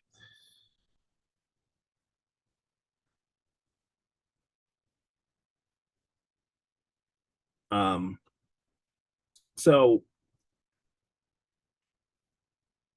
this is generally particularly referring to disability claims. So like in my case, I had to provide my proof of loss within 90 days. So now my attorney handled all of it for a substantial fee. But the main point is proof of loss, 90 days of the loss. So what's the loss? The loss is lost wages. The loss is health care that you had to have, rehabilitation, whatever the loss is. You have 90 days. And then it can be extended if not reasonably possible. It's probably not going to be tested this way if this is a question at all. But the reason it can be extended is because, like with my situation, I'm still going to rehabilitation. They had to just estimate all the future rehabilitation that I had to incur because of what happened. So, but if it's cut and dry, 90 days, proof of loss. And then the time of payment of claims. So immediately for disability claims, within 60 days, for medical expenses. So you are determined to have the disability on disability insurance, then you get payments immediately. Now, as I said before, you may not get that payment immediately because generally there's a waiting period before they determine the disability, but you get it back from day one to the disability. And then within 60 days for medical expenses. So the two things associated with this, so it'll be what period of time would you get payment of claims for disability? And then the answer would be immediate, and then it might say 60 days, 90 days, 120 days or immediately. The answer is immediately. And then the time of payment of claims for medical expenses associated with disability, that answer is 60 days.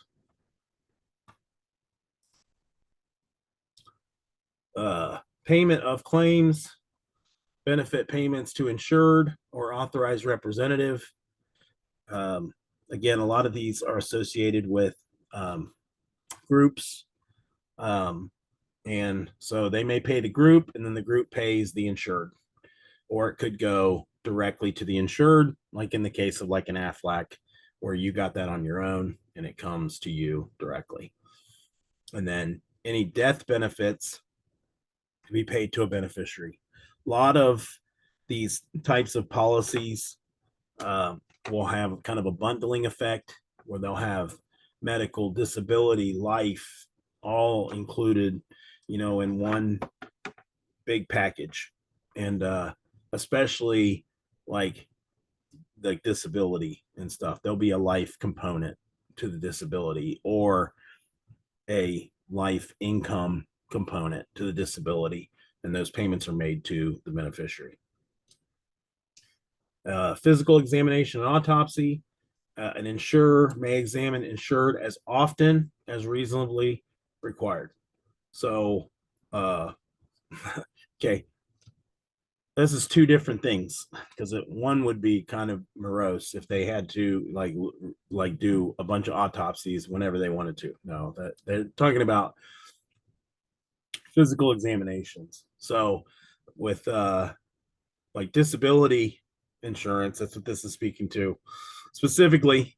If an insurer is going to continue paying disability, they might want you to go to the doctor to confirm that you're still disabled. So, and the reason why it's reasonably required, maybe your disability is you lost a foot or an arm. You're not going to grow that back. So they're probably not going to have you go back to the doctor. But if it's just like my situation, I have to continually go and get checked out because, if you just look at my foot and ankle now, it's healed on the outside, but it's hard to detect nerve damage, just by looking at it. So you have to get it looked at and examined again.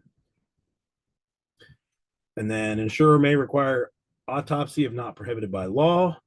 And then the insurer pays for any examination costs that they order. Those are not really going to be on your test. Legal actions. So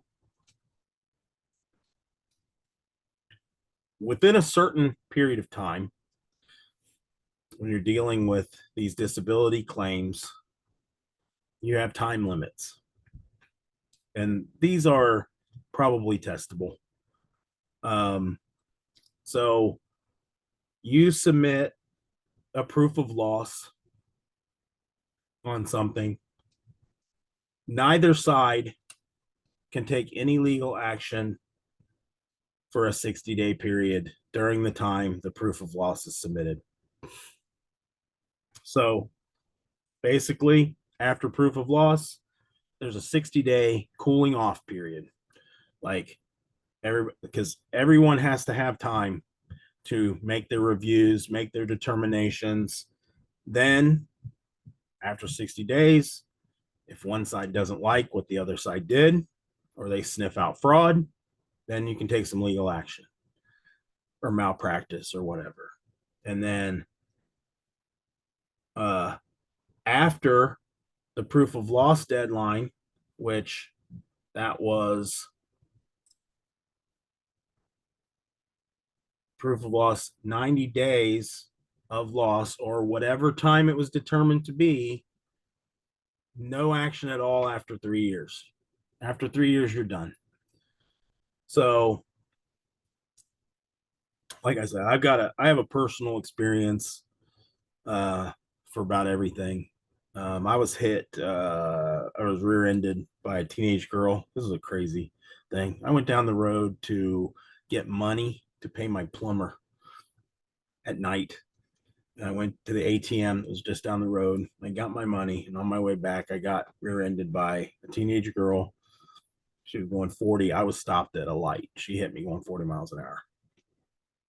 The car still drove, and I wanted to get off the road. It was dark, and it was a kind of a highly traveled road. So I pulled into a nursing home that was to the right, and she pulled in behind me. She was young. She was freaked out. And when she pulled in, she hit another car. She was a terrible driver. She hit another car when she pulled in the parking lot. And then after we did all the paperwork and everything, when she pulled out, she almost hit the cop leaving the parking lot. I'm like, oh my word, this girl's not gonna make it in life. What a rough situation. Anyway, now I wasn't really hurt. I had a buddy that said, man, if that would have been me, I would still be laying in the street going, my back, my back. And I'm like, dude, I'm just not built that way. And so I never did file pain and suffering, even though I did have a minor back issue and I did go to the doctor for it and I was treated. And but I didn't really think much of it because it was, I went to my wife's, she works for a not really a chiropractor, upper cervical doctor. And I never filed anything. I never got any pain and suffering or anything for it. And I kind of thought about it. And then when I looked up, it was past my 3 years. So I missed it. So it was like 3 years and again, whatever that 90 days. So you have 3 years and 90 days. Unless you can prove there was some extenuating circumstance, which I really couldn't. So I missed it. So legal action, no action at all after 3 years from the proof of loss. Change of beneficiary. This is another good callback to life insurance. A policy owner may change the beneficiary unless it's irrevocable. So again, if you have some sort of a policy and it has a life component or a death benefit component, you can change the beneficiary on a revocable type of a policy. If it's irrevocable, then the beneficiary themselves has to agree to be taken off of that policy as a beneficiary. And then in this case, there has to be written notice to the insurer to change the beneficiary. That's the same with life. Both, they require written. And this is testable. You might see this on health. You might see it on life. You're more likely to see this question on life. But just know the difference between revocable and irrevocable. Misstatement of age or gender. These are good overlaps between health and life. Benefits adjusted to what premium would have been if it was purchased at the correct age and it doesn't void the policy. So again, if some sort of a misstatement or some sort of a confusion on a birth certificate or something that requires the age to be misstated, and at some point it was caught, then it will change the policy premium to the correct age. Could be more, could be less. If they're young, if they're younger than they thought they were, then it'll be less. If they're older, then it'll be more. But again, it doesn't void the policy. Change of occupation. So if you start out and you're working an office job or working from home, and then you go to driving a tanker truck or something like that, and you have health insurance, and you kind of have your own health insurance, this also apply to life. Once you report that, your premiums are going to go up. So if you go to something, you go from driving a tanker truck, and you go to working in an office job where you work from home, then your excess premiums will get refunded and you'll get a lower premium. And then also there could be, if you change occupations, some policies may exclude coverage for more hazardous occupations. But they won't be able to cancel you. They'll just be able to exclude some coverage or make it more expensive. Illegal occupation. Insurer not liable if you're injured while committing a felony. That's a big fat duh right there. And it may void your coverage entirely. Yes, obviously. If you are killed in the event of you were conducting a drug deal, your insurance company is going to deny that claim. I think you'd be pretty dumb to make that claim, personally, you know. And then relation of earnings to insurance. So here's what this is all about. Over insurance is the term. And then your benefits reduced if multiple policies exceed percentage of income. So this is you going out and getting a disability insurance.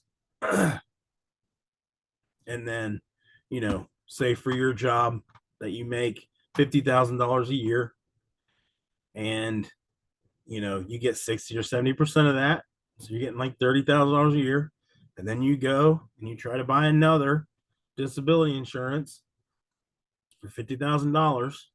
So for you go on disability and you have two insurers paying you, you know, X amount of dollars, 60 to 70%, you're making double almost of what you were making with when you were actually working.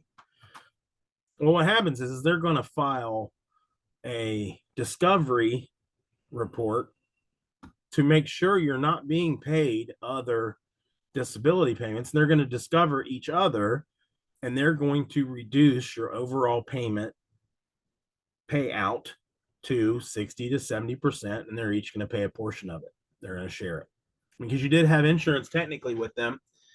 You just lied. So this does say excess premiums will be refunded, so they'll reduce it, you know, based on the coverage amount, which at that point for them would be half because of two different insurers. And then this applies to disability income insurance. And they're so nice, even though you kind of committed fraud. But in that case, it would probably be what they would consider unknowingly. You know, you just thought you were, you know, covering yourself and doing what was best for your family, but you were unknowingly committing fraud. And they give you your premiums back based on what it was. So probably half of your premiums. So other provisions and clauses. These are all mandatory. So these are part of health insurance or disability insurance or accident insurance. These are part of it. These are not riders. These are not optional. They're part of it. An insuring clause. And again, this is part of a contract. So this is the same as life. Companies promise to pay benefit and to describe what is covered. So, you know, you pay the premium. That's your part of it. As long as you pay the premium, their part of the contract is to pay the benefits as described in whatever the policy is. And they have to describe what is covered, and usually what's called a summary plan description. For that policy, you have a free look, 10 to 30 day period to examine the policy after delivery. Depending on if it's 10 to 30 days, if you know, have 10 and you cancel on day 9, you get your full premium refunded and your policy is canceled. If it's 30 and you go on the 29th day, you cancel, your full premium is refunded and your policy is canceled. During that time, though, the policy is in force. So if something happens and you have coverage based on that, it's going to be paid out. Because What we didn't get to with life, a policy is not in force until you pay a premium. So life, any of these things, these policies don't go into effect until you pay the premium. So that's your part of it. So if you just do, a insurance policy and you sign up for it online and you don't pay anything, you don't have any insurance until you pay the premium, the first month payment at least, or whatever, however you agree to it, because it's priced based on how you pay. So if you say, well, I'm going to pay annually, it's going to be $1,000. You don't have any insurance till you pay that $1,000.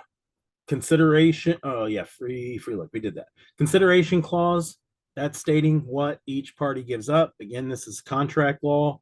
Applicant premium payment and application. That is part of their contract. The insurers is the promise to pay coverage. The term is consideration clause. That is any kind of contract law. Probationary period. You've probably dealt with this in a new job. You have, say, 90 days, and you do something within that 90 days, they can let you go with no recourse. This is a waiting period for certain conditions, typically 30 days. And then, again, that so you can't just go like, shoot, I broke my arm, and then go get insurance the next day and then expect that insurance to cover that broken arm. Well, no, it happened before you got insurance, so that's not going to be covered. That's what it keeps that from happening. But it doesn't apply to accidents. But again, the accident still has to happen after the policy is in force. But the waiting period will cover certain conditions, and those will be spelled out in the policy's summary description. A lot of terms here, a lot of testable stuff in this stuff. So, elimination period is the waiting period before disability benefits begin. That the term is elimination period, the waiting period before disability benefits begin, and then the common periods. And this is how this will be asked. They're not going to separate it out into one, but it might be 30, 60, 90, 180, or 365 days, the elimination period. It's going to be clearly spelled out in the summary plan description. And then keep in mind, the longer your elimination period, the lower your premium. So if you say, okay, if I go on disability and I don't get paid for a year after my disability is determined, then that's going to be a cheaper disability. And that's not going to pay back to day one. It's going to pay back to when you start getting paid. Because again, that's the plan. And that's the elimination period that you choose.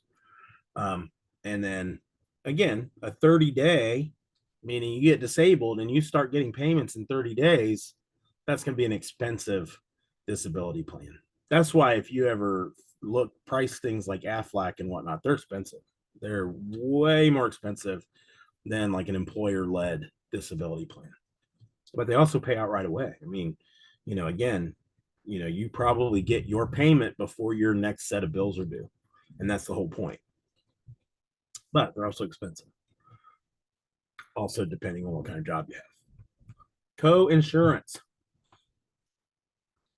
Again, the answer is kind of in the question. It's the percentage of costs shared between insurer and insured. So that's your basic definition right there. Co-insurance.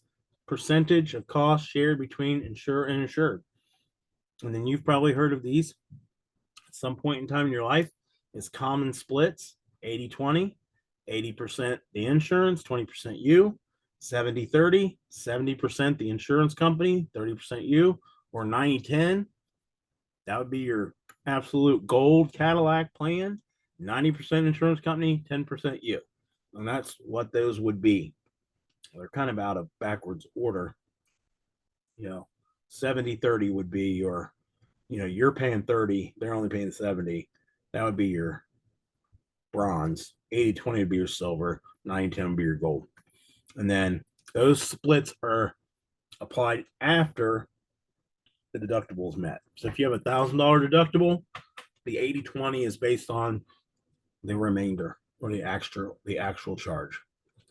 Most of the time we never see that. It's all handled, from an insurance standpoint, and you're usually dealing with the law of large numbers here. These are big amounts, and you never see it. And the insurance company just takes their deductible, or the provider just waives it or writes it off. It's more paperwork, more administrative costs for them to even collect it, realizing you can't get blood out of a turnip. So that's why a lot of people, they don't ever see that. So they don't really even understand that concept. Deductibles, the amount insured pays, what we just talked about, before insurance begins.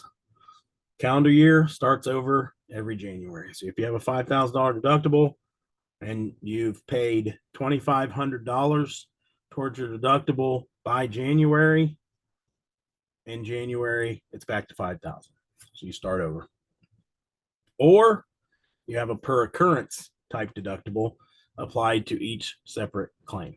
So, that they basically do a set determined amount based on, okay, you have a hospital stay, and if it's 0 to 10 days, your deductible is $2,000. If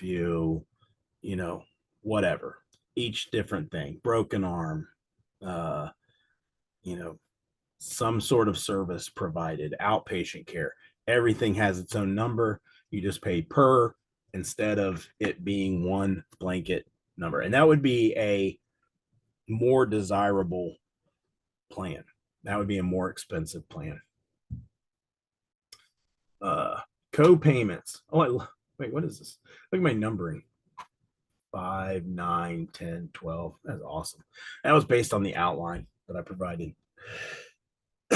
That's how it was numbered. I just noticed that. I've been using this for a long time. Co-payments, fixed dollar amount for specific services. We covered that. Examples would be $25 office visit, $10 prescription, and then usually no deductibles don't really apply to those, even though those amounts could be put towards your deductible to lower it, but usually not. And that's pretty easy stuff right there. What do we make it to? We're at page 20 and we got about an hour left. And then I'm allowed to take an hour and a half lunch. So if you guys want to knock off at 5, let me know. Or if you want me to go to 5:30, I'm willing to do either. No problem. That's entirely up to you guys. So right now I'm planning to go to 5:30 unless you guys tell me otherwise. So 5:30 it is then. 5:30 it is. That's cool. That's totally fine. You say 5:30, that's the best thing. Kept your word. We gotta stand on that. Yeah. No, and again, some people, it's Saturday. Some people have things they want to go do. And I block off 9:30 to 5:30. So I'm good to 5:30. I let you guys do that because again, I'm able to take a 1 hour and a half lunch. I usually only take an hour because the more I get through this content, the better it is for you guys. So, and I have a really good conversion ratio of people that take my classes that pass the test. And I want to keep that. And that's what I kind of hang my hat on. And so my only problem today is I'm quickly losing my voice. I'm popping lozenges to keep it going. But waiver of premium. So if you get totally disabled, this is additional important provisions. So with with life insurance, this is a rider. With health and accident and disability insurance, this is a provision. Provisions are automatic. They're in every policy. In life insurance situation, this is a rider. This is optional. That's not really going to come up because this is a question that's going to be asked for health insurance, accident, disability on its own, and the question is, what's the waiting period? And it's 6 months. So when you are determined to be disabled, now it is the same as a rider for life insurance. They want that 6 month waiting period to determine the level of your disability. And then once that's determined, your premium is waived. Now, they generally go back and reimburse for the 6 months waiting period also when they determine that you're disabled. That's not really testable. The testable is what's the waiting period for the waiver of premium in an accident, health, life, disability, and it's 6 months. All right, pre-existing conditions. These questions confuse me, but they're still in there. And conditions existing before coverage effective date. That is a test question. So pre-existing condition, you get a new health insurance plan or anything, and you go into it and you have diabetes or you have cancer or you have whatever, then that's what a pre-existing condition is. Now, most insurance plans cannot deny you now for a pre-existing conditions due to the ACA, the Affordable Care Act. So now what they can do is they can be more expensive, and the word affordable and Affordable Care Act, the word affordable is relative. It's not going to be affordable to everybody. They are, yes, you could probably get a pretty affordable plan, but it's not going to be a very good insurance plan.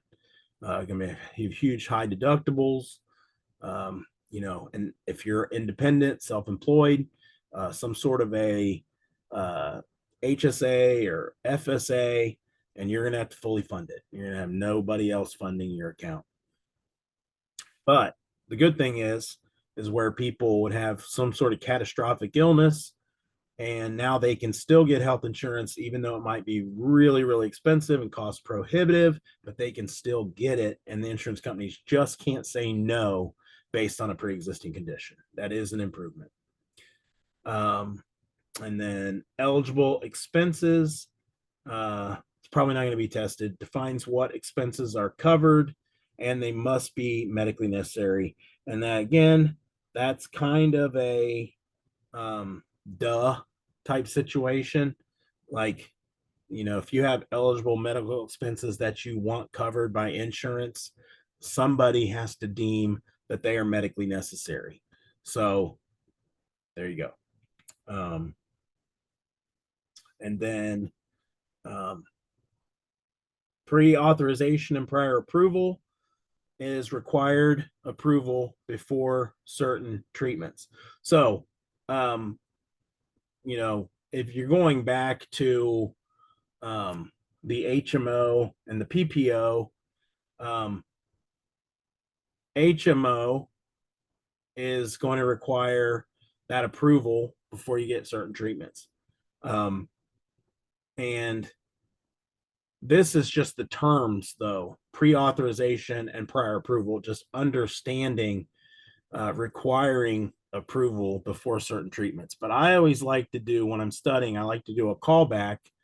That way it helps me remember other information when it's pertinent to a current question. So PPO, remember, you can kind of do what you prefer. So you don't need, if you want to go to a ear, nose, and throat doctor, you can just go. You don't have to get a pre-authorization or a prior approval by a primary care physician, but HMO you do. So these are just terms, though. Pre-authorization or prior approval, you have to get approval for certain treatments, common for surgery or expensive procedures. Things like MRIs, things like CAT scans, they're expensive. And then failure to get approval may reduce benefits. That's going to be based on what type of insurance you have. Usual, reasonable, and customary charges, and that's maximum amount insurer will pay based on local area charges. So the acronym is URC, usual, reasonable, and customary. So in my area, a insurance company will say, okay, we're not going to pay more than $3,000 for a CAT scan. And that's what they're going to pay. And if a company charges $4,000, then the customer, the client, is on the hook for the other $1,000. Now, that may be different in California. California may be okay, $4,000 for a CAT scan, and then some doctor charges $5,000, and it's still $1,000 difference. Insurance company is going to pay a little bit more though, because the cost of living in that area is a little bit higher. So, but usual, reasonable, and customary URC charges is the maximum amount insurer will pay based on local charges. If you ever really like dug into a medical bill, you will actually see actual charges, and then you will see a line item that says what the insurance agrees to pay. And again, good health care providers like hospitals, doctors, whatever, radiologists will say, okay, I got $3,000 from the insurance company. I'm good with that. I don't need to tap the patient or the client for any more money, but they can. It's within their rights to do. And then lifetime, annual, or per cause maximum benefit limits. This is actually the question. Is the ACA eliminated lifetime and annual limits for essential health benefits? So just know that lifetime and annual, there are no maximum benefit limits any longer because of the ACA, but it may still apply to per cause. Really just depends on how jerky your state is, how they want to ask this question. It's probably only going to be worded the first way. Right here is that. They may not even mention per cause at all, but they might just say, like, what eliminated lifetime and annual maximum benefit limits, or it could possibly say, what did the ACA eliminate as far as annual limits for essential health benefits? And the answer would be lifetime and annual. So again, you just got to learn it. Now we're into riders for health insurance. Riders are optional. I don't know why I like riders. I don't know. I always, if you want fries with that, I'm an upsell guy. Like, I like to upsell, and I'm easy to upsell. I can't help myself. So impairment exclusions rider. This is a weird one. So this is a way to save money. Impairment exclusion rider used when standard coverage can't be offered due to health issues. So you have a bad heart, okay? So, but you still want everything else covered. This will be like a limited warranty on a car. So, you get a warranty and it covers everything except the transmission. Well, it's going to be a cheaper warranty than a warranty that covers the engine and the transmission. So anyway, same with the body, a little bit morose in a way, but you need health insurance, and you say, okay, well, I'm going to accept this health insurance, but it doesn't cover my heart. Everything else covered. Heart, no. So impairment exclusions rider, the word exclusions is your key term there, used when standard coverage can't be offered due to a health issue. So, and then again, reduces premium compared to decline. So it doesn't have as big a premium as a full blown health plan, but it's better than getting turned down. So it's you get your coverage, but you don't get turned down. And then it could be temporary, it could be permanent. Because maybe your issue's temporary. Maybe it's something that's fixable, and then you can revisit it after whatever that issue is fixed. So you can revisit it and that be temporary or permanent. You're going to have that heart disease until you're dead, or that heart issue till you're dead. Nothing you can do about it. So that's the way you accept the insurance for good. Guaranteed insurability rider. So you get additional coverage without a medical exam. Same as a life insurance policy. And then typically available at specified ages or life events. With health, it does not. It's different. It's just different. It doesn't give you a list of ages like it does with life insurance. Typically, because health insurance just operates differently than life insurance. This is very plan specific because, again, everything with life cuts off at 40. Well, 40-year-old getting medical insurance is not much different than a 30-year-old getting or health insurance. They're basically the same. There's a few more tests and things they start to require after 40, but your health is not that much different. So, but life events, obviously, if you do get married or something during that time and you want to add, a second person on your health insurance, they'll allow you to do that. And that's a guaranteed insurability rider. Again, remember what this is. This is an option. These are add-ons to existing health policies.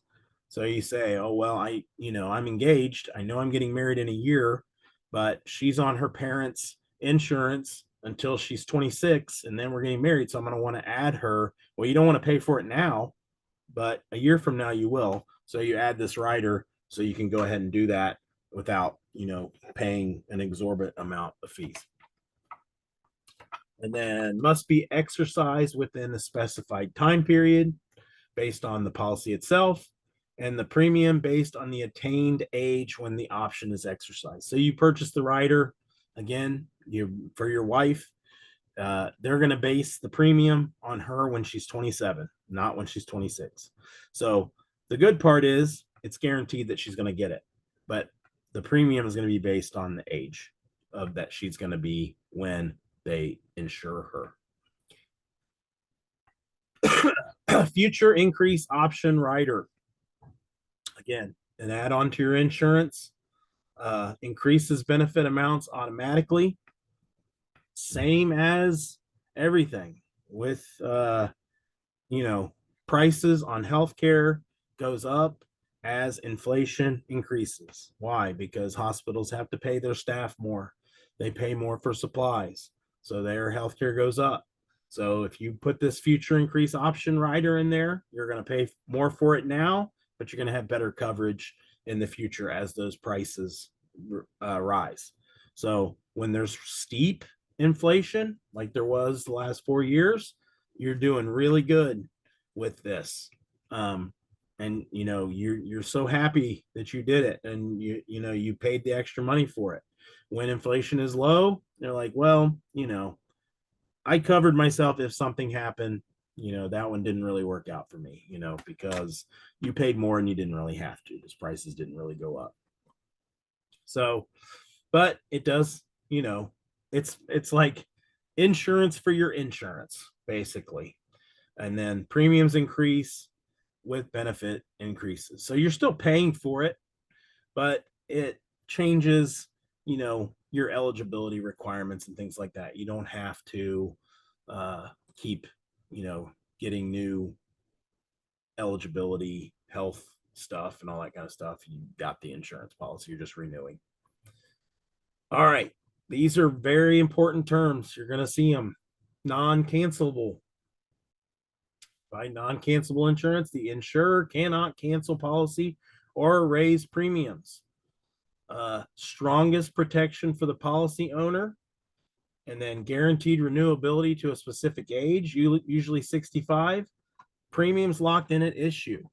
they're expensive. They're going to be expensive. It's non-cancelable.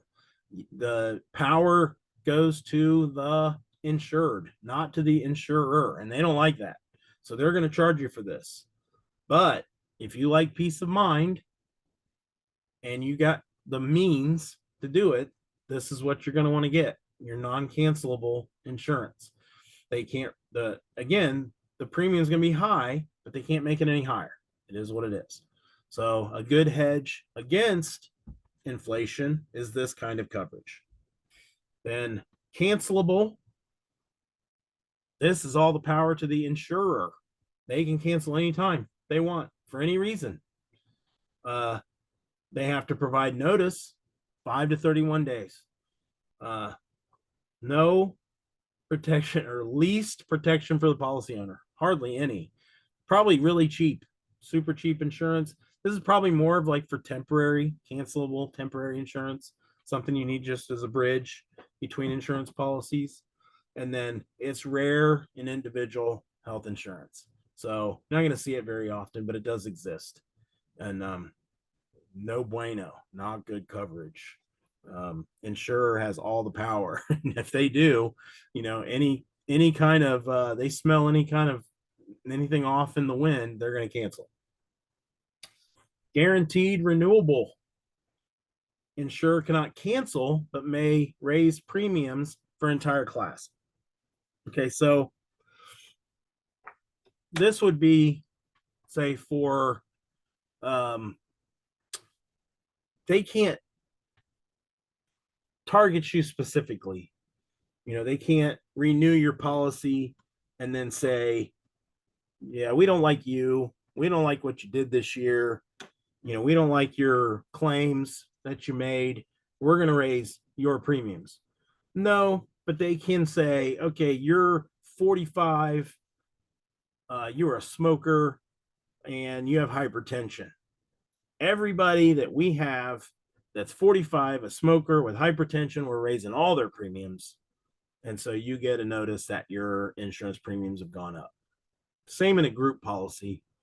So they're in a group policy and the company's like, well, your new rate this year is going to be higher because as a group, we didn't perform very well. And the insurance company now says they're charging us X. They're charging us more. But you can't be singled out, but you can be part of a class. And then, again, insurers, if they're caught doing that another way, then they get in trouble. But they can do it to an entire class of people, again, a segment.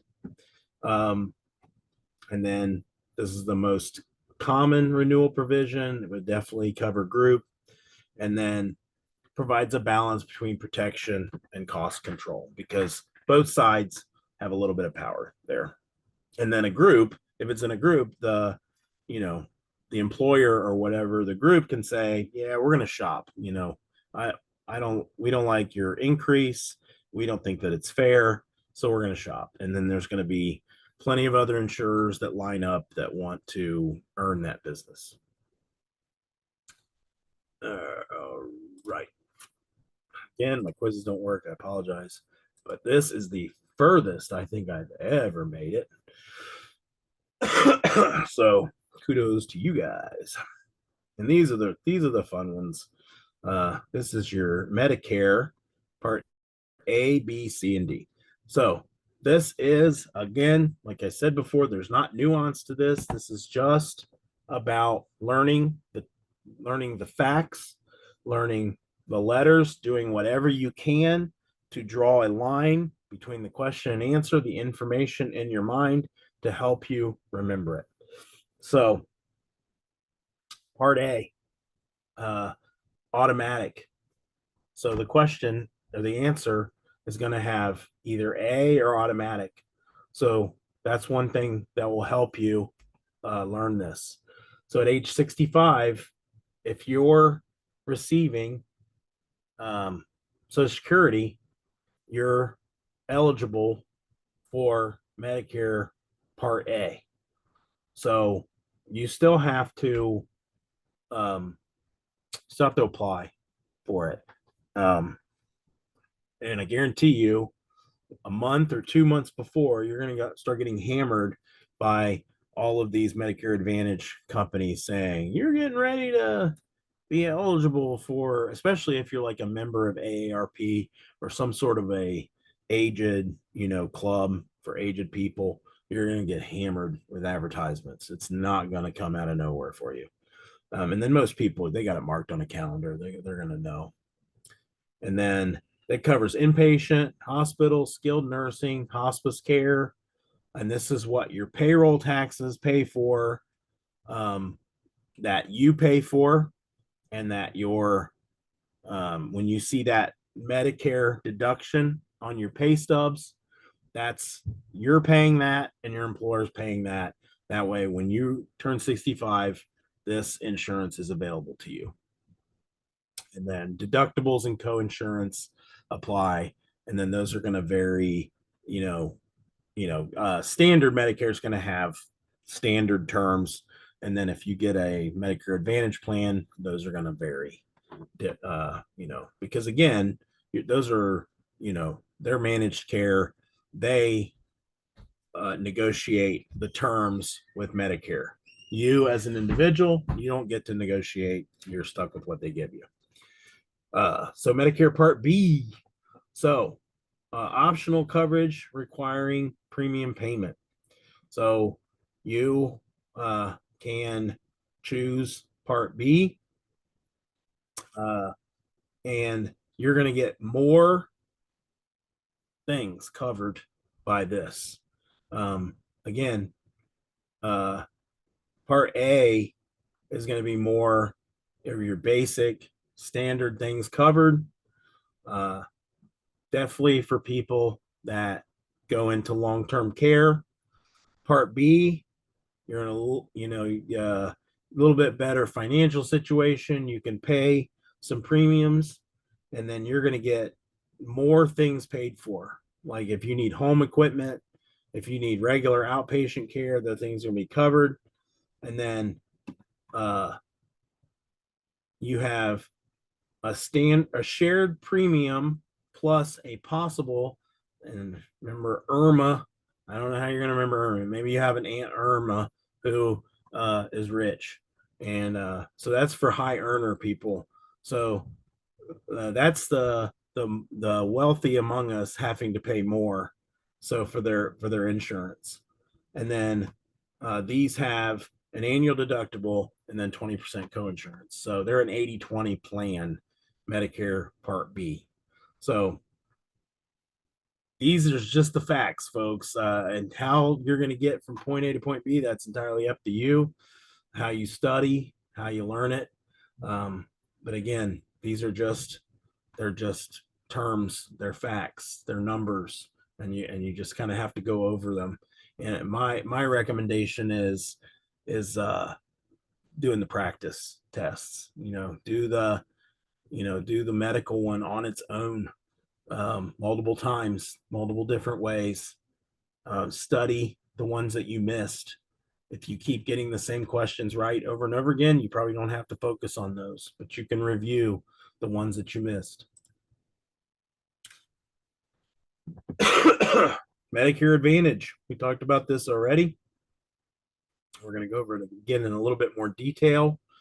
And then private plan, alternatives to original Medicare. What's original Medicare? Part A and Part B is original Medicare. And then Part D is an easy one. It's drug coverage. But Medicare Advantage are private companies that offer separate Medicare plans that have their own benefits associated with them. So they'll have a combination of Part A and Part B, and most of the time they'll add in Part D. So they'll have drug coverage included in these plans. Sometimes they can include vision, dental, wellness. They want this business. This is guaranteed money from the government. They're not waiting usually for money from you, even though you choose a really, really good Medicare Advantage plan, you're probably kicking in some money towards it.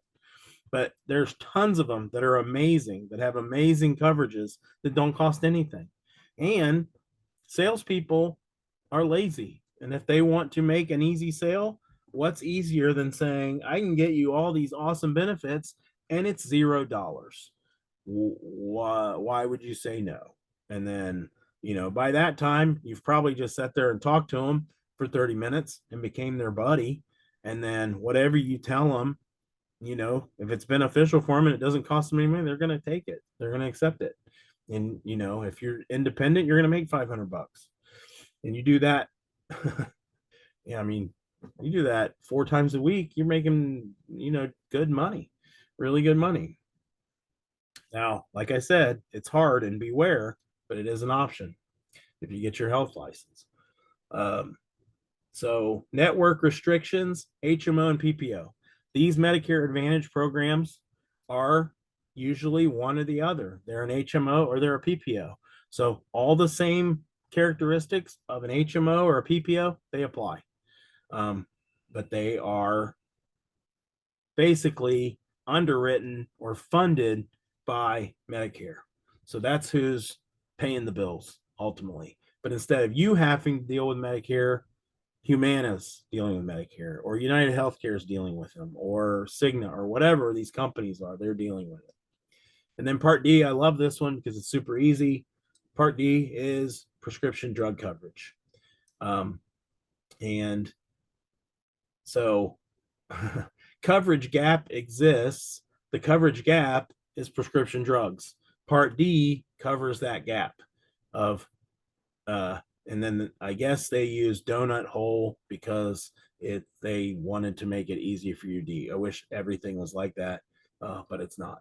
So, but easy thing about Medicare Part D, it's the drug coverage, or to cover that gap, because Part A and B, they don't have drug coverage, and then Medicare Advantage does usually include Part D, or I would think you would want it to if it doesn't, because again, if you're at that point in your life, there's a good chance that you are taking some sort of prescription medication on the regular that you got to pay for, and you're on a fixed income. So that's going to be important. And that's, again, as a salesperson, that's your job to talk to and determine the needs of your client and provide them the best service possible. If you're in the sell healthcare, that's what you want to do. And if you want to kind of sell the easiest thing, I say it's easy, but again, doing it independently there's a lot of pitfalls, and you got to beware. And if you do it for somebody else, they're going to run you ragged. It's going to be during open enrollment, you're not going to have a life. So if you live in the Midwest and you love fall, you're going to miss it. you're going to get to enjoy your summer. It's going to be kind of like a teacher, but I'm talking 12 hours, 14-hour days.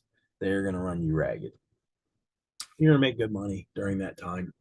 And then once open enrollment's over, you're going to kind of become more of like a maintenance type employee. Usually they pay you like an hourly plus commission per policy sold. And then when it's off peak, that hourly goes down. Peak, you probably make, whatever, $20 an hour plus a certain amount per policy sold. And then off peak, you're probably going to make $15 an hour, and you're not going to sell many policies because people usually aren't changing outside of open enrollment. It does happen, but usually at that time you're just kind of dealing with people's customer service issues, and I just know that from experience. So, but I don't do that anymore because I didn't like it. But it is a thing. I mean, it's a job, and usually those are more traditional, like insurance jobs, like they're W-2'd, with benefits and stuff like that. They usually have pretty good benefits.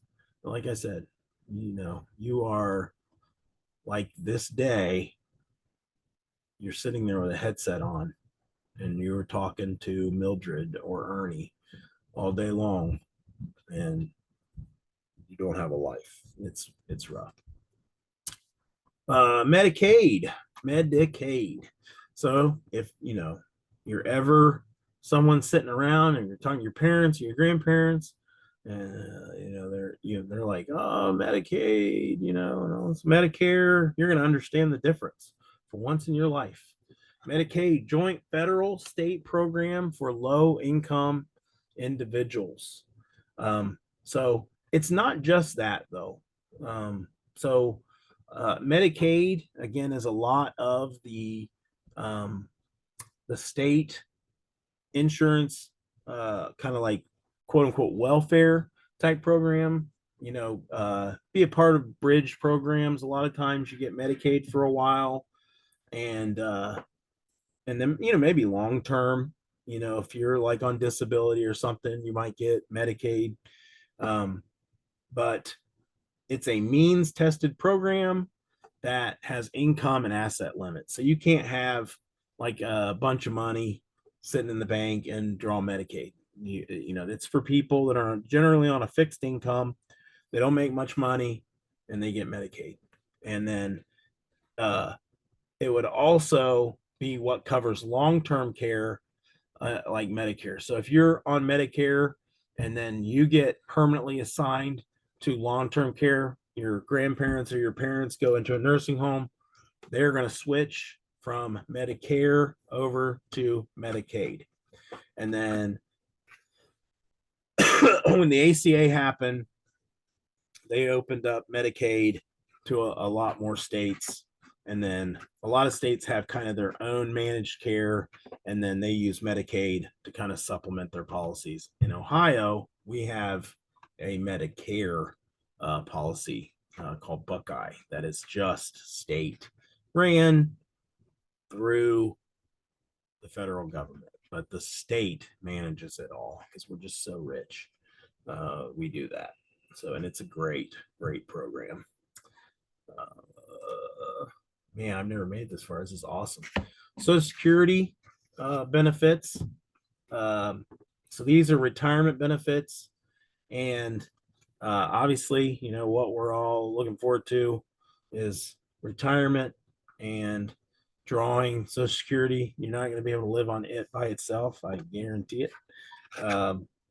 Even if you got the max, you're going to need something else. So make some other plans, IRAs, annuities, like we've already talked about, 401k, hopefully. That's really not that ideal anymore. You could do that, something like that, and then a Social Security, and you can survive. Now, again, your bills are going to be less because hopefully by that time, if you have a house that's paid off, you're only going to be paying your taxes or whatever. You're going to be probably an empty nest unless your kids have come back to live with you after whatever, something happened in their life. It happened in my life. I went back and lived with my mom for a while after I got divorced once. And so that happened. Now, of course, I didn't make it a hardship on my mom. I brought money to the table. I helped with things while I was there. But, your expenses should be less when you're retired. So, but full retirement, 66 to 67 years old, depending on your birth year. And then early retirement at 62 with reduced benefits. Boy, I hope you don't have to do that because if you have to do that, you're going to have to work another job to supplement those benefits. Now, you may be a spry 62 and, you do a job, you're limited, how much you can make, but between what you do make on your reduced benefits and what you make on your part-time job, maybe you can live. And maybe that works for you because you don't really ever plan on fully retiring. It does seem like a lot of people fully retire and a short time after that, they gone, because they don't, they lose their purpose for life. They don't have anything, their job has kind of been what always, their identity came from, and it kept them moving around, and then they retire and, they don't last long after that.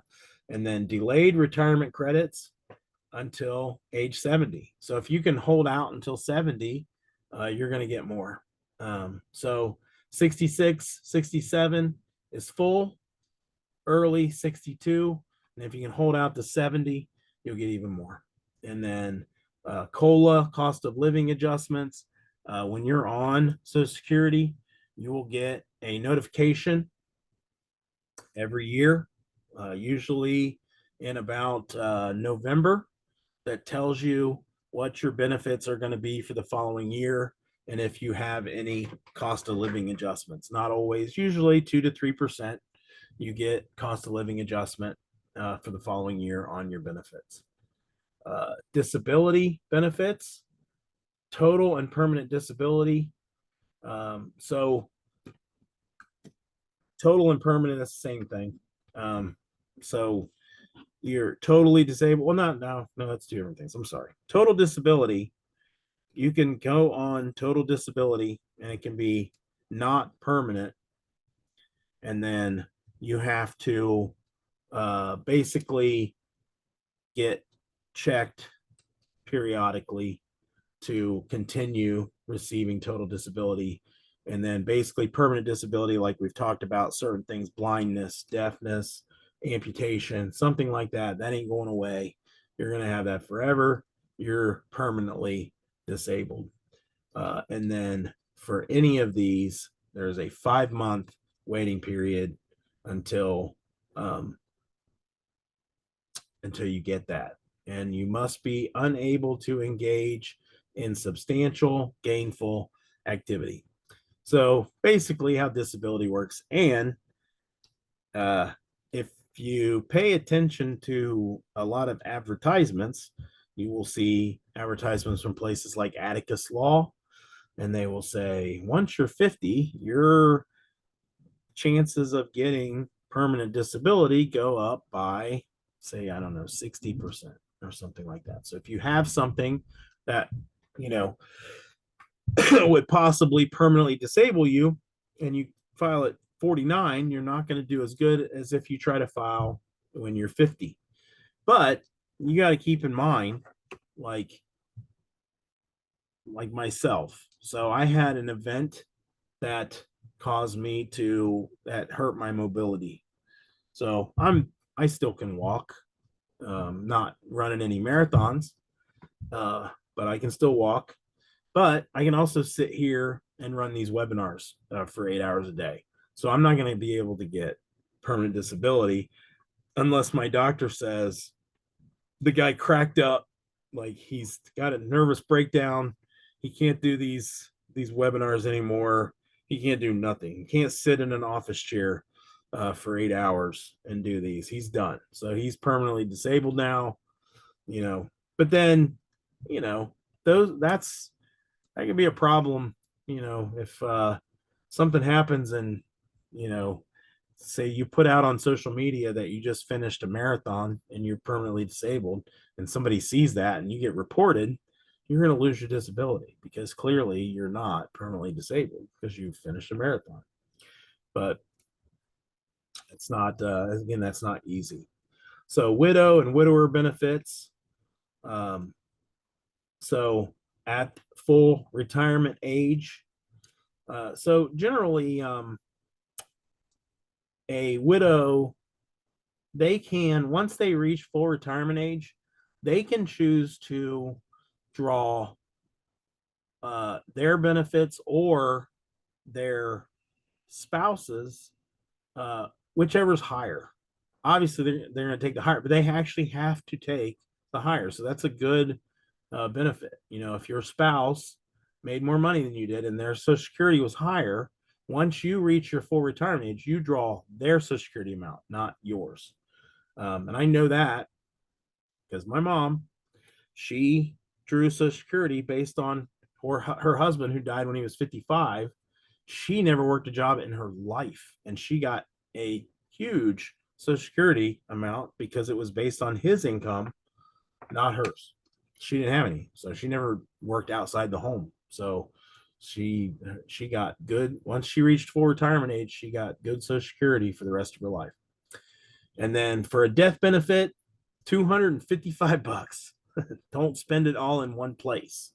That will buy you probably the flowers that you put on the casket at the funeral from Social Security. And That only goes to surviving children or a widow or widower. Because again, when my mom passed away, I didn't get that death benefit. She was on Social Security. I did not get $255. And I was actually under the false impression that I would. It was before I did all this. So, and again, Social Security, the ultimate insurance policy you can't cancel as long as the government remains fluid or, you know, whatever, solvent. All right, it's good. This is probably where we're going to end up. This is some good information. Total disability. Okay, so own occupation. So you cannot perform the duties of your own job. So you get, let's say you're a bricklayer and your hands start not to work, you know, and you can't do it anymore. You get arthritis in your hands. You can't lay bricks anymore. You're done. You know, can't do your own job. So you can be declared permanently disabled based on your own occupation. You can't be that bricklayer anymore. You can't do it. Your hands don't work. And then any occupation, you can't do any job that you're reasonably qualified for. So nothing you can't do. So now, liberal own occupation, that's more of a broad spectrum. You know, you actually have probably a better chance of being declared fully disabled based on your own occupation. It's going to be more difficult for them to determine you can't do nothing. Okay, so now this does not have anything to do with what we were just talking about. So this can get really confusing because this is not talking about government disability. It's not talking about SSI. This is a disability private insurance policy.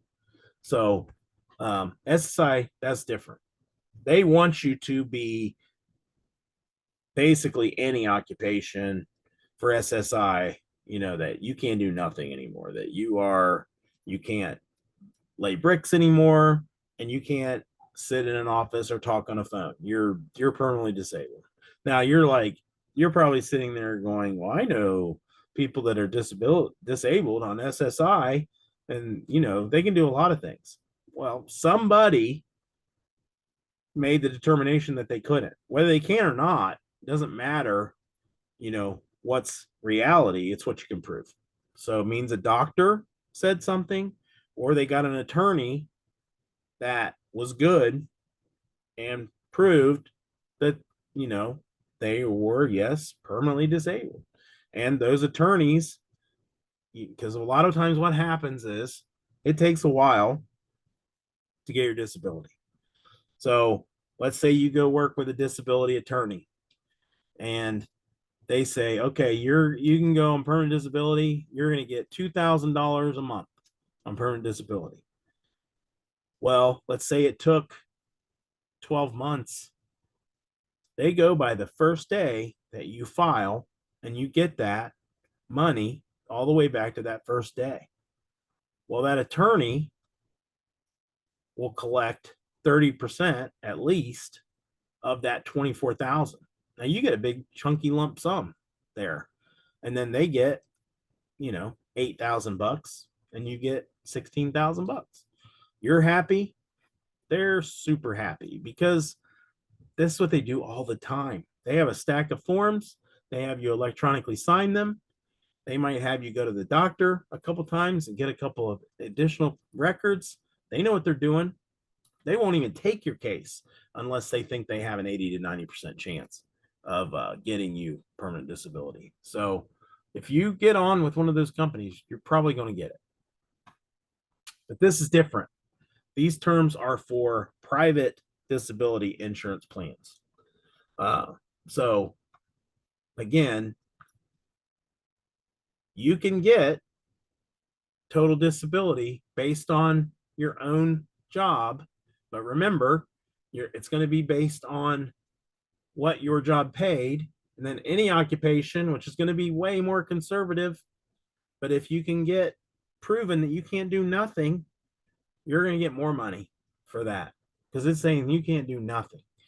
60% of whatever the median income is. If it's your own occupation and you only made 20,000, you're going to get 67%. But for the purposes of passing your test, it's just knowing the difference between own occupation and any occupation relative to total disability.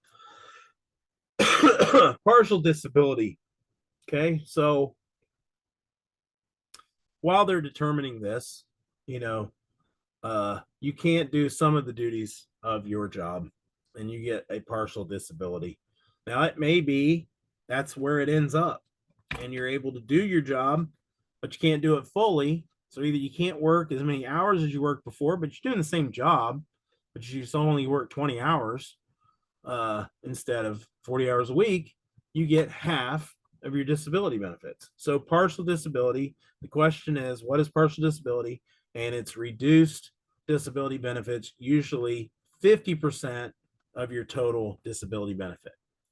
So does that mean 50% of what you made? No, it's 50% of your disability benefit. What's your disability benefit? 60 to 70% of what you made. So what does that mean? Then that means you're getting 35 to 40% of what you previously made. So it's reduced benefit, but you can still work some. So you're still getting a benefit for being partially disabled, but you still have to work. And then it may require a period of total disability first. You can just throw that away. That's not going to be tested on. Recurrent disability. So disability from the same cause as a previous claim.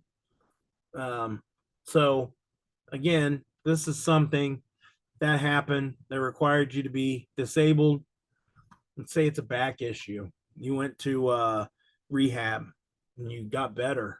So you're good. You're not on disability anymore. And then you're working the job and you re-aggravate it. So you go back on disability for the same reason. If there's 6 months between or within 6 months, they're going to call it recurrent. So within a 6-month period. Outside of 6 months, so it's beyond 6 months and you do it again, it's just a new claim, new disability claim. So the term is recurrent, and that's a disability that you previously had that happened within 6 months of a previous disability claim for the same cause. And then residual disability. So the insured can work, but the income is reduced, and then it's based on a percentage of income loss. We just talked about it. That's partial disability. It would be AKA, or also known as residual disability, but it's more sophisticated. How is it more sophisticated? Because it's based on a percentage of income loss, not just a straight 50% of the total disability benefit. So it's, keep in mind, these are specific plans or specific policies. So whatever this benefit is, it's going to be laid out in the policy summary plan, and it's going to tell you what the percentage is going to be. So you're still partially disabled, and they're saying, look, we're going to give you 20%, and it's probably going to be a cheaper policy because you're getting less than what you would have gotten with a partial disability plan. And generally, when something says more sophisticated, it just means it's more spelled out. It's more of a standard thing. And we got about 8 minutes, so we can probably get through one more slide. And then it's owner's rights and beneficiaries.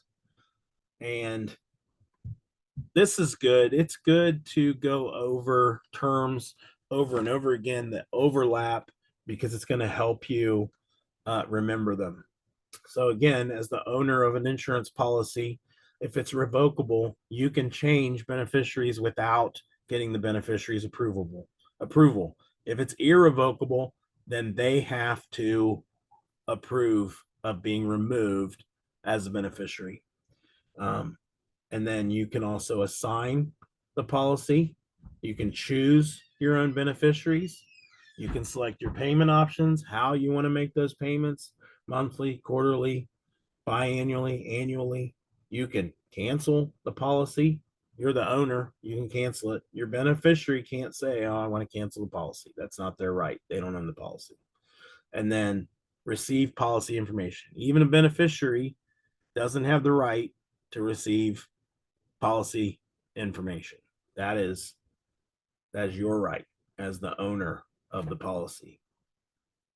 And then dependent benefits for insurance policies, health insurance, disability insurance, things like that, covered until they're 26. If you've ever had a, insurance policy by an employer, usually 26, and they're out. They got to go get their own by then. Finally, cut the cord. Cut that umbilical cord at 26. But that could be longer if your children have a disability of some sort. Then you can get, extended coverage for that. And then this would include natural, adopted, or stepchildren. They would be covered under this policy. All right, last thing we're going to cover is primary and contingent beneficiaries. Primary, first in line to receive benefits, or your first beneficiary that you assign. I always use spouses as an example. Your husband, your wife would be your primary beneficiary, and then your contingent beneficiaries, your what would be called your secondary or your tertiary. So second would be second, tertiary would be third. They receive the benefits if both die in a catastrophic accident at the same time, or if they die and then within like a 6 to 12 day period after they both die for separate reasons, it would go to the contingent beneficiaries. And then you can name multiple people in each category that get a certain percentage for, different beneficiaries. So you can say your primary gets 50%. And if you want a contingent to get benefits right away at the death, you can say your secondary gets 25 and your third one gets 25. And, that can all be laid out, but the bottom line is, for testing purposes, is the difference between primary and contingent beneficiaries. Primary is the first, contingent would be any after the first. And those are all laid out and chosen by the policyholder when the policy is put in place. So it's 5:26. I think it's close enough to 5:30. I appreciate you guys hanging with me for this long. Yeah. Since 9:30. We did it. Yay. Yeah. You still finna send all of this to our emails? Yeah. I will do it within 10 or 15 minutes after we all log off here. I got to go through and gather all the email addresses from the comments. I put my email just in case. I put my email just in case. Yeah, absolutely. Everybody can do that that's still on here. That way it's easy for me to find, like right now. And then I will jump over to my email and I'll shoot you an email. It's going to come from jloan75@gmail. All And right. you will have two attachments, which will be the life slides in a PDF form, the health slides, and then there'll be a link to Justin's video on using AI to help pass your exams. So again, thank you guys for hanging with me. It's been a pleasure. And please, if you remember and you take your test, let me know how you do. And then because I love hearing the success stories. And I mean, if you didn't and you were close, then I want to know that too. And then you know, I can give you some tips. General, I've had people that have been literally within 1 or 2 points, and that's heartbreaking. But again, my last piece of information, my last tip is, what you're strong on, make sure you're just 100% on it.